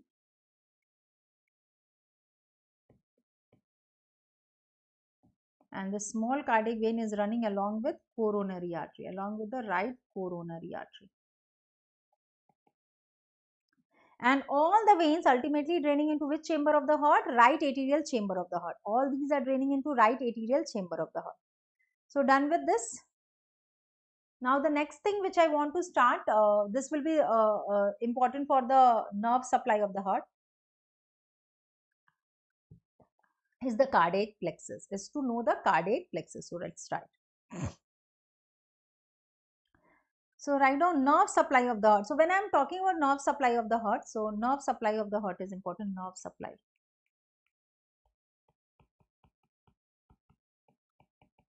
So actually when I am talking about nerve supply, it is getting autonomic innervation both via sympathetic and parasympathetic innervation. So when I am talking about sympathetic innervation, it is via the sympathetic trunks branches, and vagus is the parasympathetic innervation. So parasympathetic innervation is cardio inhibitory. It decreases the blood pressure and the heart rate. Sympathetic is cardio acceleratory. It is increasing the heart rate and the blood pressure. Actually, the innervation of the heart via sympathetic and parasympathetic innervation occurs via formation of cardiac plexus. So I would like everybody to know where is the superficial cardiac plexus located and where is the deep cardiac plexus located. So in this diagram we can see here, this is the superficial cardiac plexus. This is the superficial cardiac plexus. Superficial cardiac plexus is formed by, it is located, its location is below the arch of aorta. As you can see, this is located below the arch of aorta and in front of pulmonary trunk bifurcation. This is the location of superficial cardiac plexus. This is the location of superficial cardiac plexus.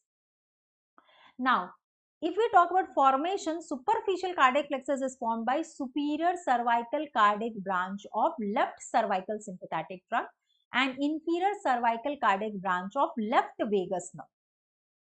Okay, so write down.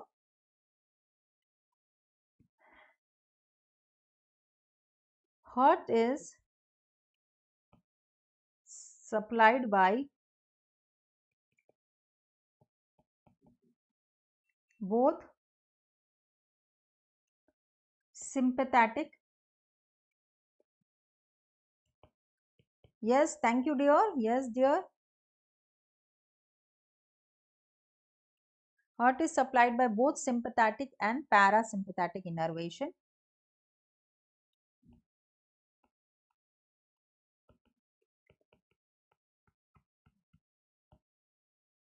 Okay, so the heart is getting innervation from both sympathetic and parasympathetic innervation.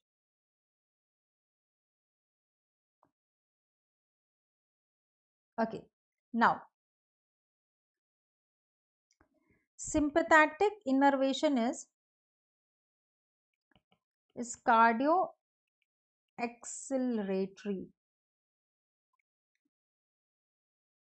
Cardio acceleratory means it increases the blood pressure and it increases the heart rate. Parasympathetic innervation is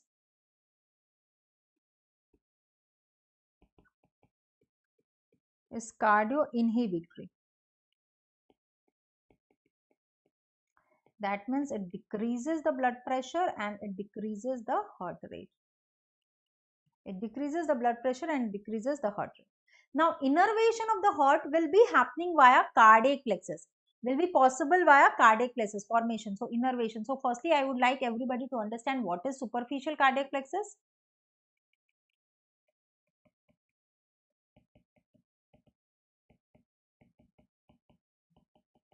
Superficial cardiac plexus.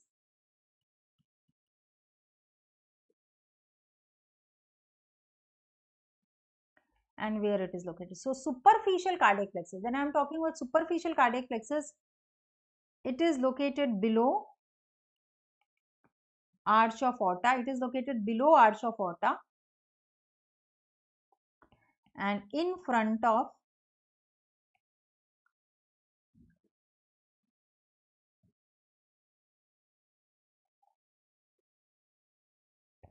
it is located below arch of aorta and in front of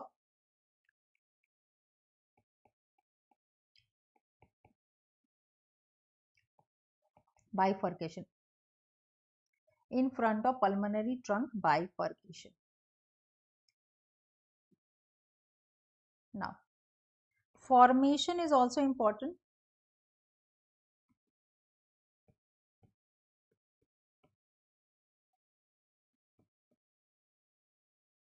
Formation of superficial cardiac plexus.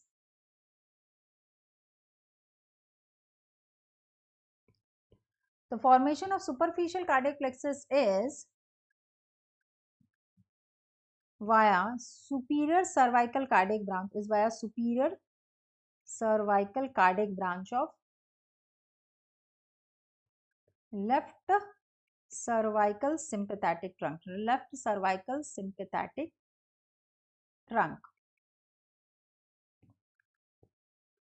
and inferior cervical cardiac branch of an inferior cervical cardiac branch of inferior cervical cardiac branch of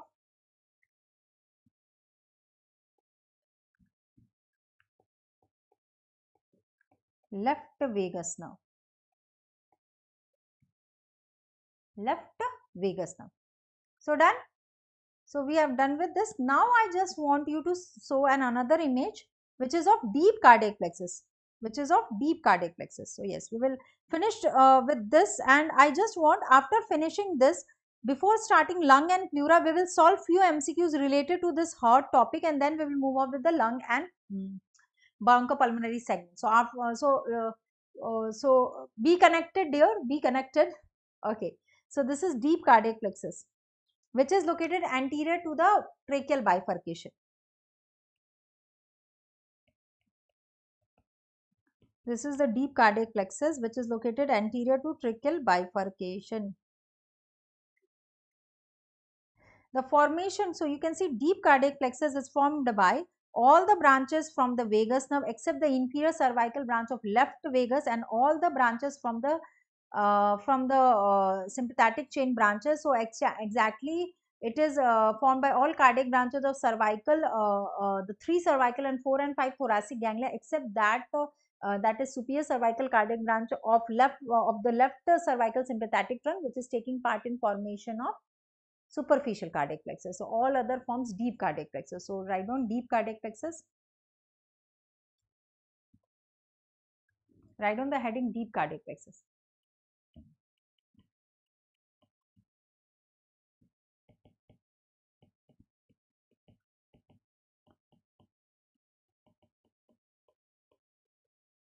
So I will talk about the formation and location of deep cardiac plexus, and then we will solve few MCQs of the heart and related topic, and then we'll move in the next topic, that is lungs and bronchopulmonary segment. So deep cardiac plexus is located, deep cardiac plexus is located, deep cardiac plexus is located in front of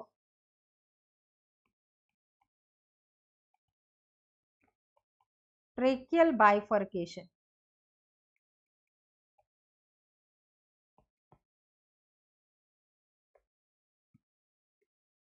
In front of tracheal bifurcation. Formation. Now the next thing is formation of deep cardiac plexus. Formation of deep cardiac plexus.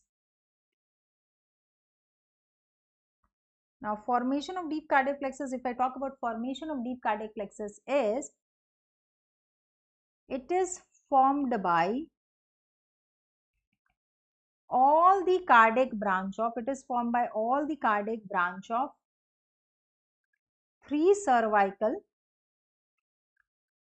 and 4 or 5 thoracic ganglion, 4 or 5 thoracic ganglion of sympathetic chain, except of sympathetic chain, except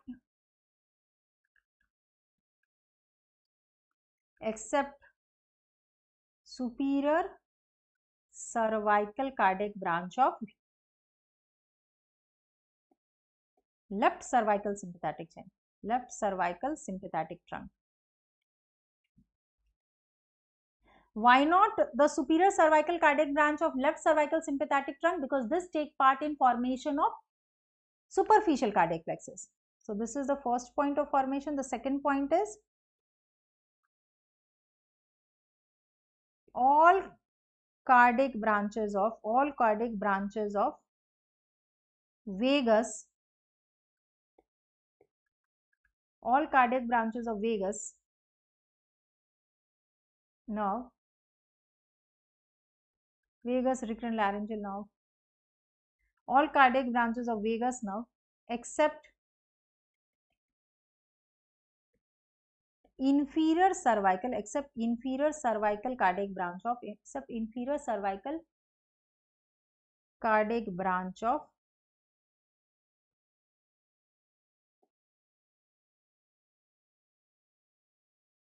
left vagus nerve. Done. So we have got all these points. So we have got this about the formation of cardiac plexus. Okay, and we have to know this in detail. Okay, so we have done with this, we have finished with the topic of heart and pericardium. Actually that whole topic was a big topic, and I think your concepts are clear. Now can we solve few MCQs related to the topic? Are you ready for it? So students, can we solve few MCQs related to this topic? Everyone? So let's start with the first MCQ. All of the following forms the boundary of marked, all of the following forms the boundary of marked area in the image except, all of the following forms the boundary of marked area in the image. So that means you have to identify this image first. All of you plus see this image firstly. What is this image? Try to identify this triangular image. One of the space is opened up. So one of the chamber of the heart is opened up, and you have to identify that chamber, and you have to identify this triangular area. All of the following is forming the boundary of this triangular blue color highlighted area in the image except, now mark the right answer, except.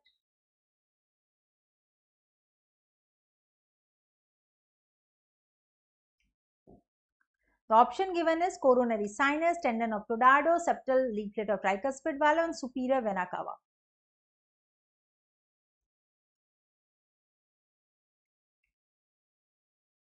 Which is the right answer here?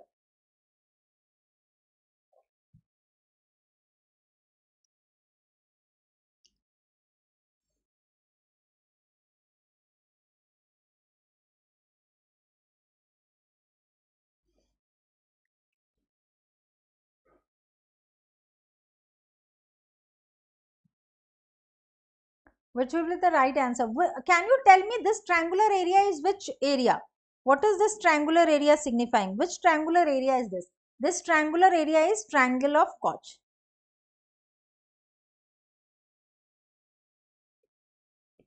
So I have given you the hint that this triangular area is triangle of Koch. Now tell me what is not forming the boundary of triangle of Koch. Which of the following structure is not forming the boundary of triangle of Koch?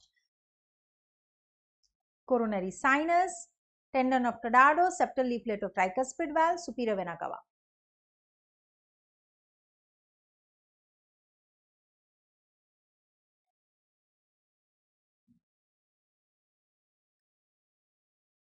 Anyone? Not able to identify?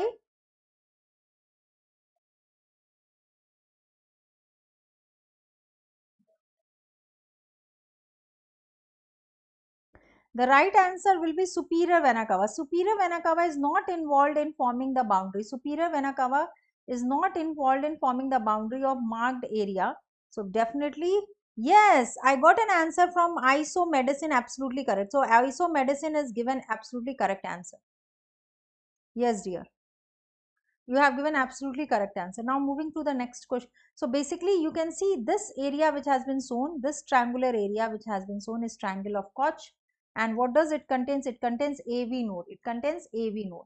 So one more image is there which is showing you the boundaries of triangle of Koch, which is having the boundary tendon of Todado, subendocardial thickening above, tricuspid valve leaflet anteriorly, posterior inferiorly coronary sinus, and the structure which is lying inside is the AV node. Now, right coronary artery arises from which aortic sinus? Right coronary artery arises from which aortic sinus? Can you tell me the right answer? Right coronary artery arises from which aortic sinus? Whether it is anterior aortic sinus, right posterior aortic sinus, left posterior aortic sinus, from the anterior and posterior aortic sinus. Which is the right answer? Right coronary artery arises from which of the following aortic sinus?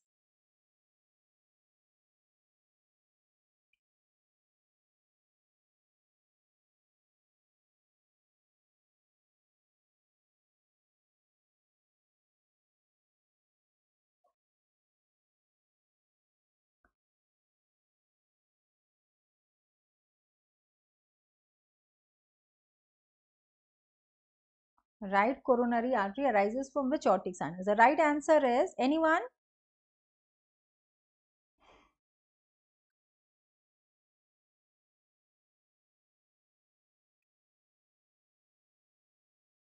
Isomedicine, Umar, Vicky, Gajendra, Karti, Al Alam, anyone? The right coronary artery arises from which of the following aortic sinus? The right answer is anterior aortic sinus. A is the right answer, the anterior aortic sinus. Left is from left posterior aortic sinus, right is from right anterior aortic sinus.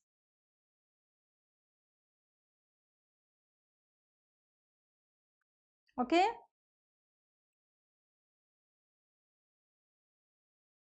Now, the other question is blood supply of interventricular septum is via blood supply of interventricular septum. Interventricular septum. Now I got an answer as A. Yes, you are right, dear. You are right there.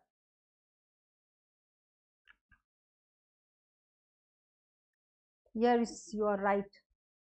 Now, blood to the interventricular septum is supplied by only right, only left, anterior half, posterior half, anterior 2/3 and posterior 1/3 by right coronary artery.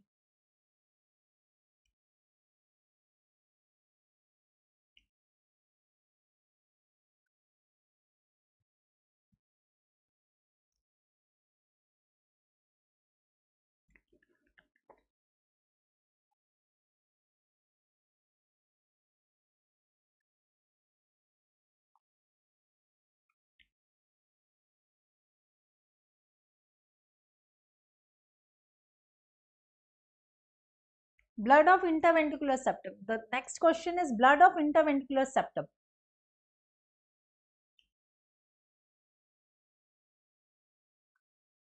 Blood of interventricular septum.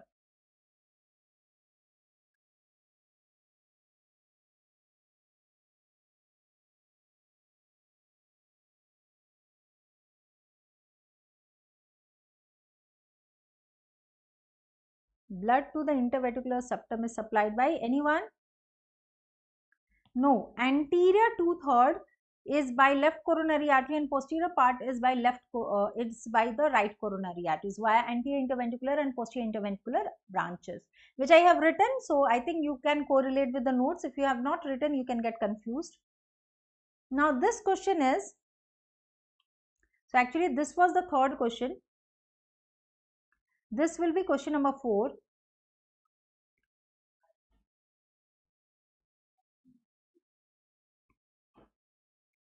Now all of the following, which of the following is not supplying the marked area of the heart? So basically this is an image based question. What I want everybody, so firstly see this image. I am enlarging this image. Firstly see this image. I have enlarged this image. So you have to identify this arrow marked chamber of the heart. So firstly all of you should identify which chamber of the heart is it. Whether it is right ventricle, whether it is left ventricle, whether it is right atrial chamber of the heart. Left atrium to ho hi nahi sakta. Left atrium can't be the chamber of the heart because left atrium is lying posteriorly. So which chamber of the heart is it? Firstly identify that.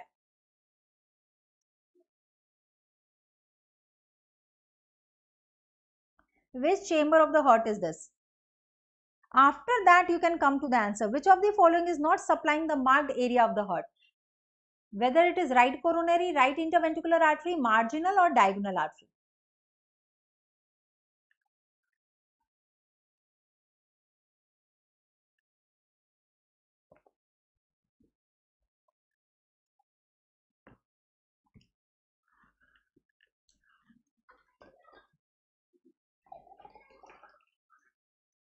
Then you can come to the right answer.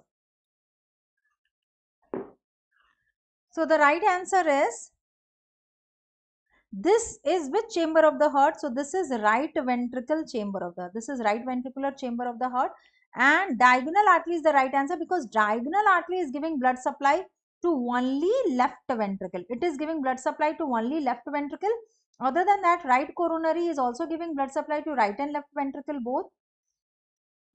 Lad artery is also giving blood supply to right and left ventricle both. Marginal will also give blood supply to right and left ventricle both. So the odd man out and the correct answer is diagonal artery, which was a small branch from the, it's a small branch from the left coronary artery and it gives blood supply only to left ventricular chamber of the heart.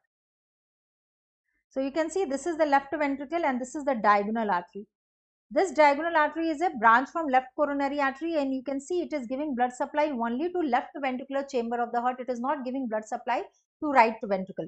This is right ventricle and you can see branches from right marginal, posterior descending, anterior descending. All these are giving branch to the right ventricular chamber of the heart. Understood everyone? This is showing you coronary arteries. Now let's talk to the next topic. Let's start with the next topic, the pleura and the lung. The next topic is pleura and the lung. Can we start with the next topic, pleura and the lung?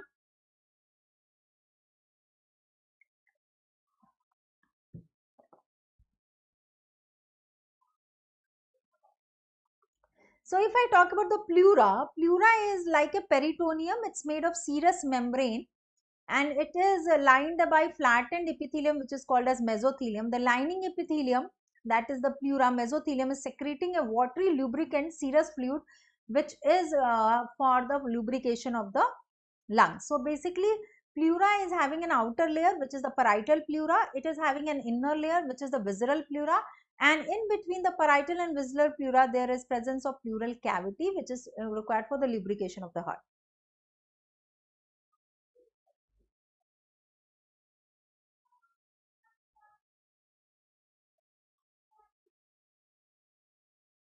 Please write on.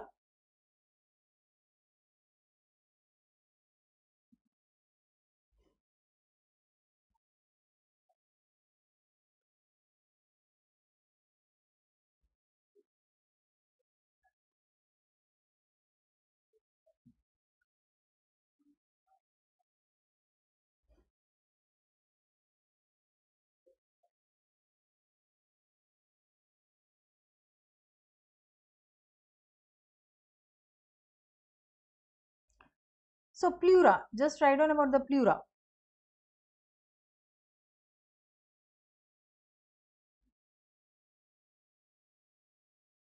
If anyone is having any doubt, you can let me know. So basically, let's start. Pleura. So pleura is like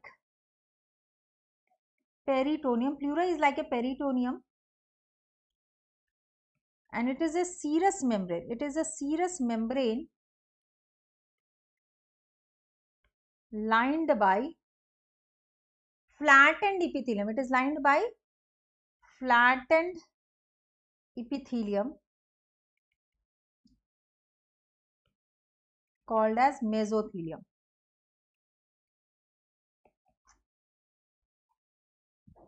The lining epithelium secretes, write down, the lining epithelium secretes, the lining epithelium secretes watery fluid. It secretes watery fluid, that is watery lubricant, which is forming a watery lubricant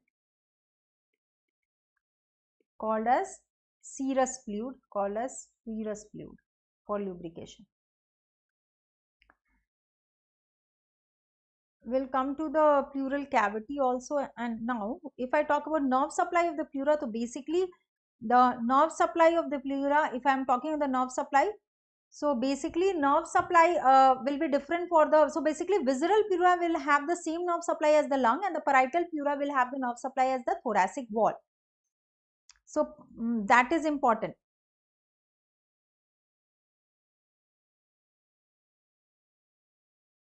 Parietal pleura nerve supply is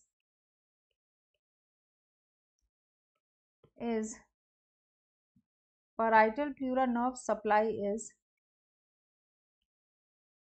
same as thoracic wall, and we have already covered the thoracic wall, so I am not writing it once again.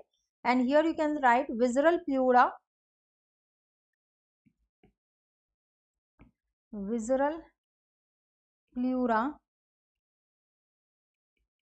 nerve supply is same as lungs. So blood supply, same goes with that. Parietal pleura will have the blood supply similar to the thoracic wall, is similar to thoracic wall. So via branches, so via which all arteries? So many arteries are there, which I have already done. Intercostal arteries, via intercostal arteries, superior phrenic and inferior phrenic arteries, inferior phrenic arteries,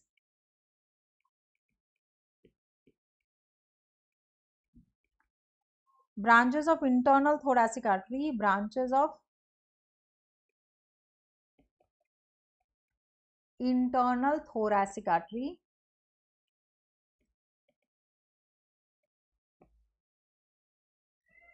pericardiophonic artery, like so branches of internal thoracic artery, that means pericardiophonic artery, and that of musculophrenic artery. So it is via pericardiophonic artery and musculophrenic artery.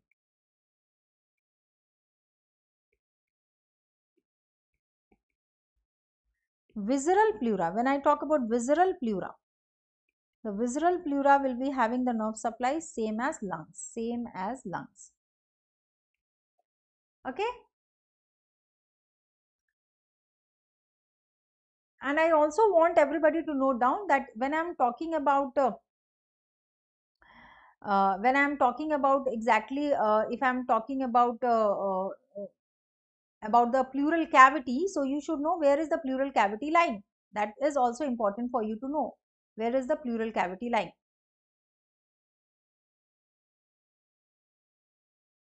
Okay.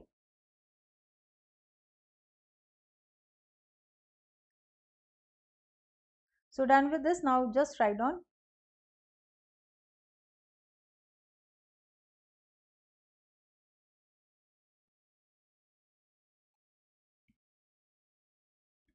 in between in between parietal and visceral pleura, we have got the pleural cavity containing pleural fluid,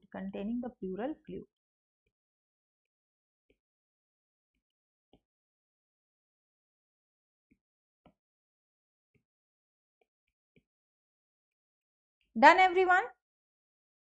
Now we will talk about proper lungs. So now we are coming to an important topic, that is lungs. So we have to know about the details of the lungs.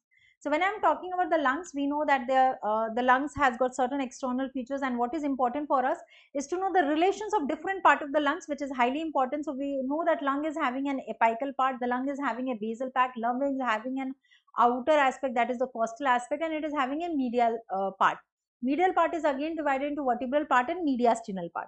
So here you can see the external features of the lung. So here you can see the right and the left lung has been shown, and we can basically see the anterior border, the inferior border, the costal surface, the apex, and the lingula, and the cardiac notch is present in the left lung only. Here also you can see the right and the left lung has been shown. So you can see inferiorly the diaphragmatic surface, the medial surface, if I talk about, it is again divided into two parts, the mediastinal and the vertebral part. What is important for you is to know the relation of individual part of the lungs. So let's start with this. So write down the heading.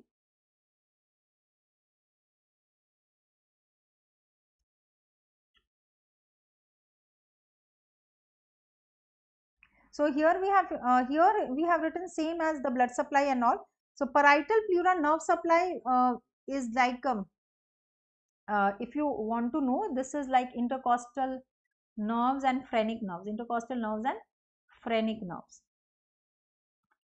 If you want to know about thoracic, then it will be similar to visceral, will be, it is having actually, it will be having splanchnoplunic nerves, T2 to T5 splanchnoplunic nerves will be there to give the innervation. Now talking about the features and what is for the different parts of the lung. So we have seen the external features in the image, and we have to know about the relations of different parts. So write down lungs, write down the heading lungs.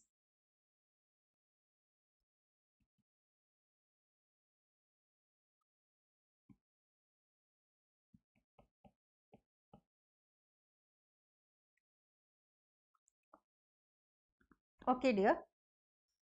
So lungs is having apex, lungs is having base, lungs is having borders, lungs is having the surfaces. So apex. So I will write down the heading apex. So when I am talking about the apex of the lung, so the apex of the lung,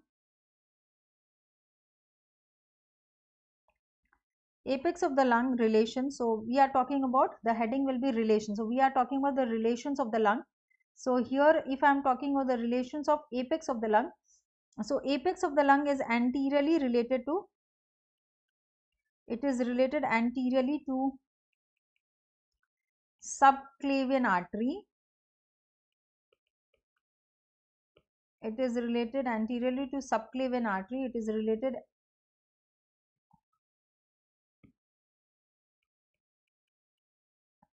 to internal thoracic artery. It is also related to internal thoracic artery. And it is related to scalenus anterior muscle anteriorly. Scalenus anterior muscle.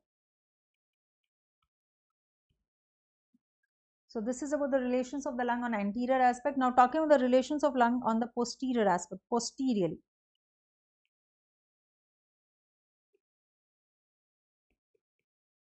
So posteriorly the lung is related to neck of first rib,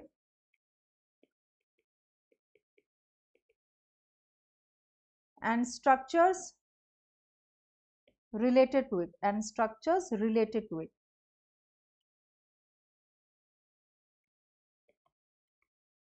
So when I am telling the structures related to the neck of first rib, I mean to the, so basically there are structures related. The mnemonic is van pulling van. So the neck of, so basically posterior it is related to the neck of first rib and structures related. So the mnemonic is van pulling chain.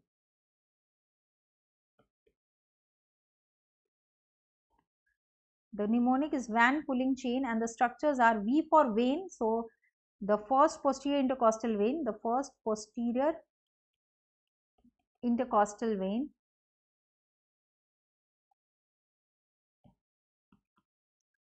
A for first posterior intercostal artery, first posterior intercostal artery,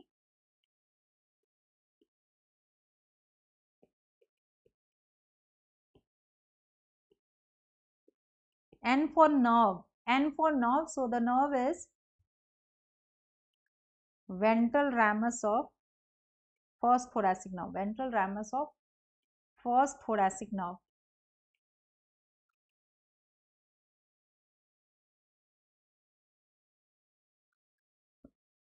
Ventral ramus of first thoracic nerve, and we have got the sympathetic chain pulling vein. So we have got the sympathetic chain.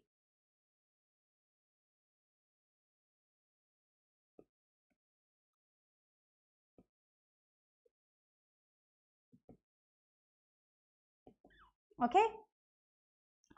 So all these structures are related on the posterior. So we have done with the relation of apex of the lung, posterior aspect and the anterior aspect. What about the base? Then we will come to the more relations. Okay, then we will have the base. Okay. So what about the base? So please write down the relations of, this is external surface of both the lung, which is apex base, which will be lying over the, resting over the dome of the diaphragm, which will resting on the dome of the diaphragm, the cardiac notch on the left lung. The anterior border has been shown the costal and mediastinal surfaces. So let's talk about the base. The base of the heart, the base of the lung, sorry, base of lung rests on the dome of diaphragm, rests on the dome of the diaphragm.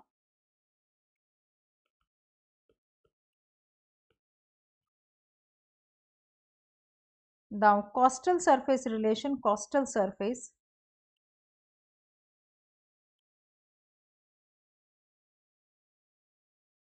so if I talk about the relations of a costal surface is large, smooth, convex, covered by endothoracic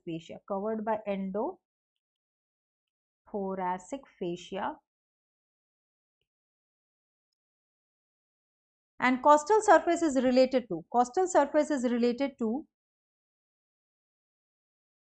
so you can just write down, it is related to upper 6 ribs in mid clavicular line,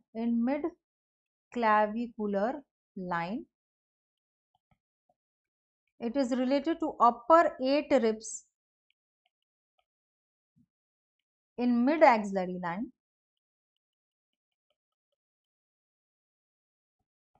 and it is related to upper 10 ribs in scapular line. I just want everybody to understand, actually this relation of the costal surface of the lung, which is convex and on outer aspect, is related with the thoracic wall, which is it is related to the ribs basically. So basically ribs relation in the mid clavicular line is 6, then mid axillary 8 and scapular is 10. If we are talking about the pleura relation, it will be 2 ribs more, then it will be upper 8 ribs in mid clavicular line, it will be upper 10 ribs in mid axillary line, and upper all the 12 ribs in the scapular line if we are talking about the relation of the pleura. So we have done with this. Next we have to know the relation of the medial surface, and how medial surface, I told you it's divided into 2 parts, mediastinal and vertebral part. So write down medial surface. Next heading is medial surface.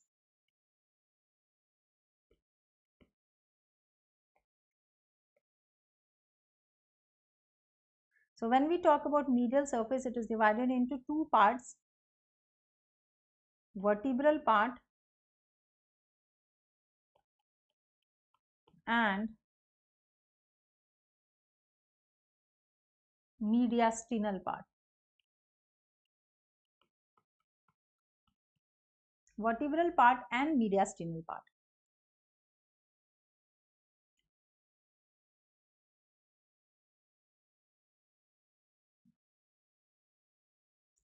So relations of vertebral part and mediastinal part.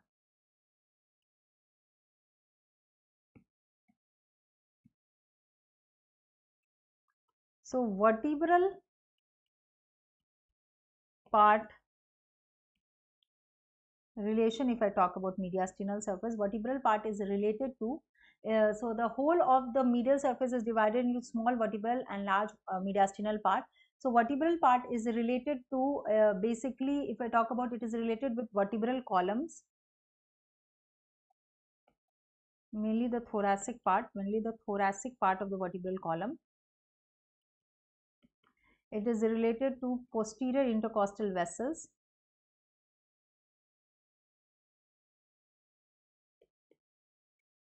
and greater and lesser splanchnic nerves, and also it is related to greater and lesser splanchnic nerves.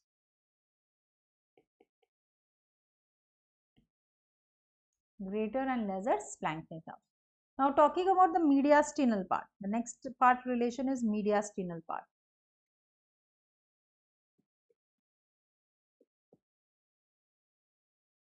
So for that, firstly I want you to know about mediastinal part relation is different for right side and left side slightly. So basically in this diagram you can see relations of the mediastinal part of the surface.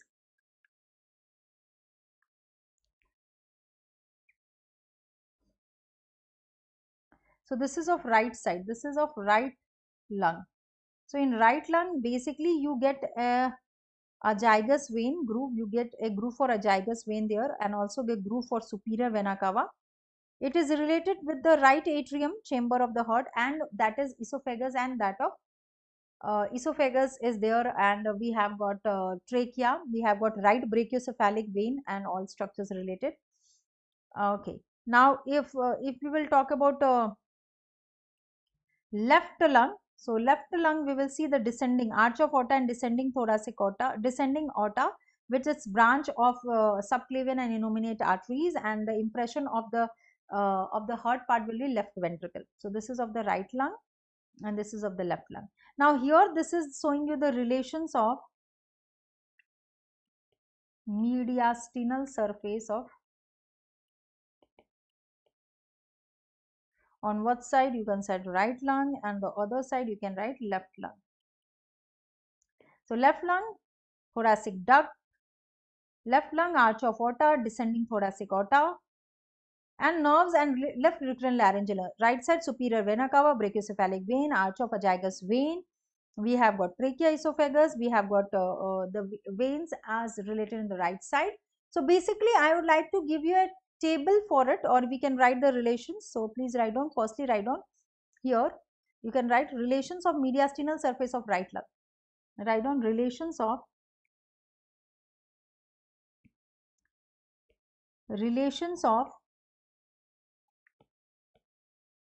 mediastinal surface of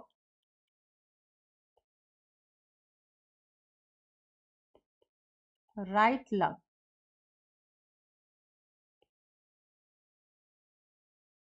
Relations of mediastinal surface of right lung.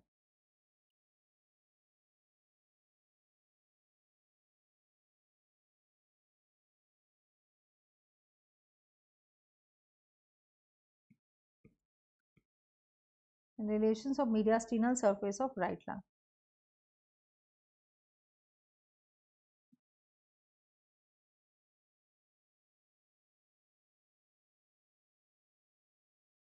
Okay. Now here we have to know about the important relations of mediastinal surface of right lung. The structures related are, please note down. So please note down all the important structures related to the mediastinal surface of right lung.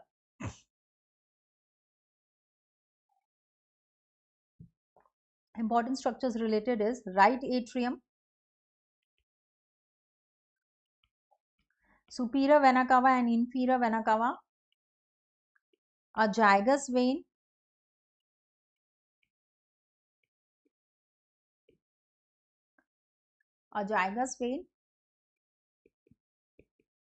right brachiocephalic vein,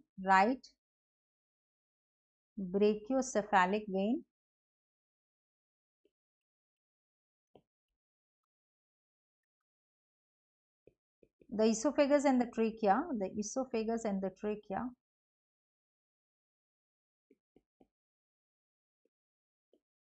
Then we have got the relations of neuronal structure, three neuronal structures, three neural structures. So we have got the relation of three neural structures also related, and these three neuronal structures are, please write down the name of these three neuronal structures. So we have got three nerves: the right phrenic nerve, the right phrenic nerve, we have got the right vagus nerve, and we have got right sympathetic chain, right sympathetic chain, right sympathetic chain. Okay. Now talking about the relations of mediastinal surface of left lung. Now we will talk about the relations of mediastinal surface of left lung. Write down the heading. We have done with this. Now write down relations of mediastinal surface of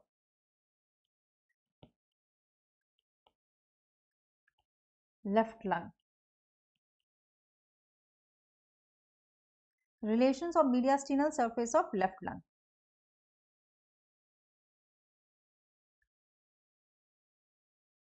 Relations of mediastinal surface of the left lung.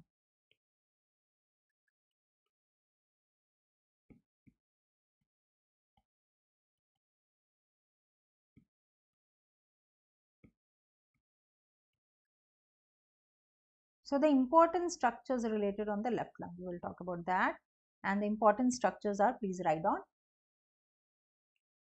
It is related with which chamber of the heart? So if I talk about a left lung mediastinal surface relation, so left lung mediastinal surface relation, so it is related with following structures. So okay, all of you will cover up the topic of lung, whole bronchopulmonary segment and everything. Then we will solve an MCQ related to the topic, and then I will give you a 5 minutes break. Okay. Then we will have small topics like trachea, esophagus, azygous vein, thoracic duct and all. Okay. Relations of mediastinal surface of the left lung is, it is related with the left ventricle. It is related with the ascending aorta. It is related with arch of aorta.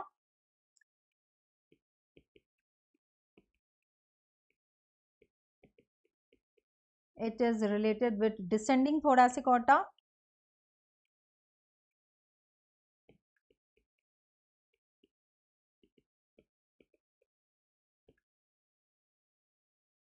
It is related with left subclavian and left common carotid artery. It is related with left subclavian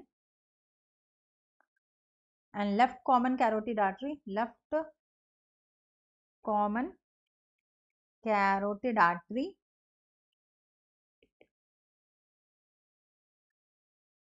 It is related with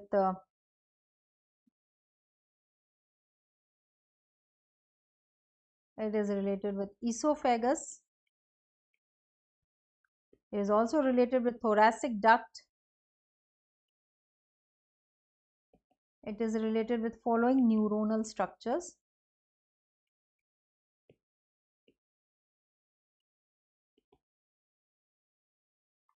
Okay, so it is related with following neuronal structures, and what are they? We have got 4 nerves related in the left hand side, in the left mediastinal surface of the lung, and the 4 neuronal structures are left phrenic nerve, we have got left sympathetic chain, we have got left vagus nerve related, and we have got left recurrent laryngeal nerve, left recurrent laryngeal nerve.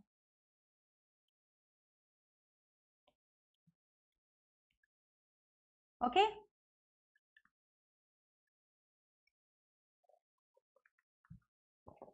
Done with this. So these are all neuronal structures. This is the relations of mediastinal surface of the lung, left lung. This is the relation of mediastinal surface of right lung. Now this is exactly showing you the fissures of lung, fissures of lung. So here you can see there is just one oblique fissure in the left lung, but there is horizontal and oblique fissure, two fissures in the right lung. So that means the right lung will have 3 lobes and the left lung will have 2 lobes. What does that signify? That signifies that left lung will have 2 lobes and the right lung will have 3 lobes. So proceeding with it, we should have the discussion of a very important topic, that is bronchopulmonary segment. Before that, arrangements of the structures in the hilum of the lung, that is also important. So see here. So before bronchopulmonary segment, I want everybody to know about the structures related in the hilum and the root of the lung. So before that, okay, firstly let's talk about the hilum structure. So write down. So basically you have to know difference between hilum and root of lung. So why it is important to know both of it, hilum and root of lung? So why I will tell you, you have to know about this, because when I am using the word hilum, what does that mean? When I am using the word hilum, it means the area of the lung where the structures are going in and out. The area of the lung where the structures are going in and out.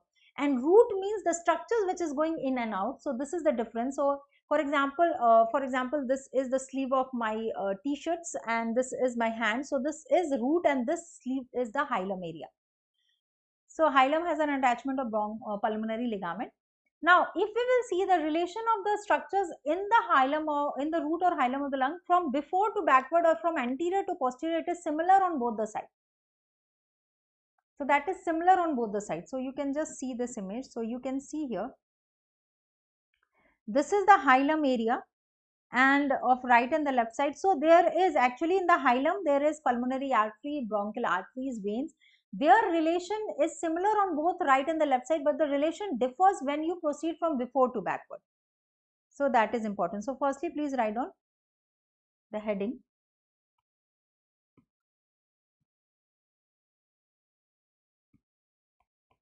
Relations of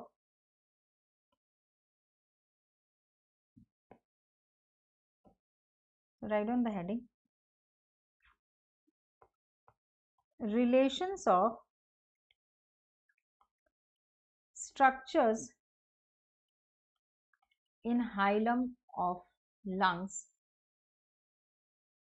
is similar for both, similar in both lungs when we proceed, when we see the relation anterior to posterior, when the structures relation are seen anterior to posterior, okay, then the relation is similar,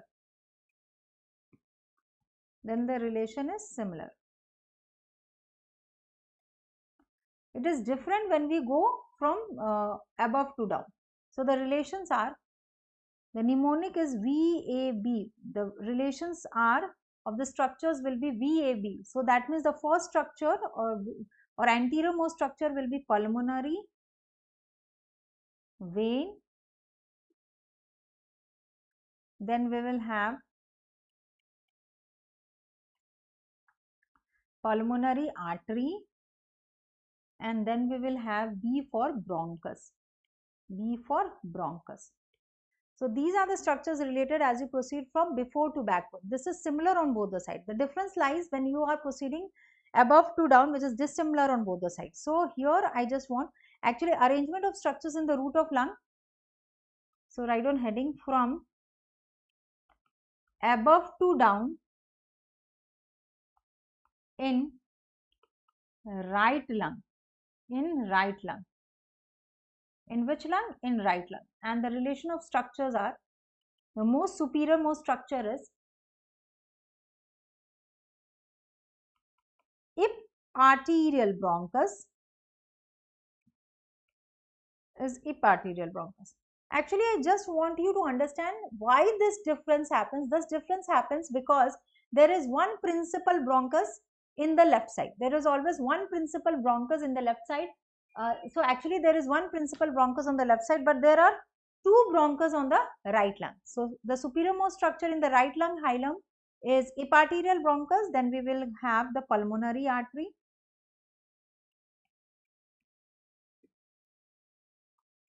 Then we will have hyparterial bronchus.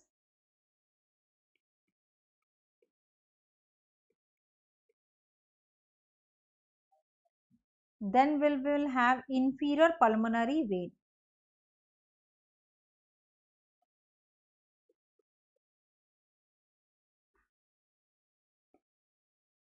Then we will have inferior pulmonary vein.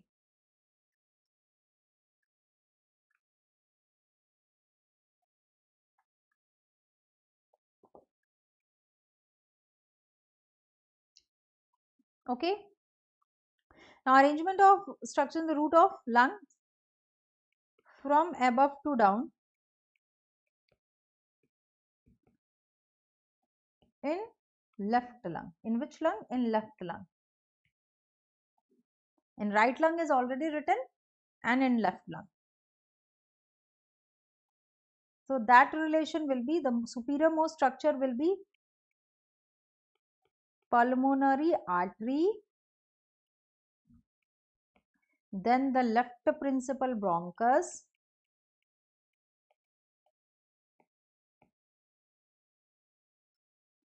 then will be inferior pulmonary vein.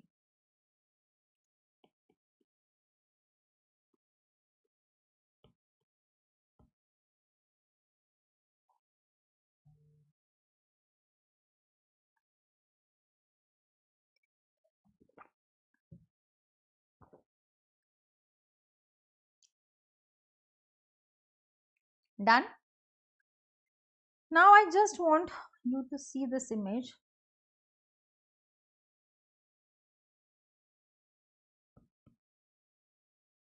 The bronchial tree.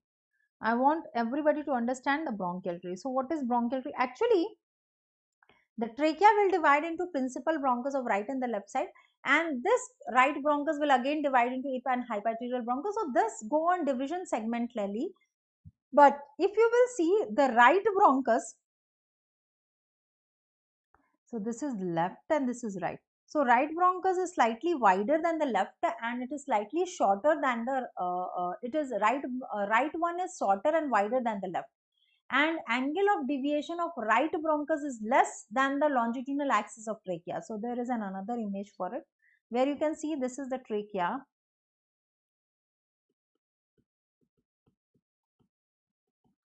And here you can see this is the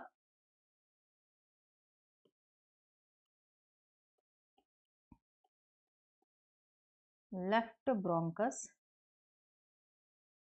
This is the left bronchus and this is exactly the right side bronchus. So you can see right bronchus deviation is, if you will see the right bronchus deviation, the right side bronchus deviation is just 25 degree and the left side bronchus deviation is just 45 degree. So that means the right side will be commonly, the foreign body will be traversing into the right side because this is lying in more of longitudinal axis. So you can see this is the longitudinal axis of the trachea.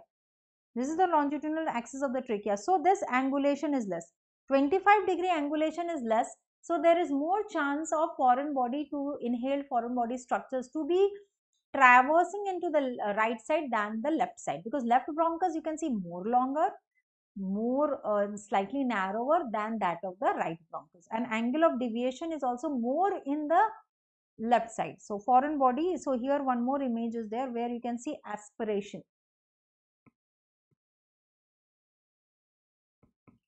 Where you can see, so here you can see the foreign body or aspiration. So here you can see the foreign body, this is a foreign body, and here also you can see it is traversing into the right side than the left side. The reason is that the right bronchus is more less angulated. It is only 25-degree deviated from the longitudinal axis of trachea in comparison to left lung, which is 45-degree angulated or deviated from the longitudinal axis of trachea. Aspiration of foreign body. So you can just write on aspiration of foreign body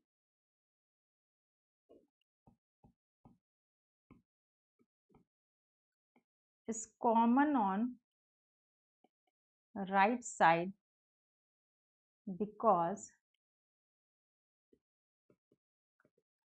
right bronchus is wider, shorter, right bronchus is wider, shorter,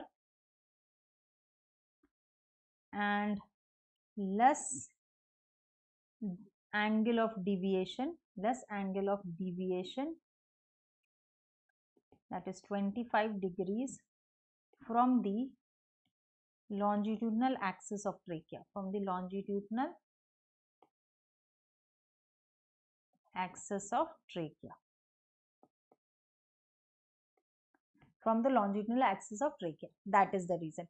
If we talk about angle of deviation of the left hand side, the angle of deviation of left bronchus is 40. The angle of deviation of left bronchus will be, the left bronchus angle of deviation is 45 degrees, but right bronchus angle of deviation is just 25 degrees. Right bronchus angle of deviation is just 25 degrees. Now let's see the bronchial tree. Actually, the whole of respiratory tree is categorized as the whole of respiratory tree will be categorized as that of conducting part and respiratory part. Conducting part. So if I talk respiratory, actual exchange, gaseous exchange of oxygen and carbon dioxide takes place. Conducting part is for the humidification of inspired air. So basically the conducting part, trachea, bronchus, secondary, tertiary, and then comes the terminal bronchi, which is from, that is a junction of the conducting and the respiratory part. Then we have a respiratory bronchi, alveoli, alveolar duct, and alveoli, which are the important part of the respiratory part of the bronchial tree. Now, bronchopulmonary segment, a very important topic. Bronchopulmonary segment. So, I first like to describe what is bronchopulmonary segment. I want to define. So, when I am talking about bronchopulmonary segment, it is a well-defined wedged-shaped sector of the lung.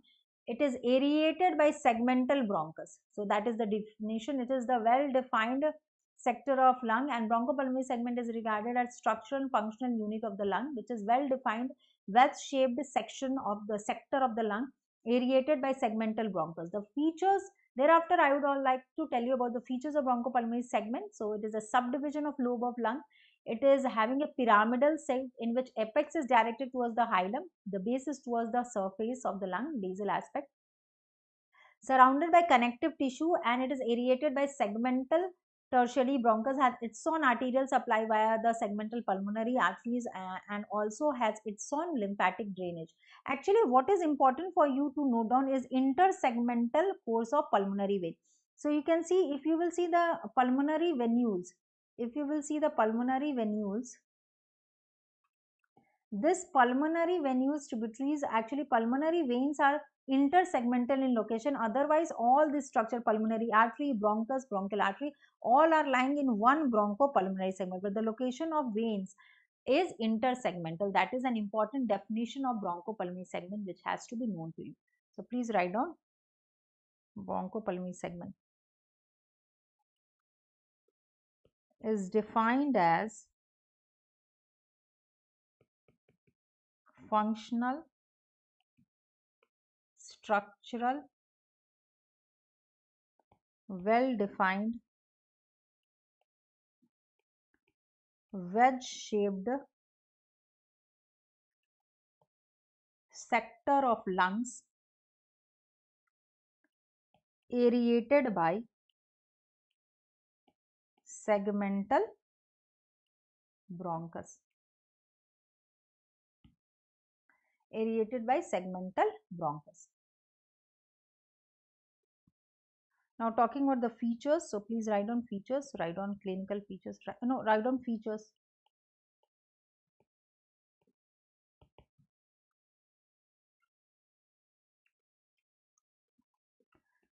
So it's a subdivision of, lobes of lung.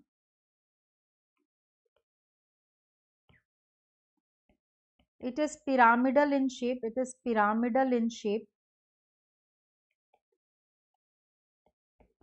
it's pyramidal in shape.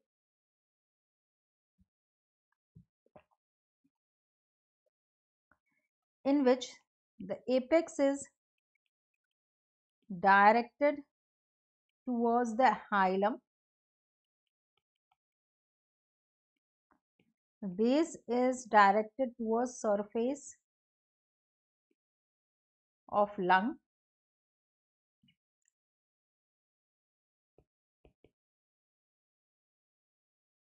surrounded by connective tissue.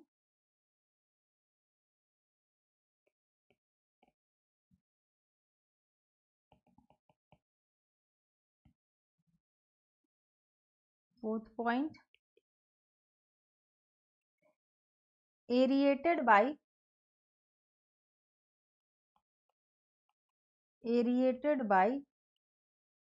segmental or tertiary bronchus.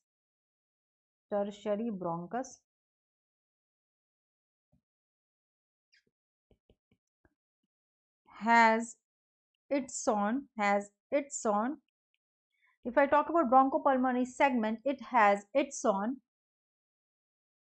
artery supply, that is segmental branch of pulmonary artery.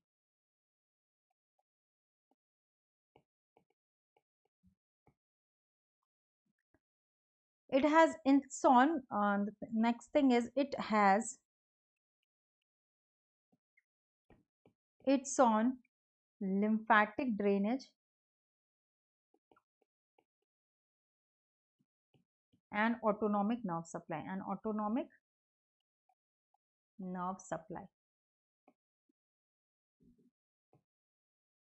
Actually, these are this important characteristic feature and the location of veins. If I talk about the location of veins, that is the tributaries, pulmonary veins are all intersegmental. So here one of the important point which you can just characterize here, location of pulmonary veins are intersegmental,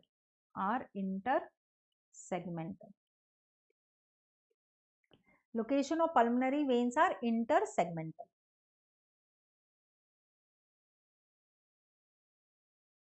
Done. Now we will talk about the right and the left bronchopulmonary segment. So if you will see the right and the left bronchopulmonary segment, you can see so we know that right lung is having 3 lobes, but so it's important to know the right bronchopulmonary segment is having 10 bronchopulmonary. The right lung is having 3 lobes and it is having 10 bronchopulmonary segment. So the upper lobe is having apical, anterior, posterior bronchopulmonary segment. The middle is having medial and lateral, and the lower is having superior, medial, basal, anterior, basal, lateral, basal and posterior basal. So altogether, if I am talking about the right lung is having bronchopulmonary segment that is 10 in number. So we have got 10 bronchopulmonary segment in the right lung and we have got 10 bronchopulmonary segment in the left lung. In the right lung, there are 3 lobes and the name of bronchopulmonary segment has been shown to you. If I am talking of the left lung, it is also having 10 bronchopulmonary segment in the 2 lobes most of the time. That is, it will have upper and the lower lobe having in the upper apical, anterior, posterior, superior, inferior, lingual, and in the inferior lobe we have got superior, middle, anterior basal, posterior basal and lateral basal. So altogether 10 bronchopulmonary segment are there in the right lung and there are 10 bronchopulmonary segment in the left lung. But at times there is deviation. So at times, but I will write about that. I just want everybody to see this image. So this is showing you the view of the bronchopulmonary segment in both the lungs. Okay, this is the bronchopulmonary segment of both the lungs. But if you will see this table, you can understand that all the time the right lung is always going to have 10 bronchopulmonary segment. Always. So there is 10 bronchopulmonary segment in the right lung, and most of the time left lung is also having 10 bronchopulmonary segment. 10. So here just write across, but sometimes it will have 8 bronchopulmonary segment. When the here you just mark it. The reason is apical and posterior. So when it is having 10 bronchopulmonary segment, you can just mark it. It will have 10 bronchopulmonary segment. Apical and posterior of superior division will unite to form one bronchopulmonary segment, and basal, anterior, medial will join to form one bronchopulmonary segment. So this is seen in few of the cases, this is seen in few of the cases. So that is important for you to note down. So this has asked in the previous year of examination. Always the right one will have 10 bronchopulmonary segment. The left at times can have 8 bronchopulmonary segment because of the fusion of apical posterior in the superior lobe. Apical posterior is fusing, as you can see, apical posterior AP, and basal anteromedial is merging. So write down bronchopulmonary segment. There is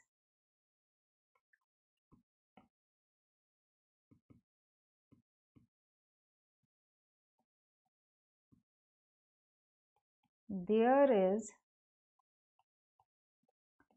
10 bronchopulmonary segment in right lung always. There is 10 bronchopulmonary segment in left lung, but sometimes the apical and posterior, yes, good afternoon Akshay but sometimes left lung can have 8 bronchopulmonary segment. Why? Because of the fusion of apical posterior, basal anteromedial, because of the fusion of apical posterior and basal anteromedial.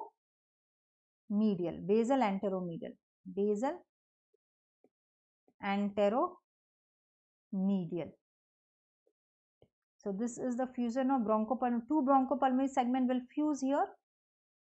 This 2 bronchopulmonary segment of upper lobe will fuse, and these 2 bronchopulmonary segment of lower lobe will fuse, and this will lead to the formation of total how many bronchopulmonary segment? Just 8 bronchopulmonary segment in the left side, but right will always have 10 bronchopulmonary segment.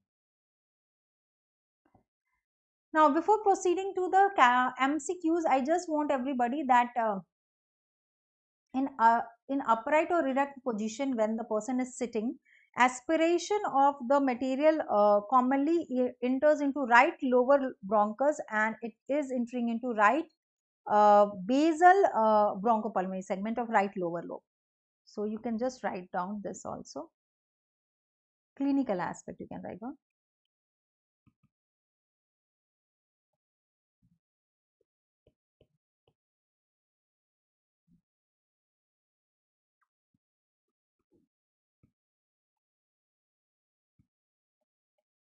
In upright erect position,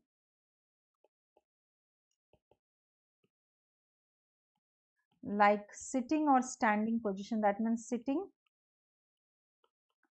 or standing position, aspirated material, that is commonly enter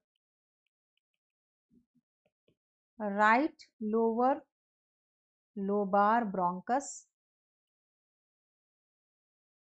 in the right lower lobar bronchus in the posterior basal right lower lobe.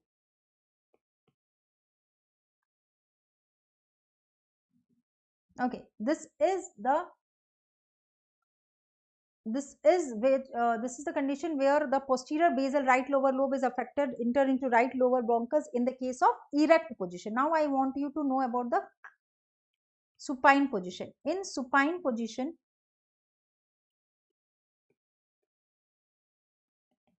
the aspirated material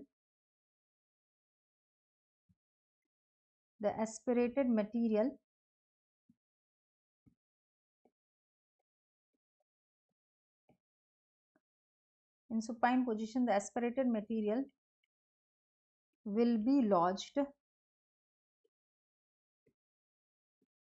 in superior apical bronchopulmonary segment, and this superior apical bronchopulmonary segment of right lower lobe, of which lobe? Of right lower lobe. So this is affected, and also the other one which can be affected in the supine position is the posterior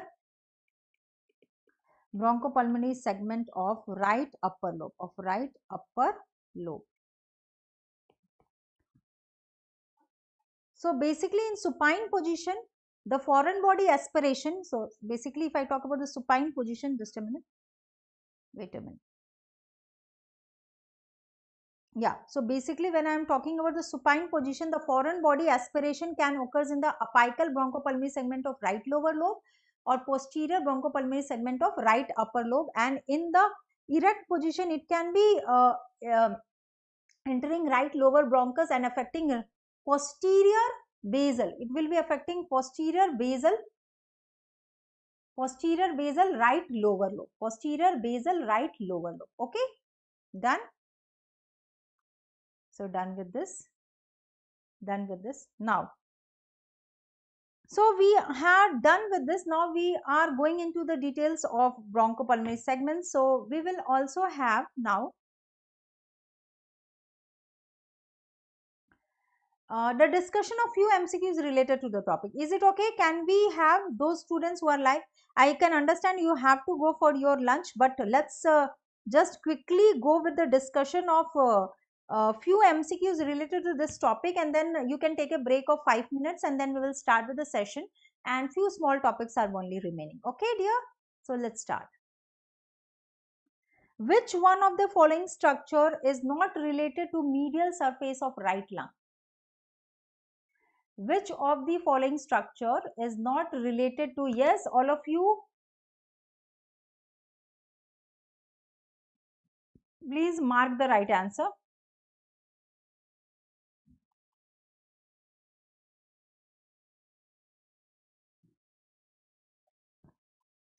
Which one of the following structure is not related to medial surface of right lung? Superior vena cava, thoracic duct, trachea and esophagus.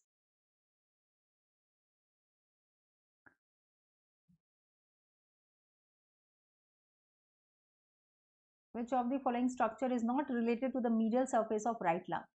Superior vena cava, thoracic duct, trachea and esophagus.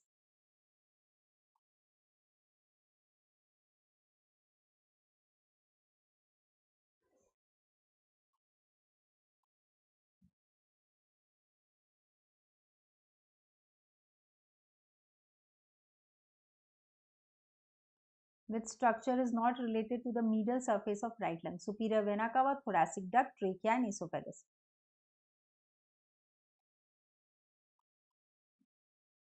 Everyone, I have told you about the mediastinal surface relation of the right side and the left side. So you have to just come to the right answer here. The mediastinal surface relation. So which one of the following structure is not related to the medial surface of right lung?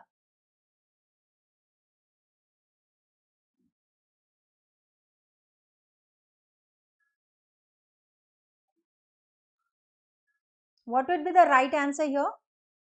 Anyone? Any guesses? The right answer is, here the right answer will be the thoracic duct.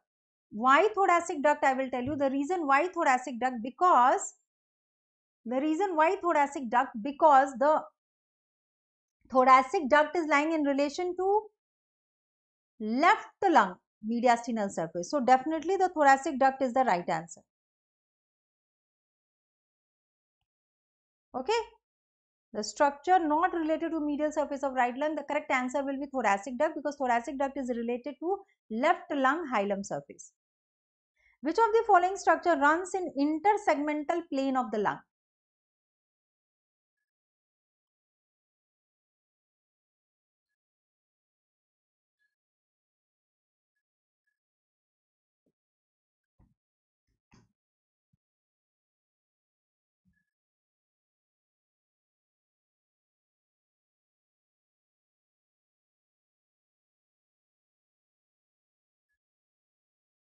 So among this, segmental venules, bronchial venules, bronchus, pulmonary arteries. So according to you, which is the right answer? Which structure is exactly intersegmental in location, not lying in one bronchopulmonary segment? It is intersegmental in location. It is intersegmental in location.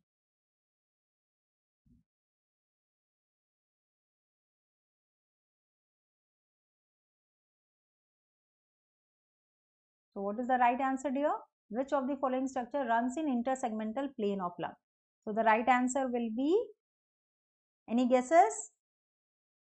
Right answer, the structure running intersegmental, not exactly in the bronchopulmonary segment. I have shown you the image also, and the correct answer is segmental venules, pulmonary veins. Which of the following structure is single at the root of each lung? So we have got right and left lung. So which of the following structure? Pulmonary vein, pulmonary artery, bronchus or bronchial artery? Which of the following structure is single in the right side and it is single in the left side? It is not two.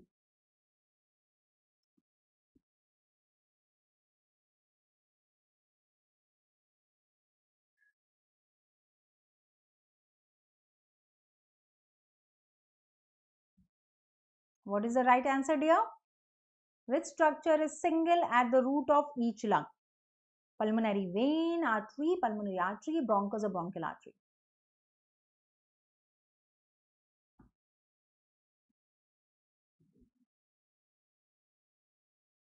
So yes, dear, the correct answer will be pulmonary arteries are single. So definitely the pulmonary arteries are single. So we have got the right answer. The pulmonary arteries is single, or for both the right and the left side of the root of lung. Now this is question number 4.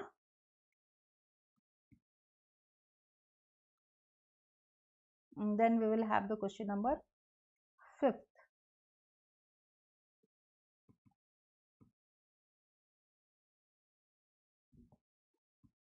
This is 5th.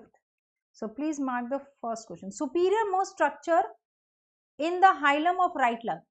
Superior most structure in the hilum of right lung. Whether this, so we are talking about which side? We are talking about the right side. So superior most structure in the hilum of the right lung, whether it is eparterial bronchus, hyparterial bronchus, pulmonary artery or pulmonary vein.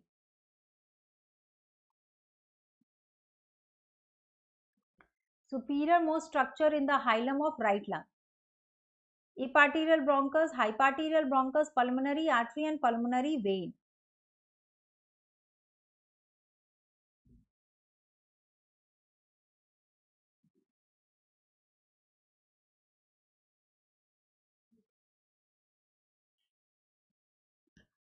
According to you, which is the right answer, dear?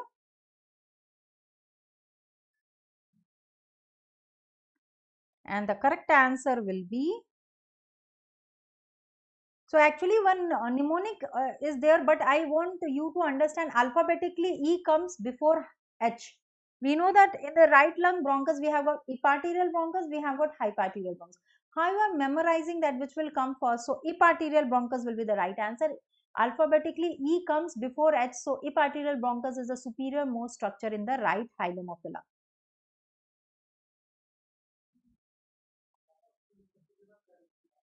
So here this is the right lung, this is the left lung, and we can see, so in case of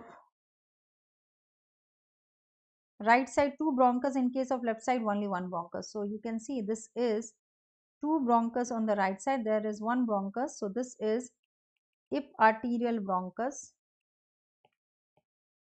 and this bronchus which I am talking about is the hyparterial bronchus. So if I have to choose the superior most structure in the right lung, so definitely the correct answer will be eparterial bronchus, which comes before the hyparterial bronchus. Bronchopulmonary segment in right and left lungs are. So actually I have explained you. We know that bronchopulmonary segment for right and left lung is 10 bronchopulmonary segment for right lung and there is 10 bronchopulmonary segment for left lung. But I have told you that there is apical and posterior merging and basal anteromedial is merging. So basically you have to just recapitulate what I have told you. So always there is 10 bronchopulmonary segment in right, always there is 10 bronchopulmonary segment in left lung, or there is certain deviation. So that I have explained. Please mark the right answer. I will give you few seconds, 30 seconds to mark the right answer.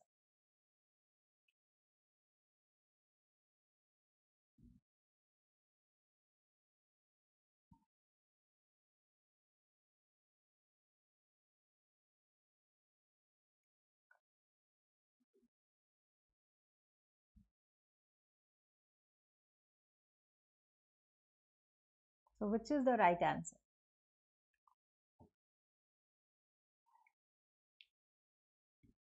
All of you please try. So always the right lung will have 10 bronchopulmonary segment. Left lung की बात करें, if we are talking about the left lung, it is having 10 bronchopulmonary segment, but at times it can have 8 bronchopulmonary segment because the apical posterior of the upper lobe will join to form one bronchopulmonary segment, and also there will be fusion of the basal and anteromedial of the lower lobe in the left hand side. So that means 10 bronchopulmonary segment will be always in the right, and there can be 8 bronchopulmonary segment in the left side. So that is very important for you to understand. So yes, done with this. Now I just want everybody to tell that we have finished with many important topics. Few smaller topics are remaining, like which is also important for your FMG exam. So I am concentrating on FMG exam. That topics are important. So for FMG exam, trachea, esophagus, azygous system of vein is there, and thoracic duct is there. These are small topics which will not take much of time. We will have another 1 hour or 1.5 hour more session. So I just want you to give a 5 minutes of break, and we will again come where we will just cover up all these topics. So I will start firstly with the trachea and esophagus topic, and then we will proceed further. Is it okay, everyone? So just 5 minutes break will be given to you. Okay.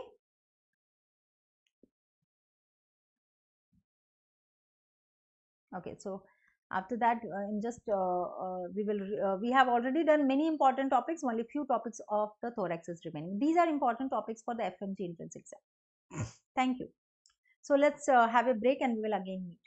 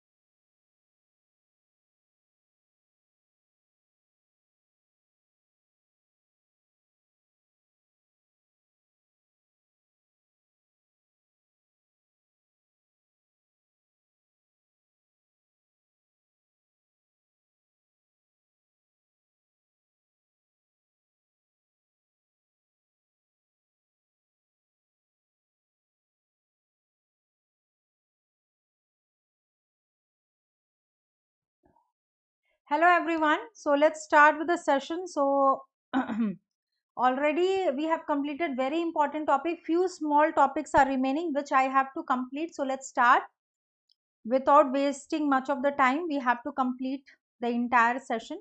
Hello everyone. So let's okay, I was just checking whether I am audible or not. So I am audible. Everything is clear so that we can start the session. Okay, dear. Okay. So considering that FMGE entrance exam, the trachea and esophagus is an important topic which has to be done. So here in this diagram, you can see the trachea. So if I talk about the entire length of the trachea, it is 25 centimeters and it is extending from C6 to that of T4 thoracic vertebra. This is the entire extent of trachea.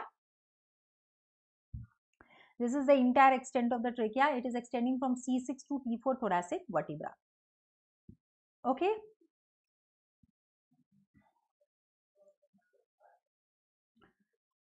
So if I talk about the trachea, it's a fibrocartilaginous tube. The lumen has to be kept patent, and the lumen is kept patent by 16 to 20 C-shaped ring which is made of hyaline cartilage.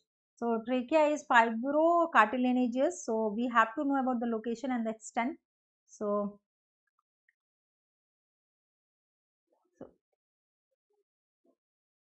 what is trachea? Please note down.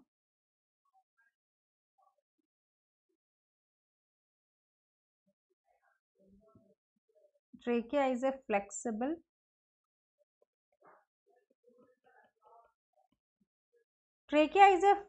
flexible fibrocartilaginous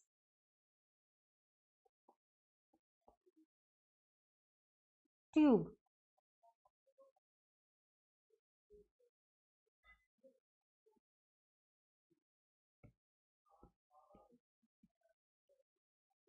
Lumen is kept. If I talk about the lumen of the trachea, so the lumen is kept patent by 16 to 20 C-shaped rings. So this 16 to 20 C-shaped ring is called as hyaline cartilage. Is made of hyaline cartilage. Okay, these rings are made of hyaline cartilage. Now it's important to know the extent and location. So if I talk about the we will also talk about the dimension. So before that, if I talk about the extent,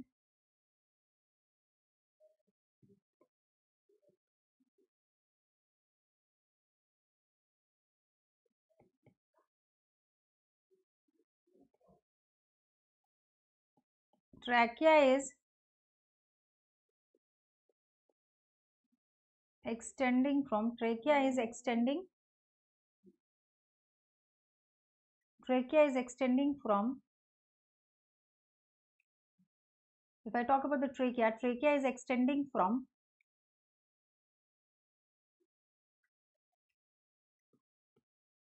lower border of cricoid cartilage, that is C6 cervical vertebra, to that of T4, that is in the thorax region. And exactly if I talk about the extent, it is extending from C2 to T4 in the supine position. The extent is C6 to T6 in the erect position or standing position, and it is extending from C6 to T3 in newborns. Now it's also important to know the dimension of the trachea. So it's important that we should have an idea of dimension of trachea. So please write down about dimension.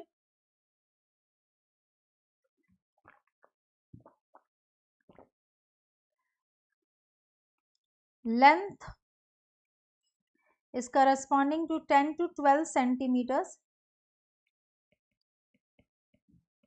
External diameter is corresponding to 2 centimeter in males and 1.5 centimeters in females.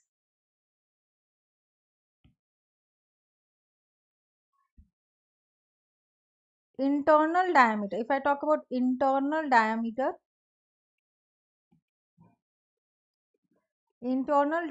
is corresponding to 12 mm in adults and it is corresponding to 3 mm in newborns. Okay, so this is about the dimension, this is about the dimension of trachea. So this is about the external dimension diameter and this is about the internal diameter. External diameter is 2 centimeters in the males and 1.5 in the females. Internal is 12 mm in adults and 3 mm in newborns. It's also important to know about the course of trachea in brief. So if I am talking about the course, please write down.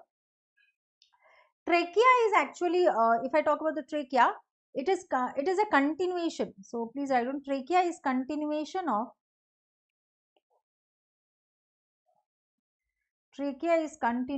of larynx.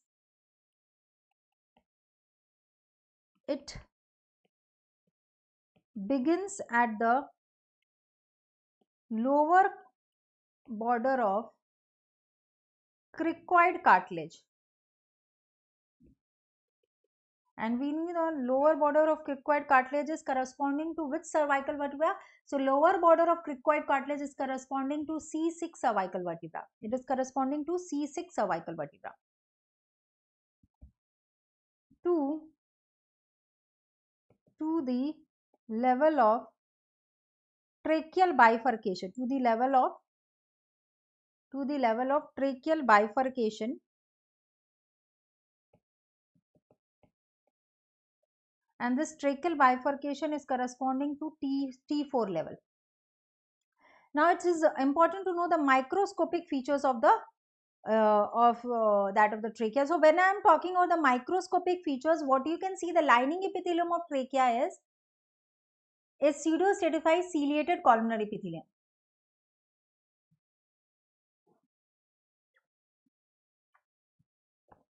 So it is pseudostratified ciliated columnar epithelium. So trachea will have mucosa which is consist of lamina propria, will have mucus glands, tracheal and mucus glands, mucus and serous both. There is perichondrium covering of the hyaline cartilage. So it is also having hyaline cartilage. So mucosa is consist of the mucosal. So we will have the mucosa, we will have the submucosa, we will have the muscularis externa, and outer will be the fibromucus, fibromembranous coating, which is adventitia. So the lining epithelium is ciliated columnar, pseudostratified ciliated columnar epithelium. And if we see the high power view, it is pseudostratified ciliated columnar lamina propria. There will be tracheal glands and there will be hyaline cartilage which is having a covering of perichondrium. So these are the two images which has been shown to you, which is showing the microscopic features of the trachea. So please write out.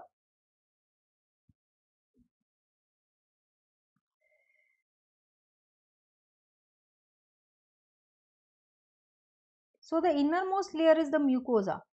So from outside to inside, there is mucosa and the mucosa is made of epithelium. The epithelium is of, if I talk about the epithelium of the mucosa, the epithelium is made of pseudostratified ciliated columnar epithelium. Pseudostratified ciliated columnar epithelium.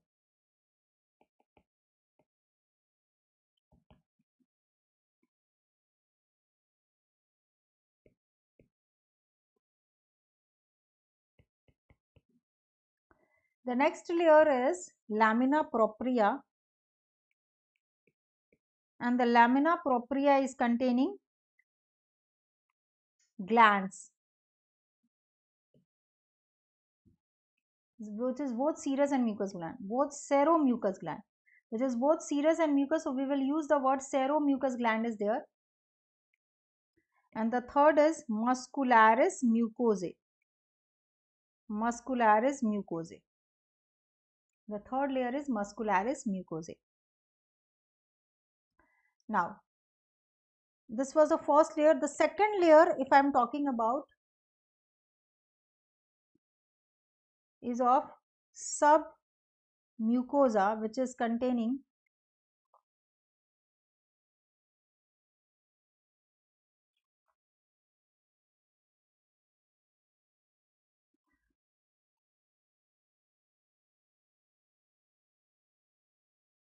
okay. So basically it's important to know that if we are talking about the trachea, that there is mucosa muscularis, so there is also few fibers, but and there is actually trachealis muscle is there. So there is some mucosa, there is a trachealis muscle. So I will come more, please don't get confused. Important aspects I just want to write because you can get confused. So there is muscular, there is trachealis smooth muscle, there is trachealis smooth muscle layer, and there is also C-shaped hyaline cartilage. C-shaped hyaline cartilage. There is a C-shaped hyaline cartilage which is covered by the C-shaped. If I talk about the C-shaped hyaline cartilage,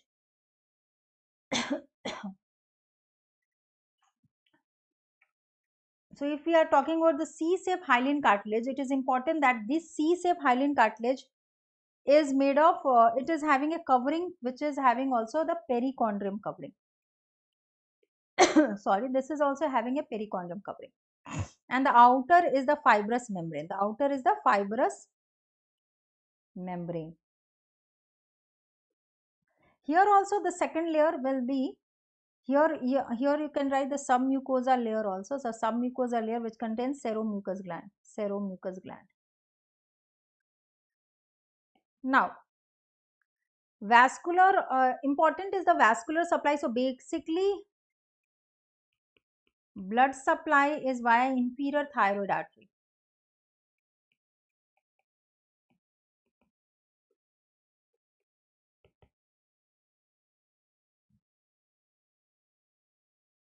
So basically if I talk about the trachea, the blood supply is via inferior thyroid artery, and that is basically giving blood supply to trachea. That is important. And basically सबसे important trachea में इसके dimensions है and histology part है.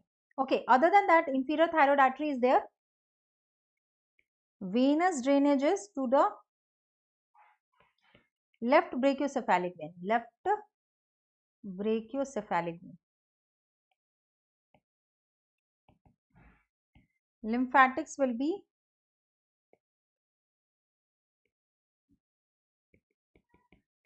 draining to pretracheal and paratracheal lymph nodes.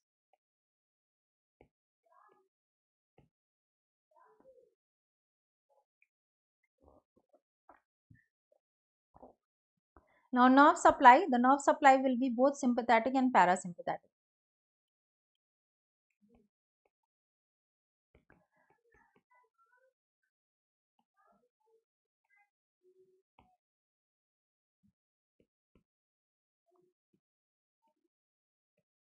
The parasympathetic will be sensory and secretomotor,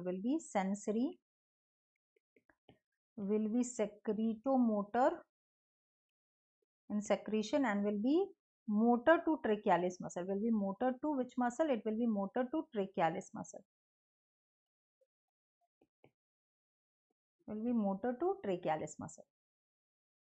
Now the next we have to know. So let's talk about the next one.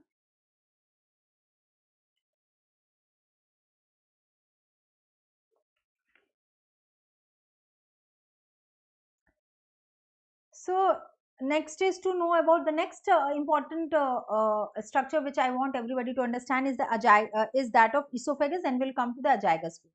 Okay, esophagus. So esophagus is a narrow muscular tube. It's a narrow muscular tube which is starting from the pharynx to the stomach. It is starting from the level of pharynx to the stomach.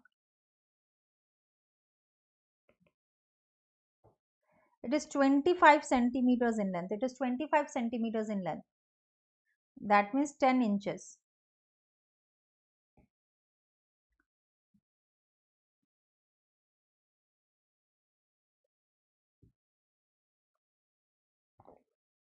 the course. So I just want you to know it also start as a continuation of pharynx, continuing at the level of cricopharyngeus, as you can see here at the pharyngoesophageal cricopharyngeus, and ending at the cardiac orifice. It is ending at the cardiac orifice of the stomach. This is about the esophagus.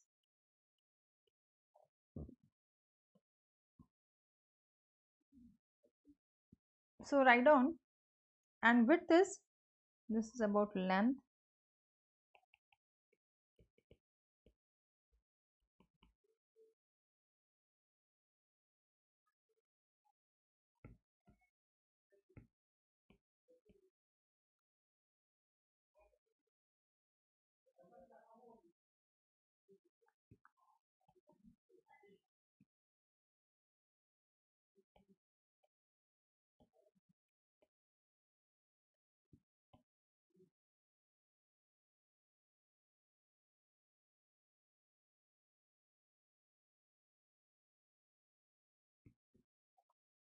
Now course.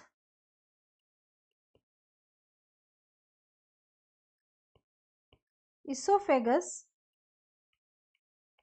begins in the neck at the lower border of,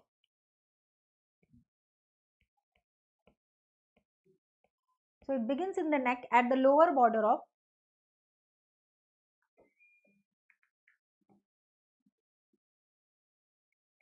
of cricoid cartilage, basically at the level of C6 cervical vertebra, and descends in front of vertebral column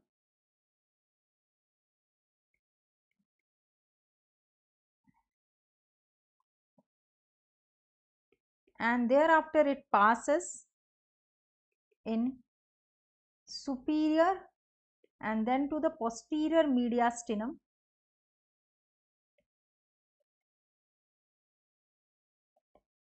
thereafter it pierces the diaphragm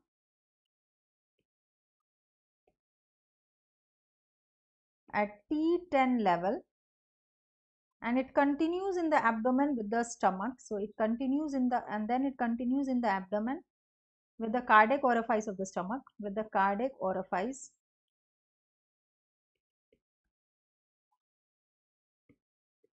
at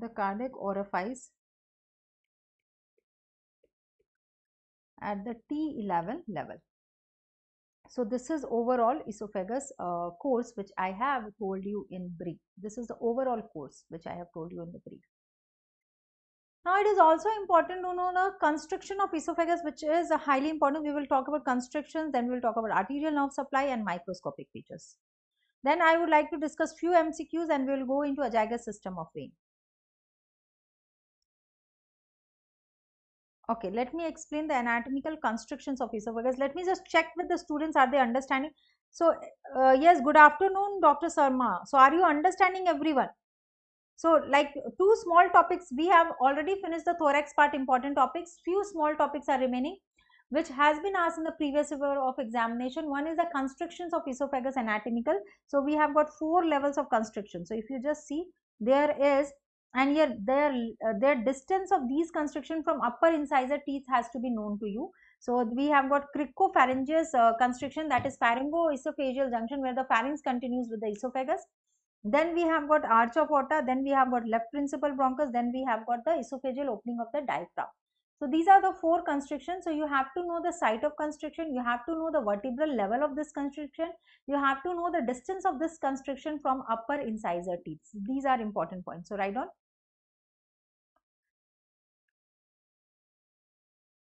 So first thing is anatomical sites of constriction. So you can just name it.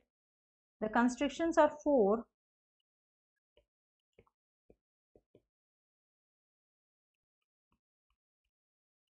Pharyngoesophageal junction,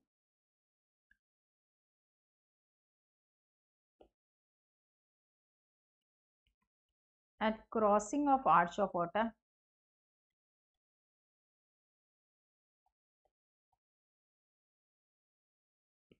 at crossing of left principal bronchus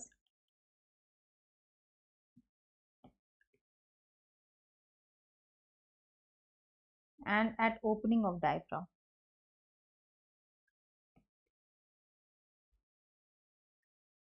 T10 opening of vagus also have more. Yes, that is diaphragmatic opening. Yes, Dr. Sarma, at opening of diaphragm. Yes, Dr. Sarma. Now I will make a chart for you. So here you can see the site of constriction. So we can see the cervical constriction, pharyngoesophageal junction approximately 6 inches 15 centimeters. Aortic constriction is 9 inches 22 centimeters.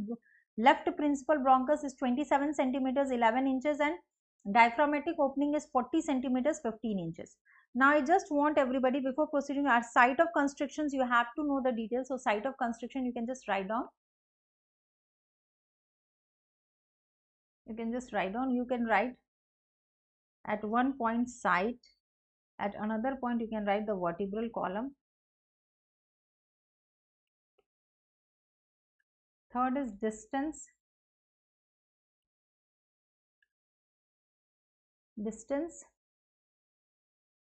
from upper incisor teeth,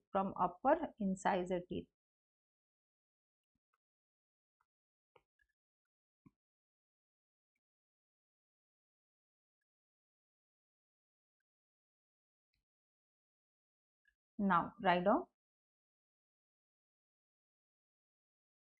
First site of constriction is pharyngoesophageal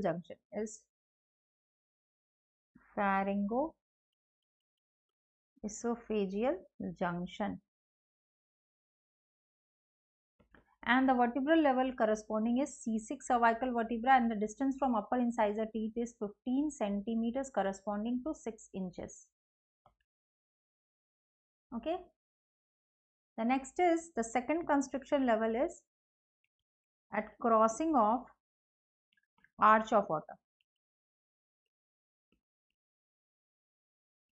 This is at T4 level and this is 22 centimeters or 9 inches from incisor teeth.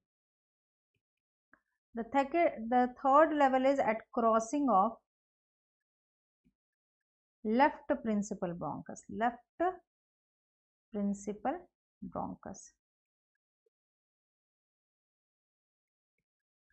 is at the level of T6. 23. Approximately 27 centimeters and 11 inches. And the fourth level of constriction is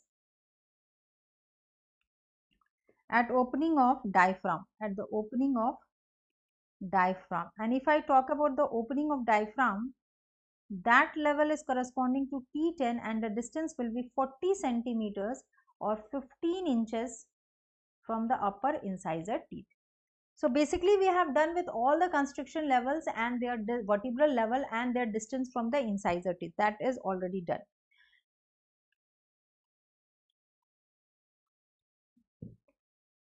Now coming to the next, arterial supply.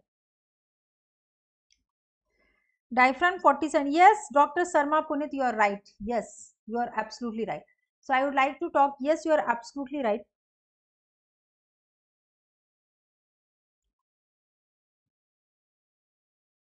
Arterial supply. So arterial supply, I will categorize the esophagus into 4 parts: cervical part, thoracic part,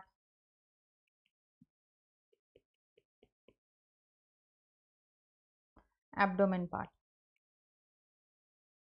So basically I just want to categorize and divide the esophagus into 3 components. If I have to talk about arterial supply, I will divide the entire esophagus into 3 components. It is having a cervical part, it is having a thoracic component, it is having a abdominal part, and we will talk about its arterial supply in the 3 components. So what is this arterial supply? So the supply is, cervical part is supplied by inferior thyroid artery.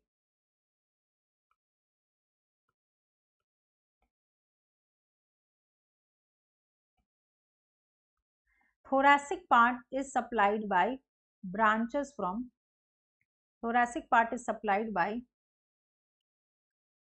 branches from descending thoracic aorta.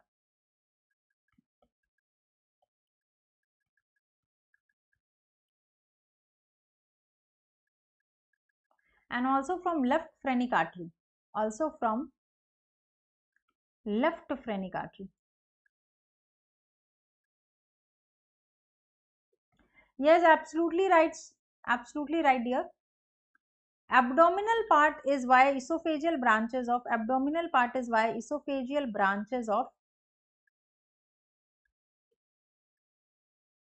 left gastric artery and inferior phrenic artery. And which artery? Inferior phrenic artery. Okay, these are the three parts, and their three parts arterial supply has been designated.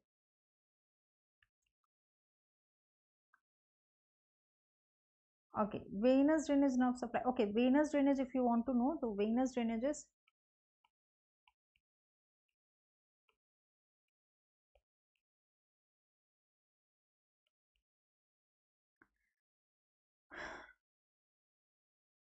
cervical part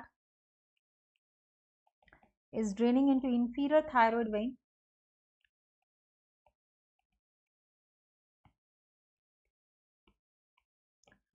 Thoracic part is draining into azygous and hemiazygous vein.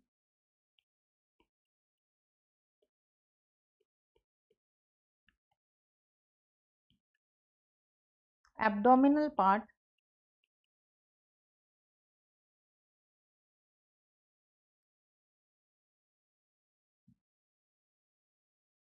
left phrenic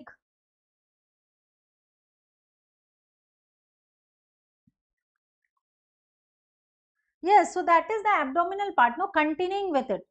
Dr. Sharma, esophageal end or lower part will be in the abdomen, no, it will pierce the diaphragm. It is piercing at the diaphragm, so it is at that junction level only, no, Dr. Sharma. That is at the junction level only. Abdominal part, esophagus will continue with the, so that junction is inferior phrenic artery. Inferior phrenic artery. Abdominal part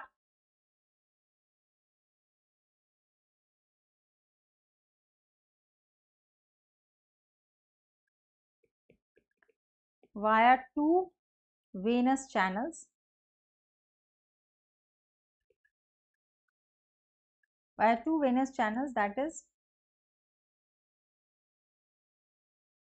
so please write down.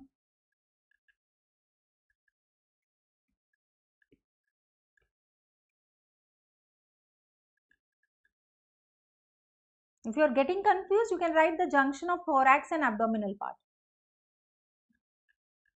It is via hemiazygous. It is via hemiazygous draining into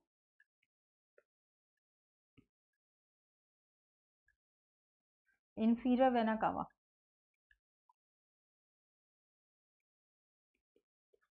Left gastric vein, drain portal vein. Okay. Nerve supply of esophagus is sympathetic and parasympathetic. So sympathetic innervation will be via T5 to T9 and parasympathetic will be via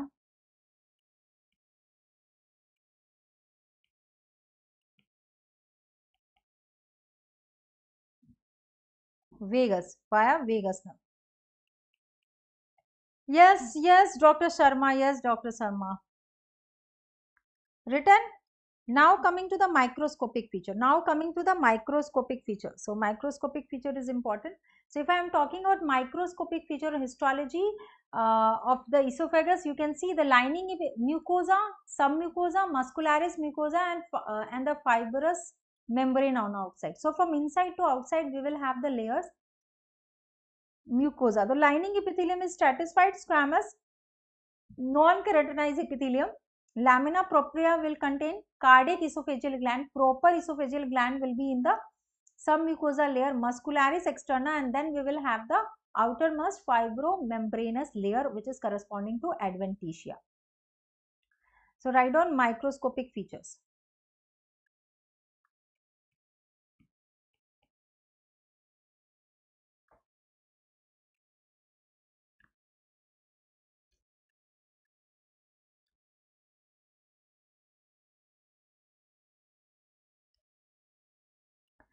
Mucosa, the innermost layer is the mucosa, which is having the epithelium layer.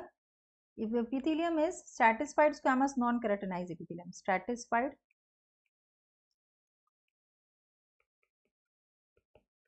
non-keratinized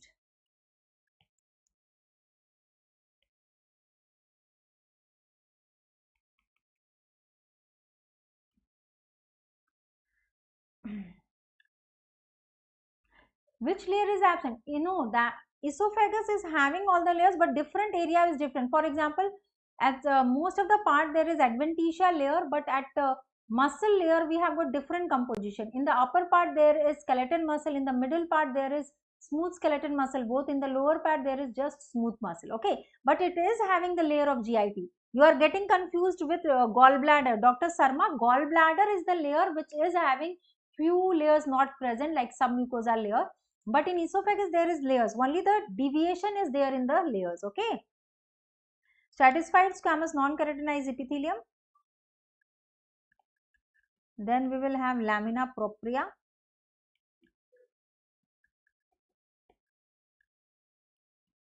then we have muscularis mucosae.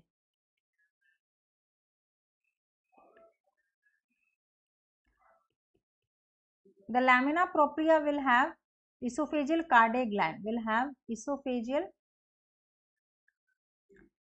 cardiac glands. The submucosa layer will have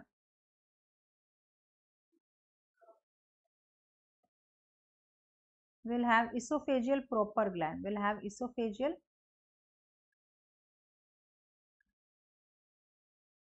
yes, that gallbladder is not having the submucosa layer. Gallbladder is not having the submucosa layer and the lamina propria. Okay, so submucosa layer is esophageal gland proper. Then we have got muscularis externa layer.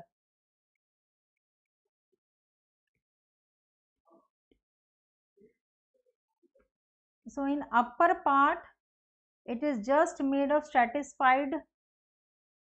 So in upper part, it is just made of skeleton muscle.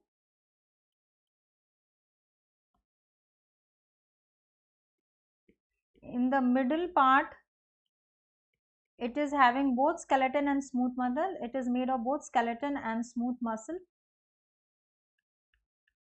both of it. In the lower part, it is made of just smooth muscle. The fourth layer is, if we talk about fourth layer, the fourth layer is fibrous membrane, which is corresponding to adventitia layer, Done? Done everyone? Microscopic features. So we have done with the microscopic features. Let's solve few MCQs related to this topic. Okay, can we solve few everyone? Let's solve few MCQs. Indentation in the esophagus is made by all except.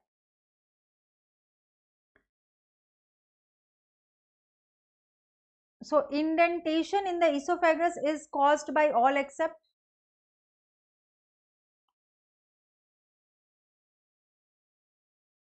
Indentation in esophagus is caused by all except.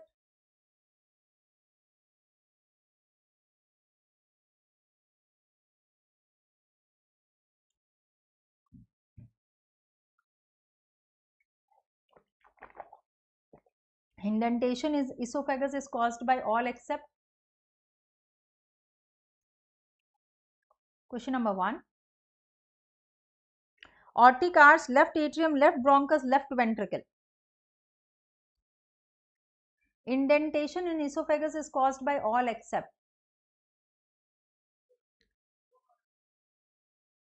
So I am just waiting for few seconds. Dr. Sharma Punit has given the right answer. What about others? What about others? Dr. Sharma Punit has given the answer.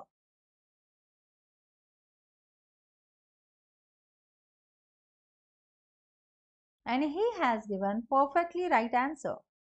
Yes, left ventricle is the right answer, which is not producing any kind of indentation in the esophagus. Absolutely correct.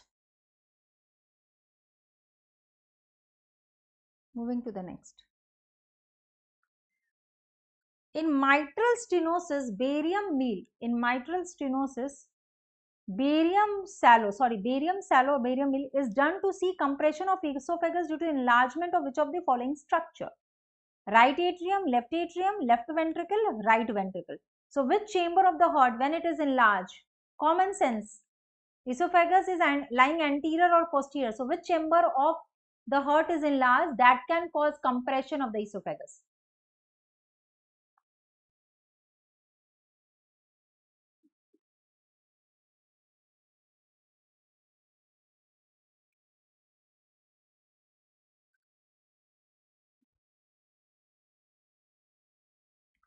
In mitral stenosis, barium sallow is done to see the compression of esophagus due to enlargement of which of the following structure?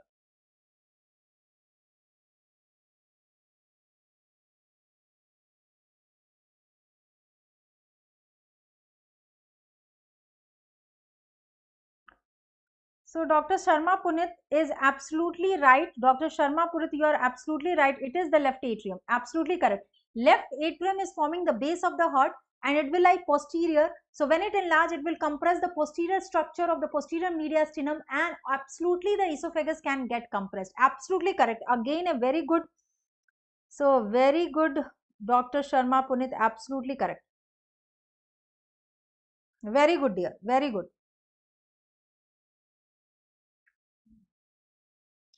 Yes, because left atrium is forming the base. Left atrium is forming the base of the heart. Posteriorly, it is related. It is from the base of the heart. So it will lead to the compression. Yes, you are absolutely right. Now we have got two small topics. One is azygous system of vein and the other is thoracic duct. Last two topics. So I will take another half an hour and we will finish with the session. Azygous system of vein. Azygous system of vein. What do you mean by the word azygous? Anyone, what do you mean by the word azygous?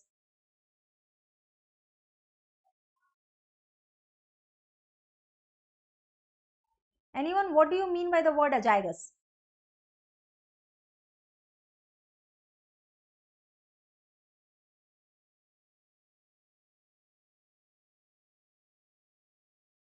What do you mean by the word azygous system of veins?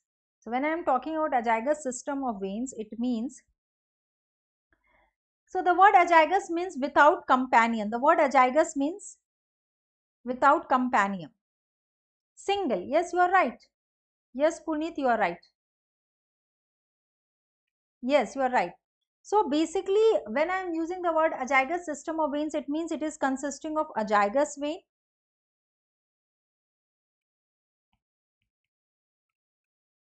It is consist of accessory hemiazygous. It is consist of hemiazygous. So these are the three veins which will together form the azygous system. One by one I am telling about all. So azygous vein, please write down, azygous vein means without companion.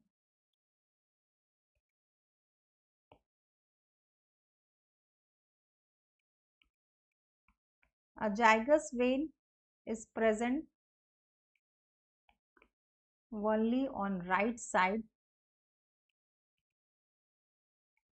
in upper part of posterior abdominal, in upper part of posterior abdominal wall and posterior mediastinum. And posterior mediastinum.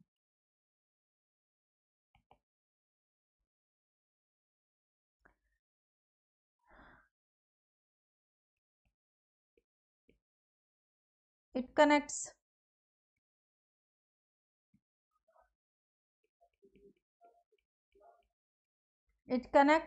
superior vena cava and inferior vena cava It is provided by valves. It is provided by valves, so it appears tortuous.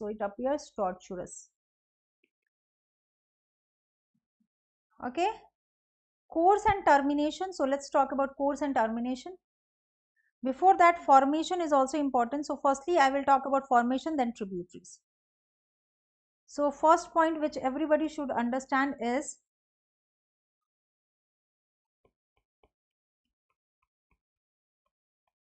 formation.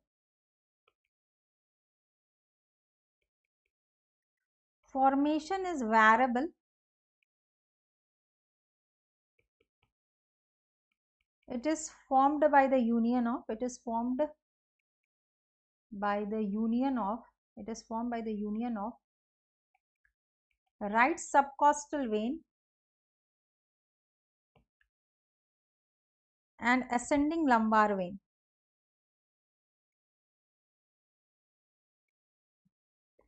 So actually right subcostal and right ascending lumbar vein, this is most common. This is actually most common formation. This is most common formation, but sometimes the formation can be variable also. This is the most common formation. Sometimes it can be formed, it can arises directly. It can arise directly from posterior aspect of, it can arise directly from posterior aspect of inferior vena cava.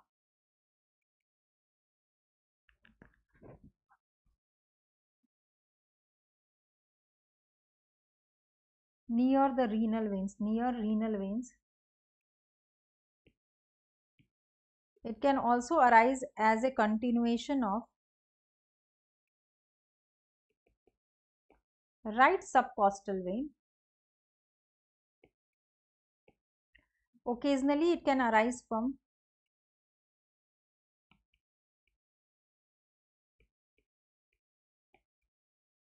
right renal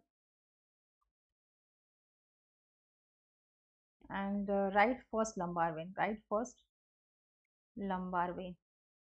So actually variable origin and formation is the most common is the joining of right ascending lumbar.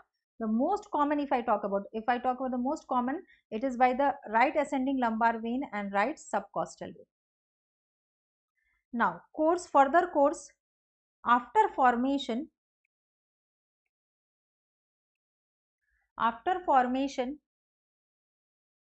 it ascends up and leave the abdomen via aortic opening of diaphragm.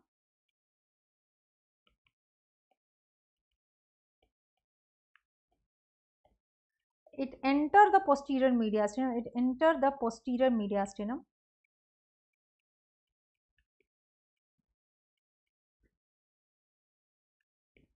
Ascends vertically upward. So it is entering in the posterior mediastinum, then it is ascending vertically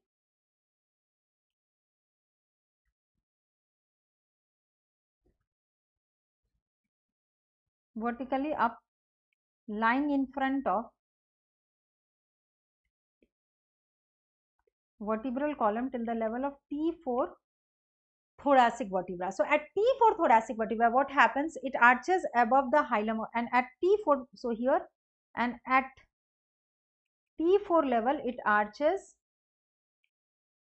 in the hilum of right lung, where it terminates, and it terminates in superior vena cava, and it will terminates in superior vena cava, and this occurs at the level of second costal cartilage. This occurs at the level of second costal cartilage. It occurs at the level of second costal cartilage. Now tributaries, if you will see the gyrus, when you can see the tributaries are second, third, fourth, fifth, sixth, seventh, eighth, ninth, 10th, or so exactly these are all the tributaries. So we have got the posterior intercostal veins. So we have got the posterior intercostal veins. Also these three together is forming superior intercostal veins of the right side. We have got the right subcostal lumbar vein, right subcostal bronchial vein. So please just write down the name of the tributaries. Tributaries of a gyrus vein. The tributaries of a gyrus veins are commonly following: lower 7 right posterior intercostal vein, intercostal vein, right superior intercostal vein, right superior intercostal vein, which is formed by the joining second, which is formed by the joining of second, third and fourth, right posterior intercostal vein, right posterior intercostal veins. Then we have got hemiazygous vein. We have got hemiazygous vein as accessory hemiazygous vein draining into it.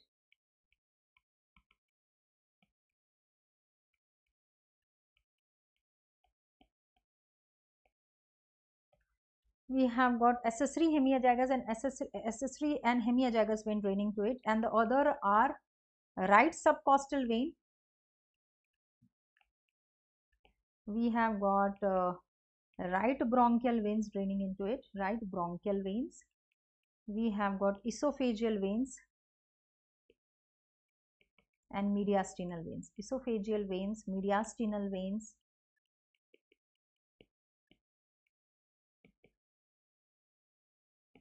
And we have got the pericardial veins.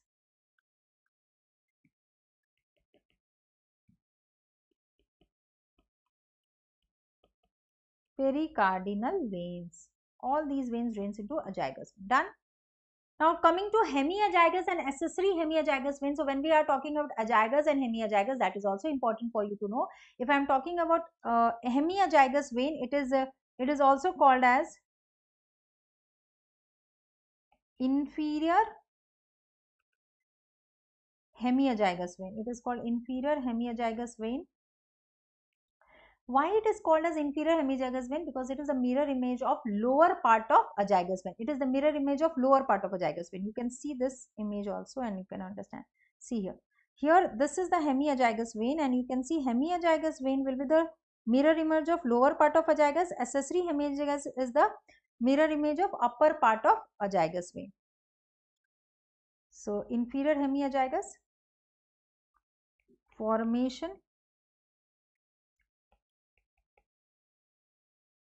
union of left ascending lumbar vein, left ascending lumbar vein and left subclavian vein and left subclavian vein. Tributaries. So here write down the tributaries.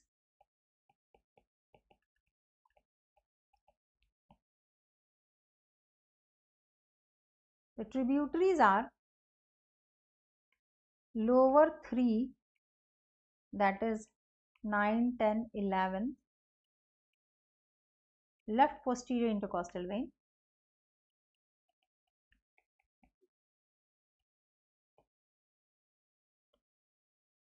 left subclavian vein,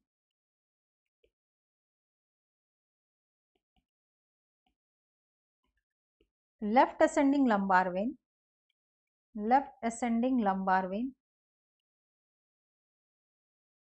left ascending lumbar vein,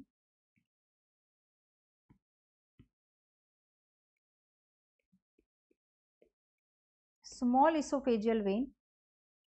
So we have got esophageal vein and mediastinal vein.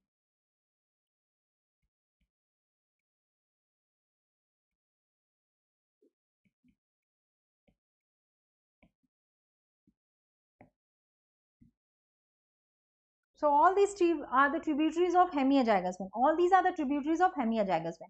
And lastly is the accessory hemiazygous vein, which is also called as superior hemiazygous vein.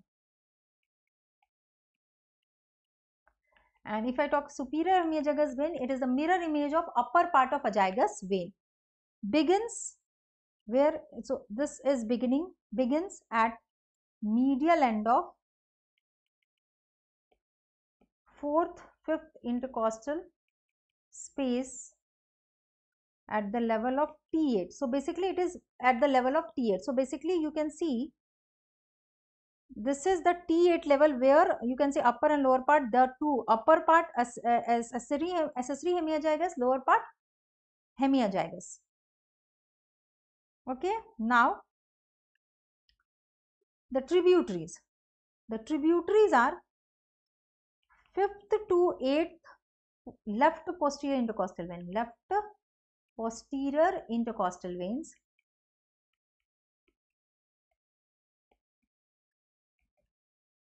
and the other tributary is, it is also having the tributary that is left bronchial vein, the left bronchial vein. So we have finished with the azygous system of vein. I just want to solve few MCQs along with you, and then we will have the last topic, that is thoracic duct. In brief, we have to talk about thoracic duct. Is it okay? Can we start with the MCQs related to this topic? Just a few MCQs. Left superior intercostal vein drains into which of the following vein? Left superior. I have told this in the thorax intercostal space also. Left superior intercostal vein. This is a topic of intercostal space MCQ. Left superior intercostal vein drains into which of the following? Azygous vein, hemiazygous vein, left brachiocephalic, or innominate vein? So you can just give me the right answer.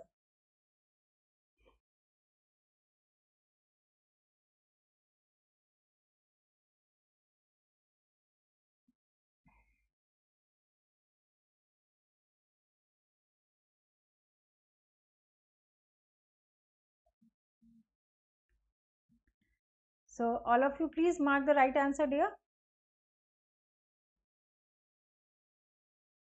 Any answers?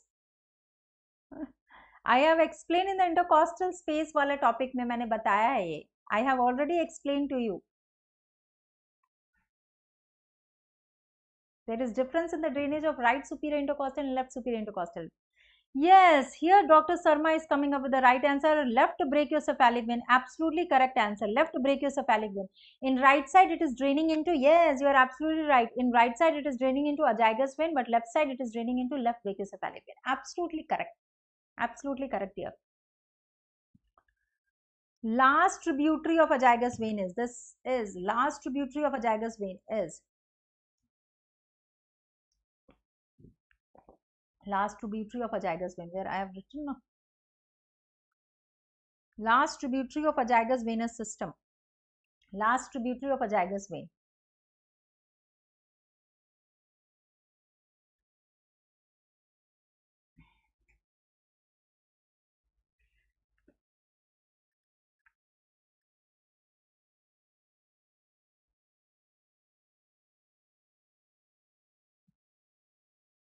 Right answer dear, last tributary. Anyone? Not knowing? It's the bronchial vein. It's the bronchial vein which is the last tributary. It's the bronchial vein. Hemiazygous vein crosses to the left to right, and this crossing over of right and left occurs at which level? Hemiazygous, I have shown you that vertebral level where they are draining, that is only asked. Easy one. Hemiazygous vein crosses left to right, and this happens at which level?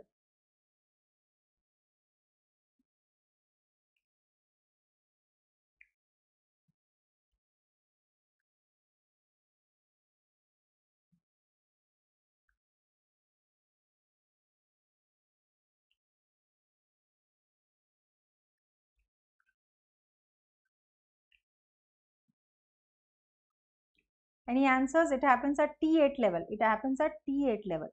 Now the last topic of thorax, thoracic duct. So basically, if I am talking about thoracic duct, so it's if I am talking about thoracic duct, it's the largest lymphatic channel. It's the largest lymphatic channel.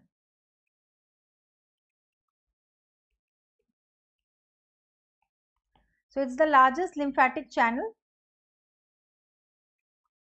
and basically it is draining most parts. So exactly if I talk about thoracic duct, it is basically draining, so basically it is draining most part of the most lymphatic drainage of the body. So if I talk about important area of drainage, it is draining all the parts of the body except, so you can write largest lymphatic channel, you can write here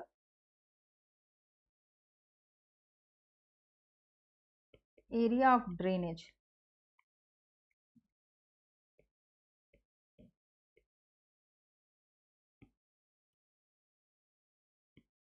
area of drainage, thoracic duct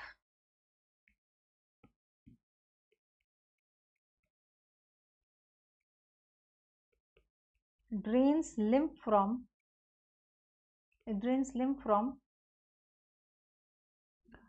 all parts of body except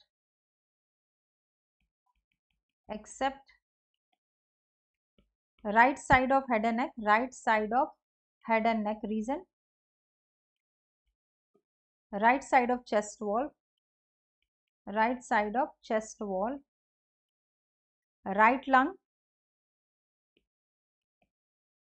right side of heart, and right surface of the liver,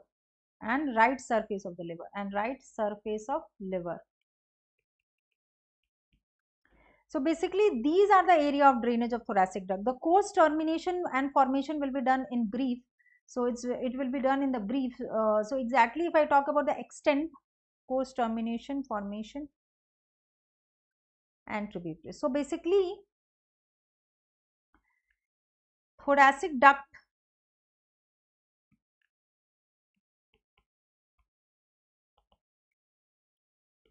extends to the upper end of cisterna chyli, which is lying in the posterior abdominal wall,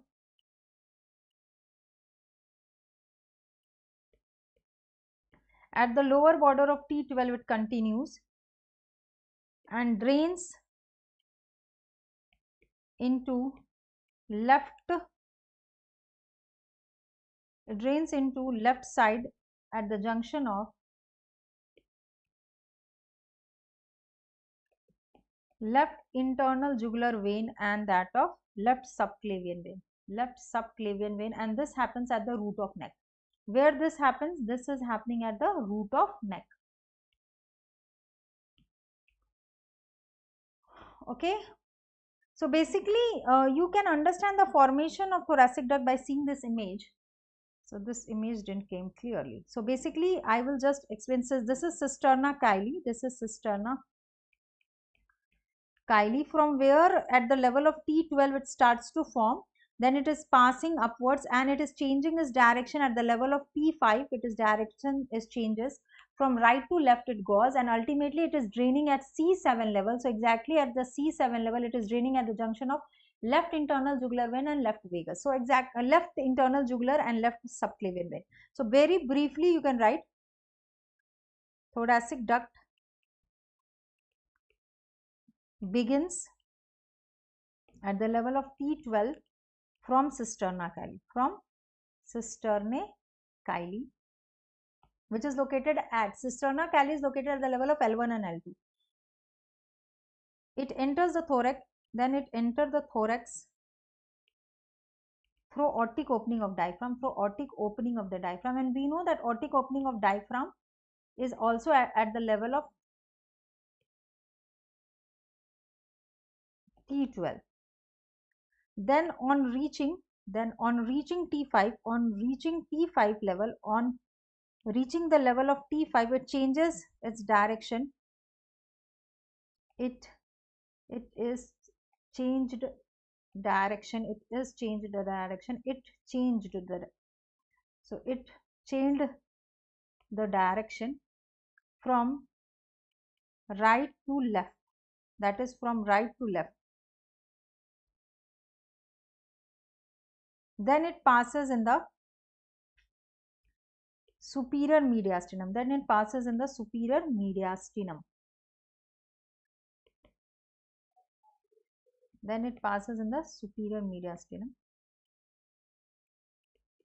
And in the root of neck, at the level of C7 cervical vertebra, it drains into the junction of left subclavian and left internal jugular vein. So this is the entire course of thoracic duct. It is the entire course of the thoracic duct. Now, I just want quickly for you to know the few tributaries, important tributaries of the thoracic duct, which is important. So, basically, we can categorize the tributaries like this.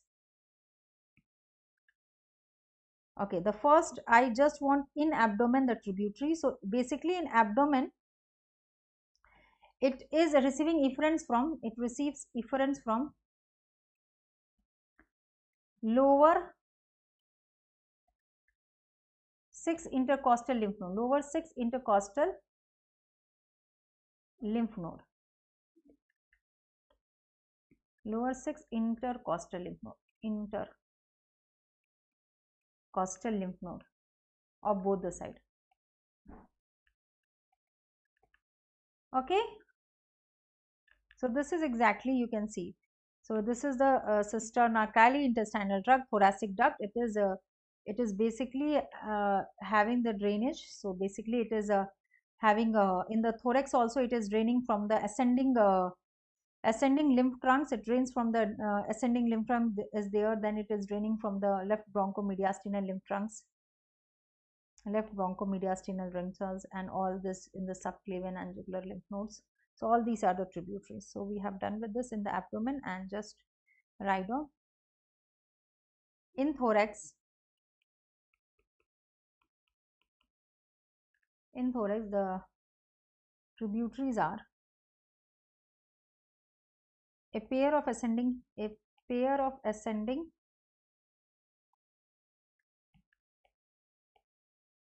lymph trunk. From actually, a pair of ascending means upper lumbar lymph node, that is upper lumbar lymph nodes, and that of para-aortic group of lymph nodes. In thorax, it also drains lymph from descending from a pair of, so it also from a pair of lymph trunks, descending lymph trunks, and this is from posterior intercostal lymph node, that is from posterior intercostal lymph nodes of upper 6 intercostal space. Also, it drains lymphatics from posterior mediastinal lymph nodes, Okay, now talking about the lymphs from the neck. So we have done in the abdomen, we have done the lymphatics drainage efferents reaching the thoracic duct in thorax, and then in the neck region. So the third is in neck. So in the neck, it is draining lymphatics from left jugular lymph nodes or lymph trunks, you can say left jugular lymph trunks,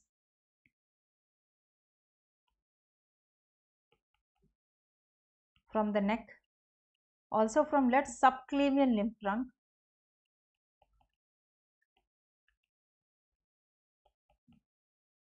and the other one is left bronchomediastinal lymph node, the last left bronchomediastinal lymph node, also from left bronchomediastinal lymph node.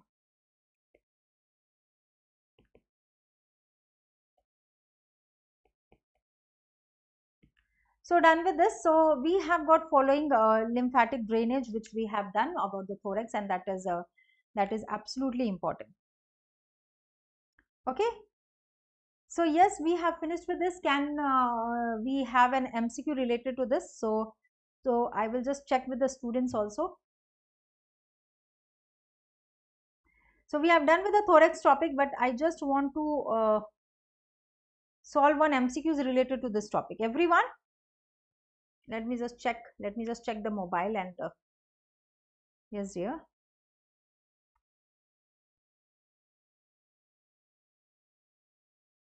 Yeah. Right to left side vertebral column T5. Right to left side T5 dear. T5. T5 at the level of T5. At the level of T5 dear, Dr. Sarath, at the level of T5. So thoracic duct begins at which level? What is the beginning point of thoracic? Thoracic duct is beginning at which level? Can you give me the answer? Is beginning at which of the following level? Thoracic duct begins at which of the following level? T12, L2, C7 or T10? It starts from the cisterna cali at which level?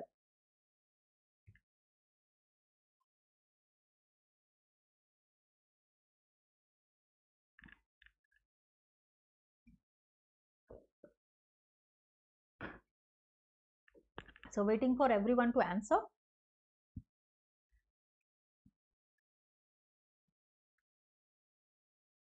Beginning, they are asking about beginning of the thoracic duct. I told you it is starting from the cisterna cali. Can you tell me at which level it happens? At which level it happens? That starting of thoracic. So A, Gajendra has given the answer. What about others? Gajendra has given the answer. What about others? So absolutely a right answer is given by Gajendra. Anyone else wants to give the answer? Absolutely a correct answer is given by him. I told you it starts from cisterna cali at the level of T12. L1 and L2 is the level where there we have got the cisterna cali, the intestinal limbs are draining, and from the cisterna cali, the thoracic duct begins at the level of T12. So yes. So yes, BMS Wala Shahil has also given the answer, and we have got T12 as the right answer. Yes, T12 is the right answer, dear. Now we have finished with the topic of entire thorax, and I hope the session is useful for you. Before ending, I just want you to summarize what all things we have completed. So we have completed in the first topic thoracic wall, then we have gone into the details of substance fascia, suprapleural membrane, its attachment, its clinical aspect. We have discussed thoracic inlet syndrome. We have discussed the clinical anatomy. We have discussed intercostal space, the structures, intercostal nerves, typical, atypical. We have discussed intercostal muscles. We have discussed about intercostal artery, both anterior and posterior intercostal artery. We have discussed about intercostal vein, different drainage on the right and the left side. We have also discussed about expiratory list of muscle and inspiratory list of muscle. We have also discussed about lung and the pleura. We have discussed about the apical, basal, costal, mediastinal parts and their relation. We have discussed about bronchopulmonary segment. We have also discussed about tracheal bifurcation, the primary and the secondary principal bronchi. We have discussed about foreign body tracing into the right bronchus, the reason. We have also discussed about mediastinum. We have discussed how mediastinum is divided into superior, middle, inferior, posterior mediastinum, and what are the contents of all the part of mediastinum. We have seen the transverse section of all the structures lying there. We have talked about detail in the pericardium, the sinuses, the coverings, and the arterial supply, the nerve supply, the oblique and transverse sinus. We have also talked in detail about the heart, the coronary arteries, the nerve supply, the cardiac plexus, the interior of right atrium, the Koch triangle, the fossa ovalis, the limbus fossa ovalis. We have discussed about cardiac plexus. We have discussed about trachea, esophagus, the microscopic feature, the dimensions, the extent, the constriction of esophagus. We have discussed about the histology part of the trachea and esophagus. We have discussed about azygous venous system, hemiazygous, azygous. So many things, and also the thoracic duct.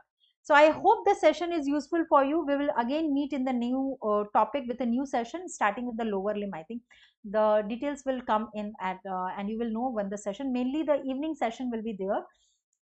Basically at 4 or 5 p.m. I will start on 12th I will start with lower limb, and on 13th upper limb.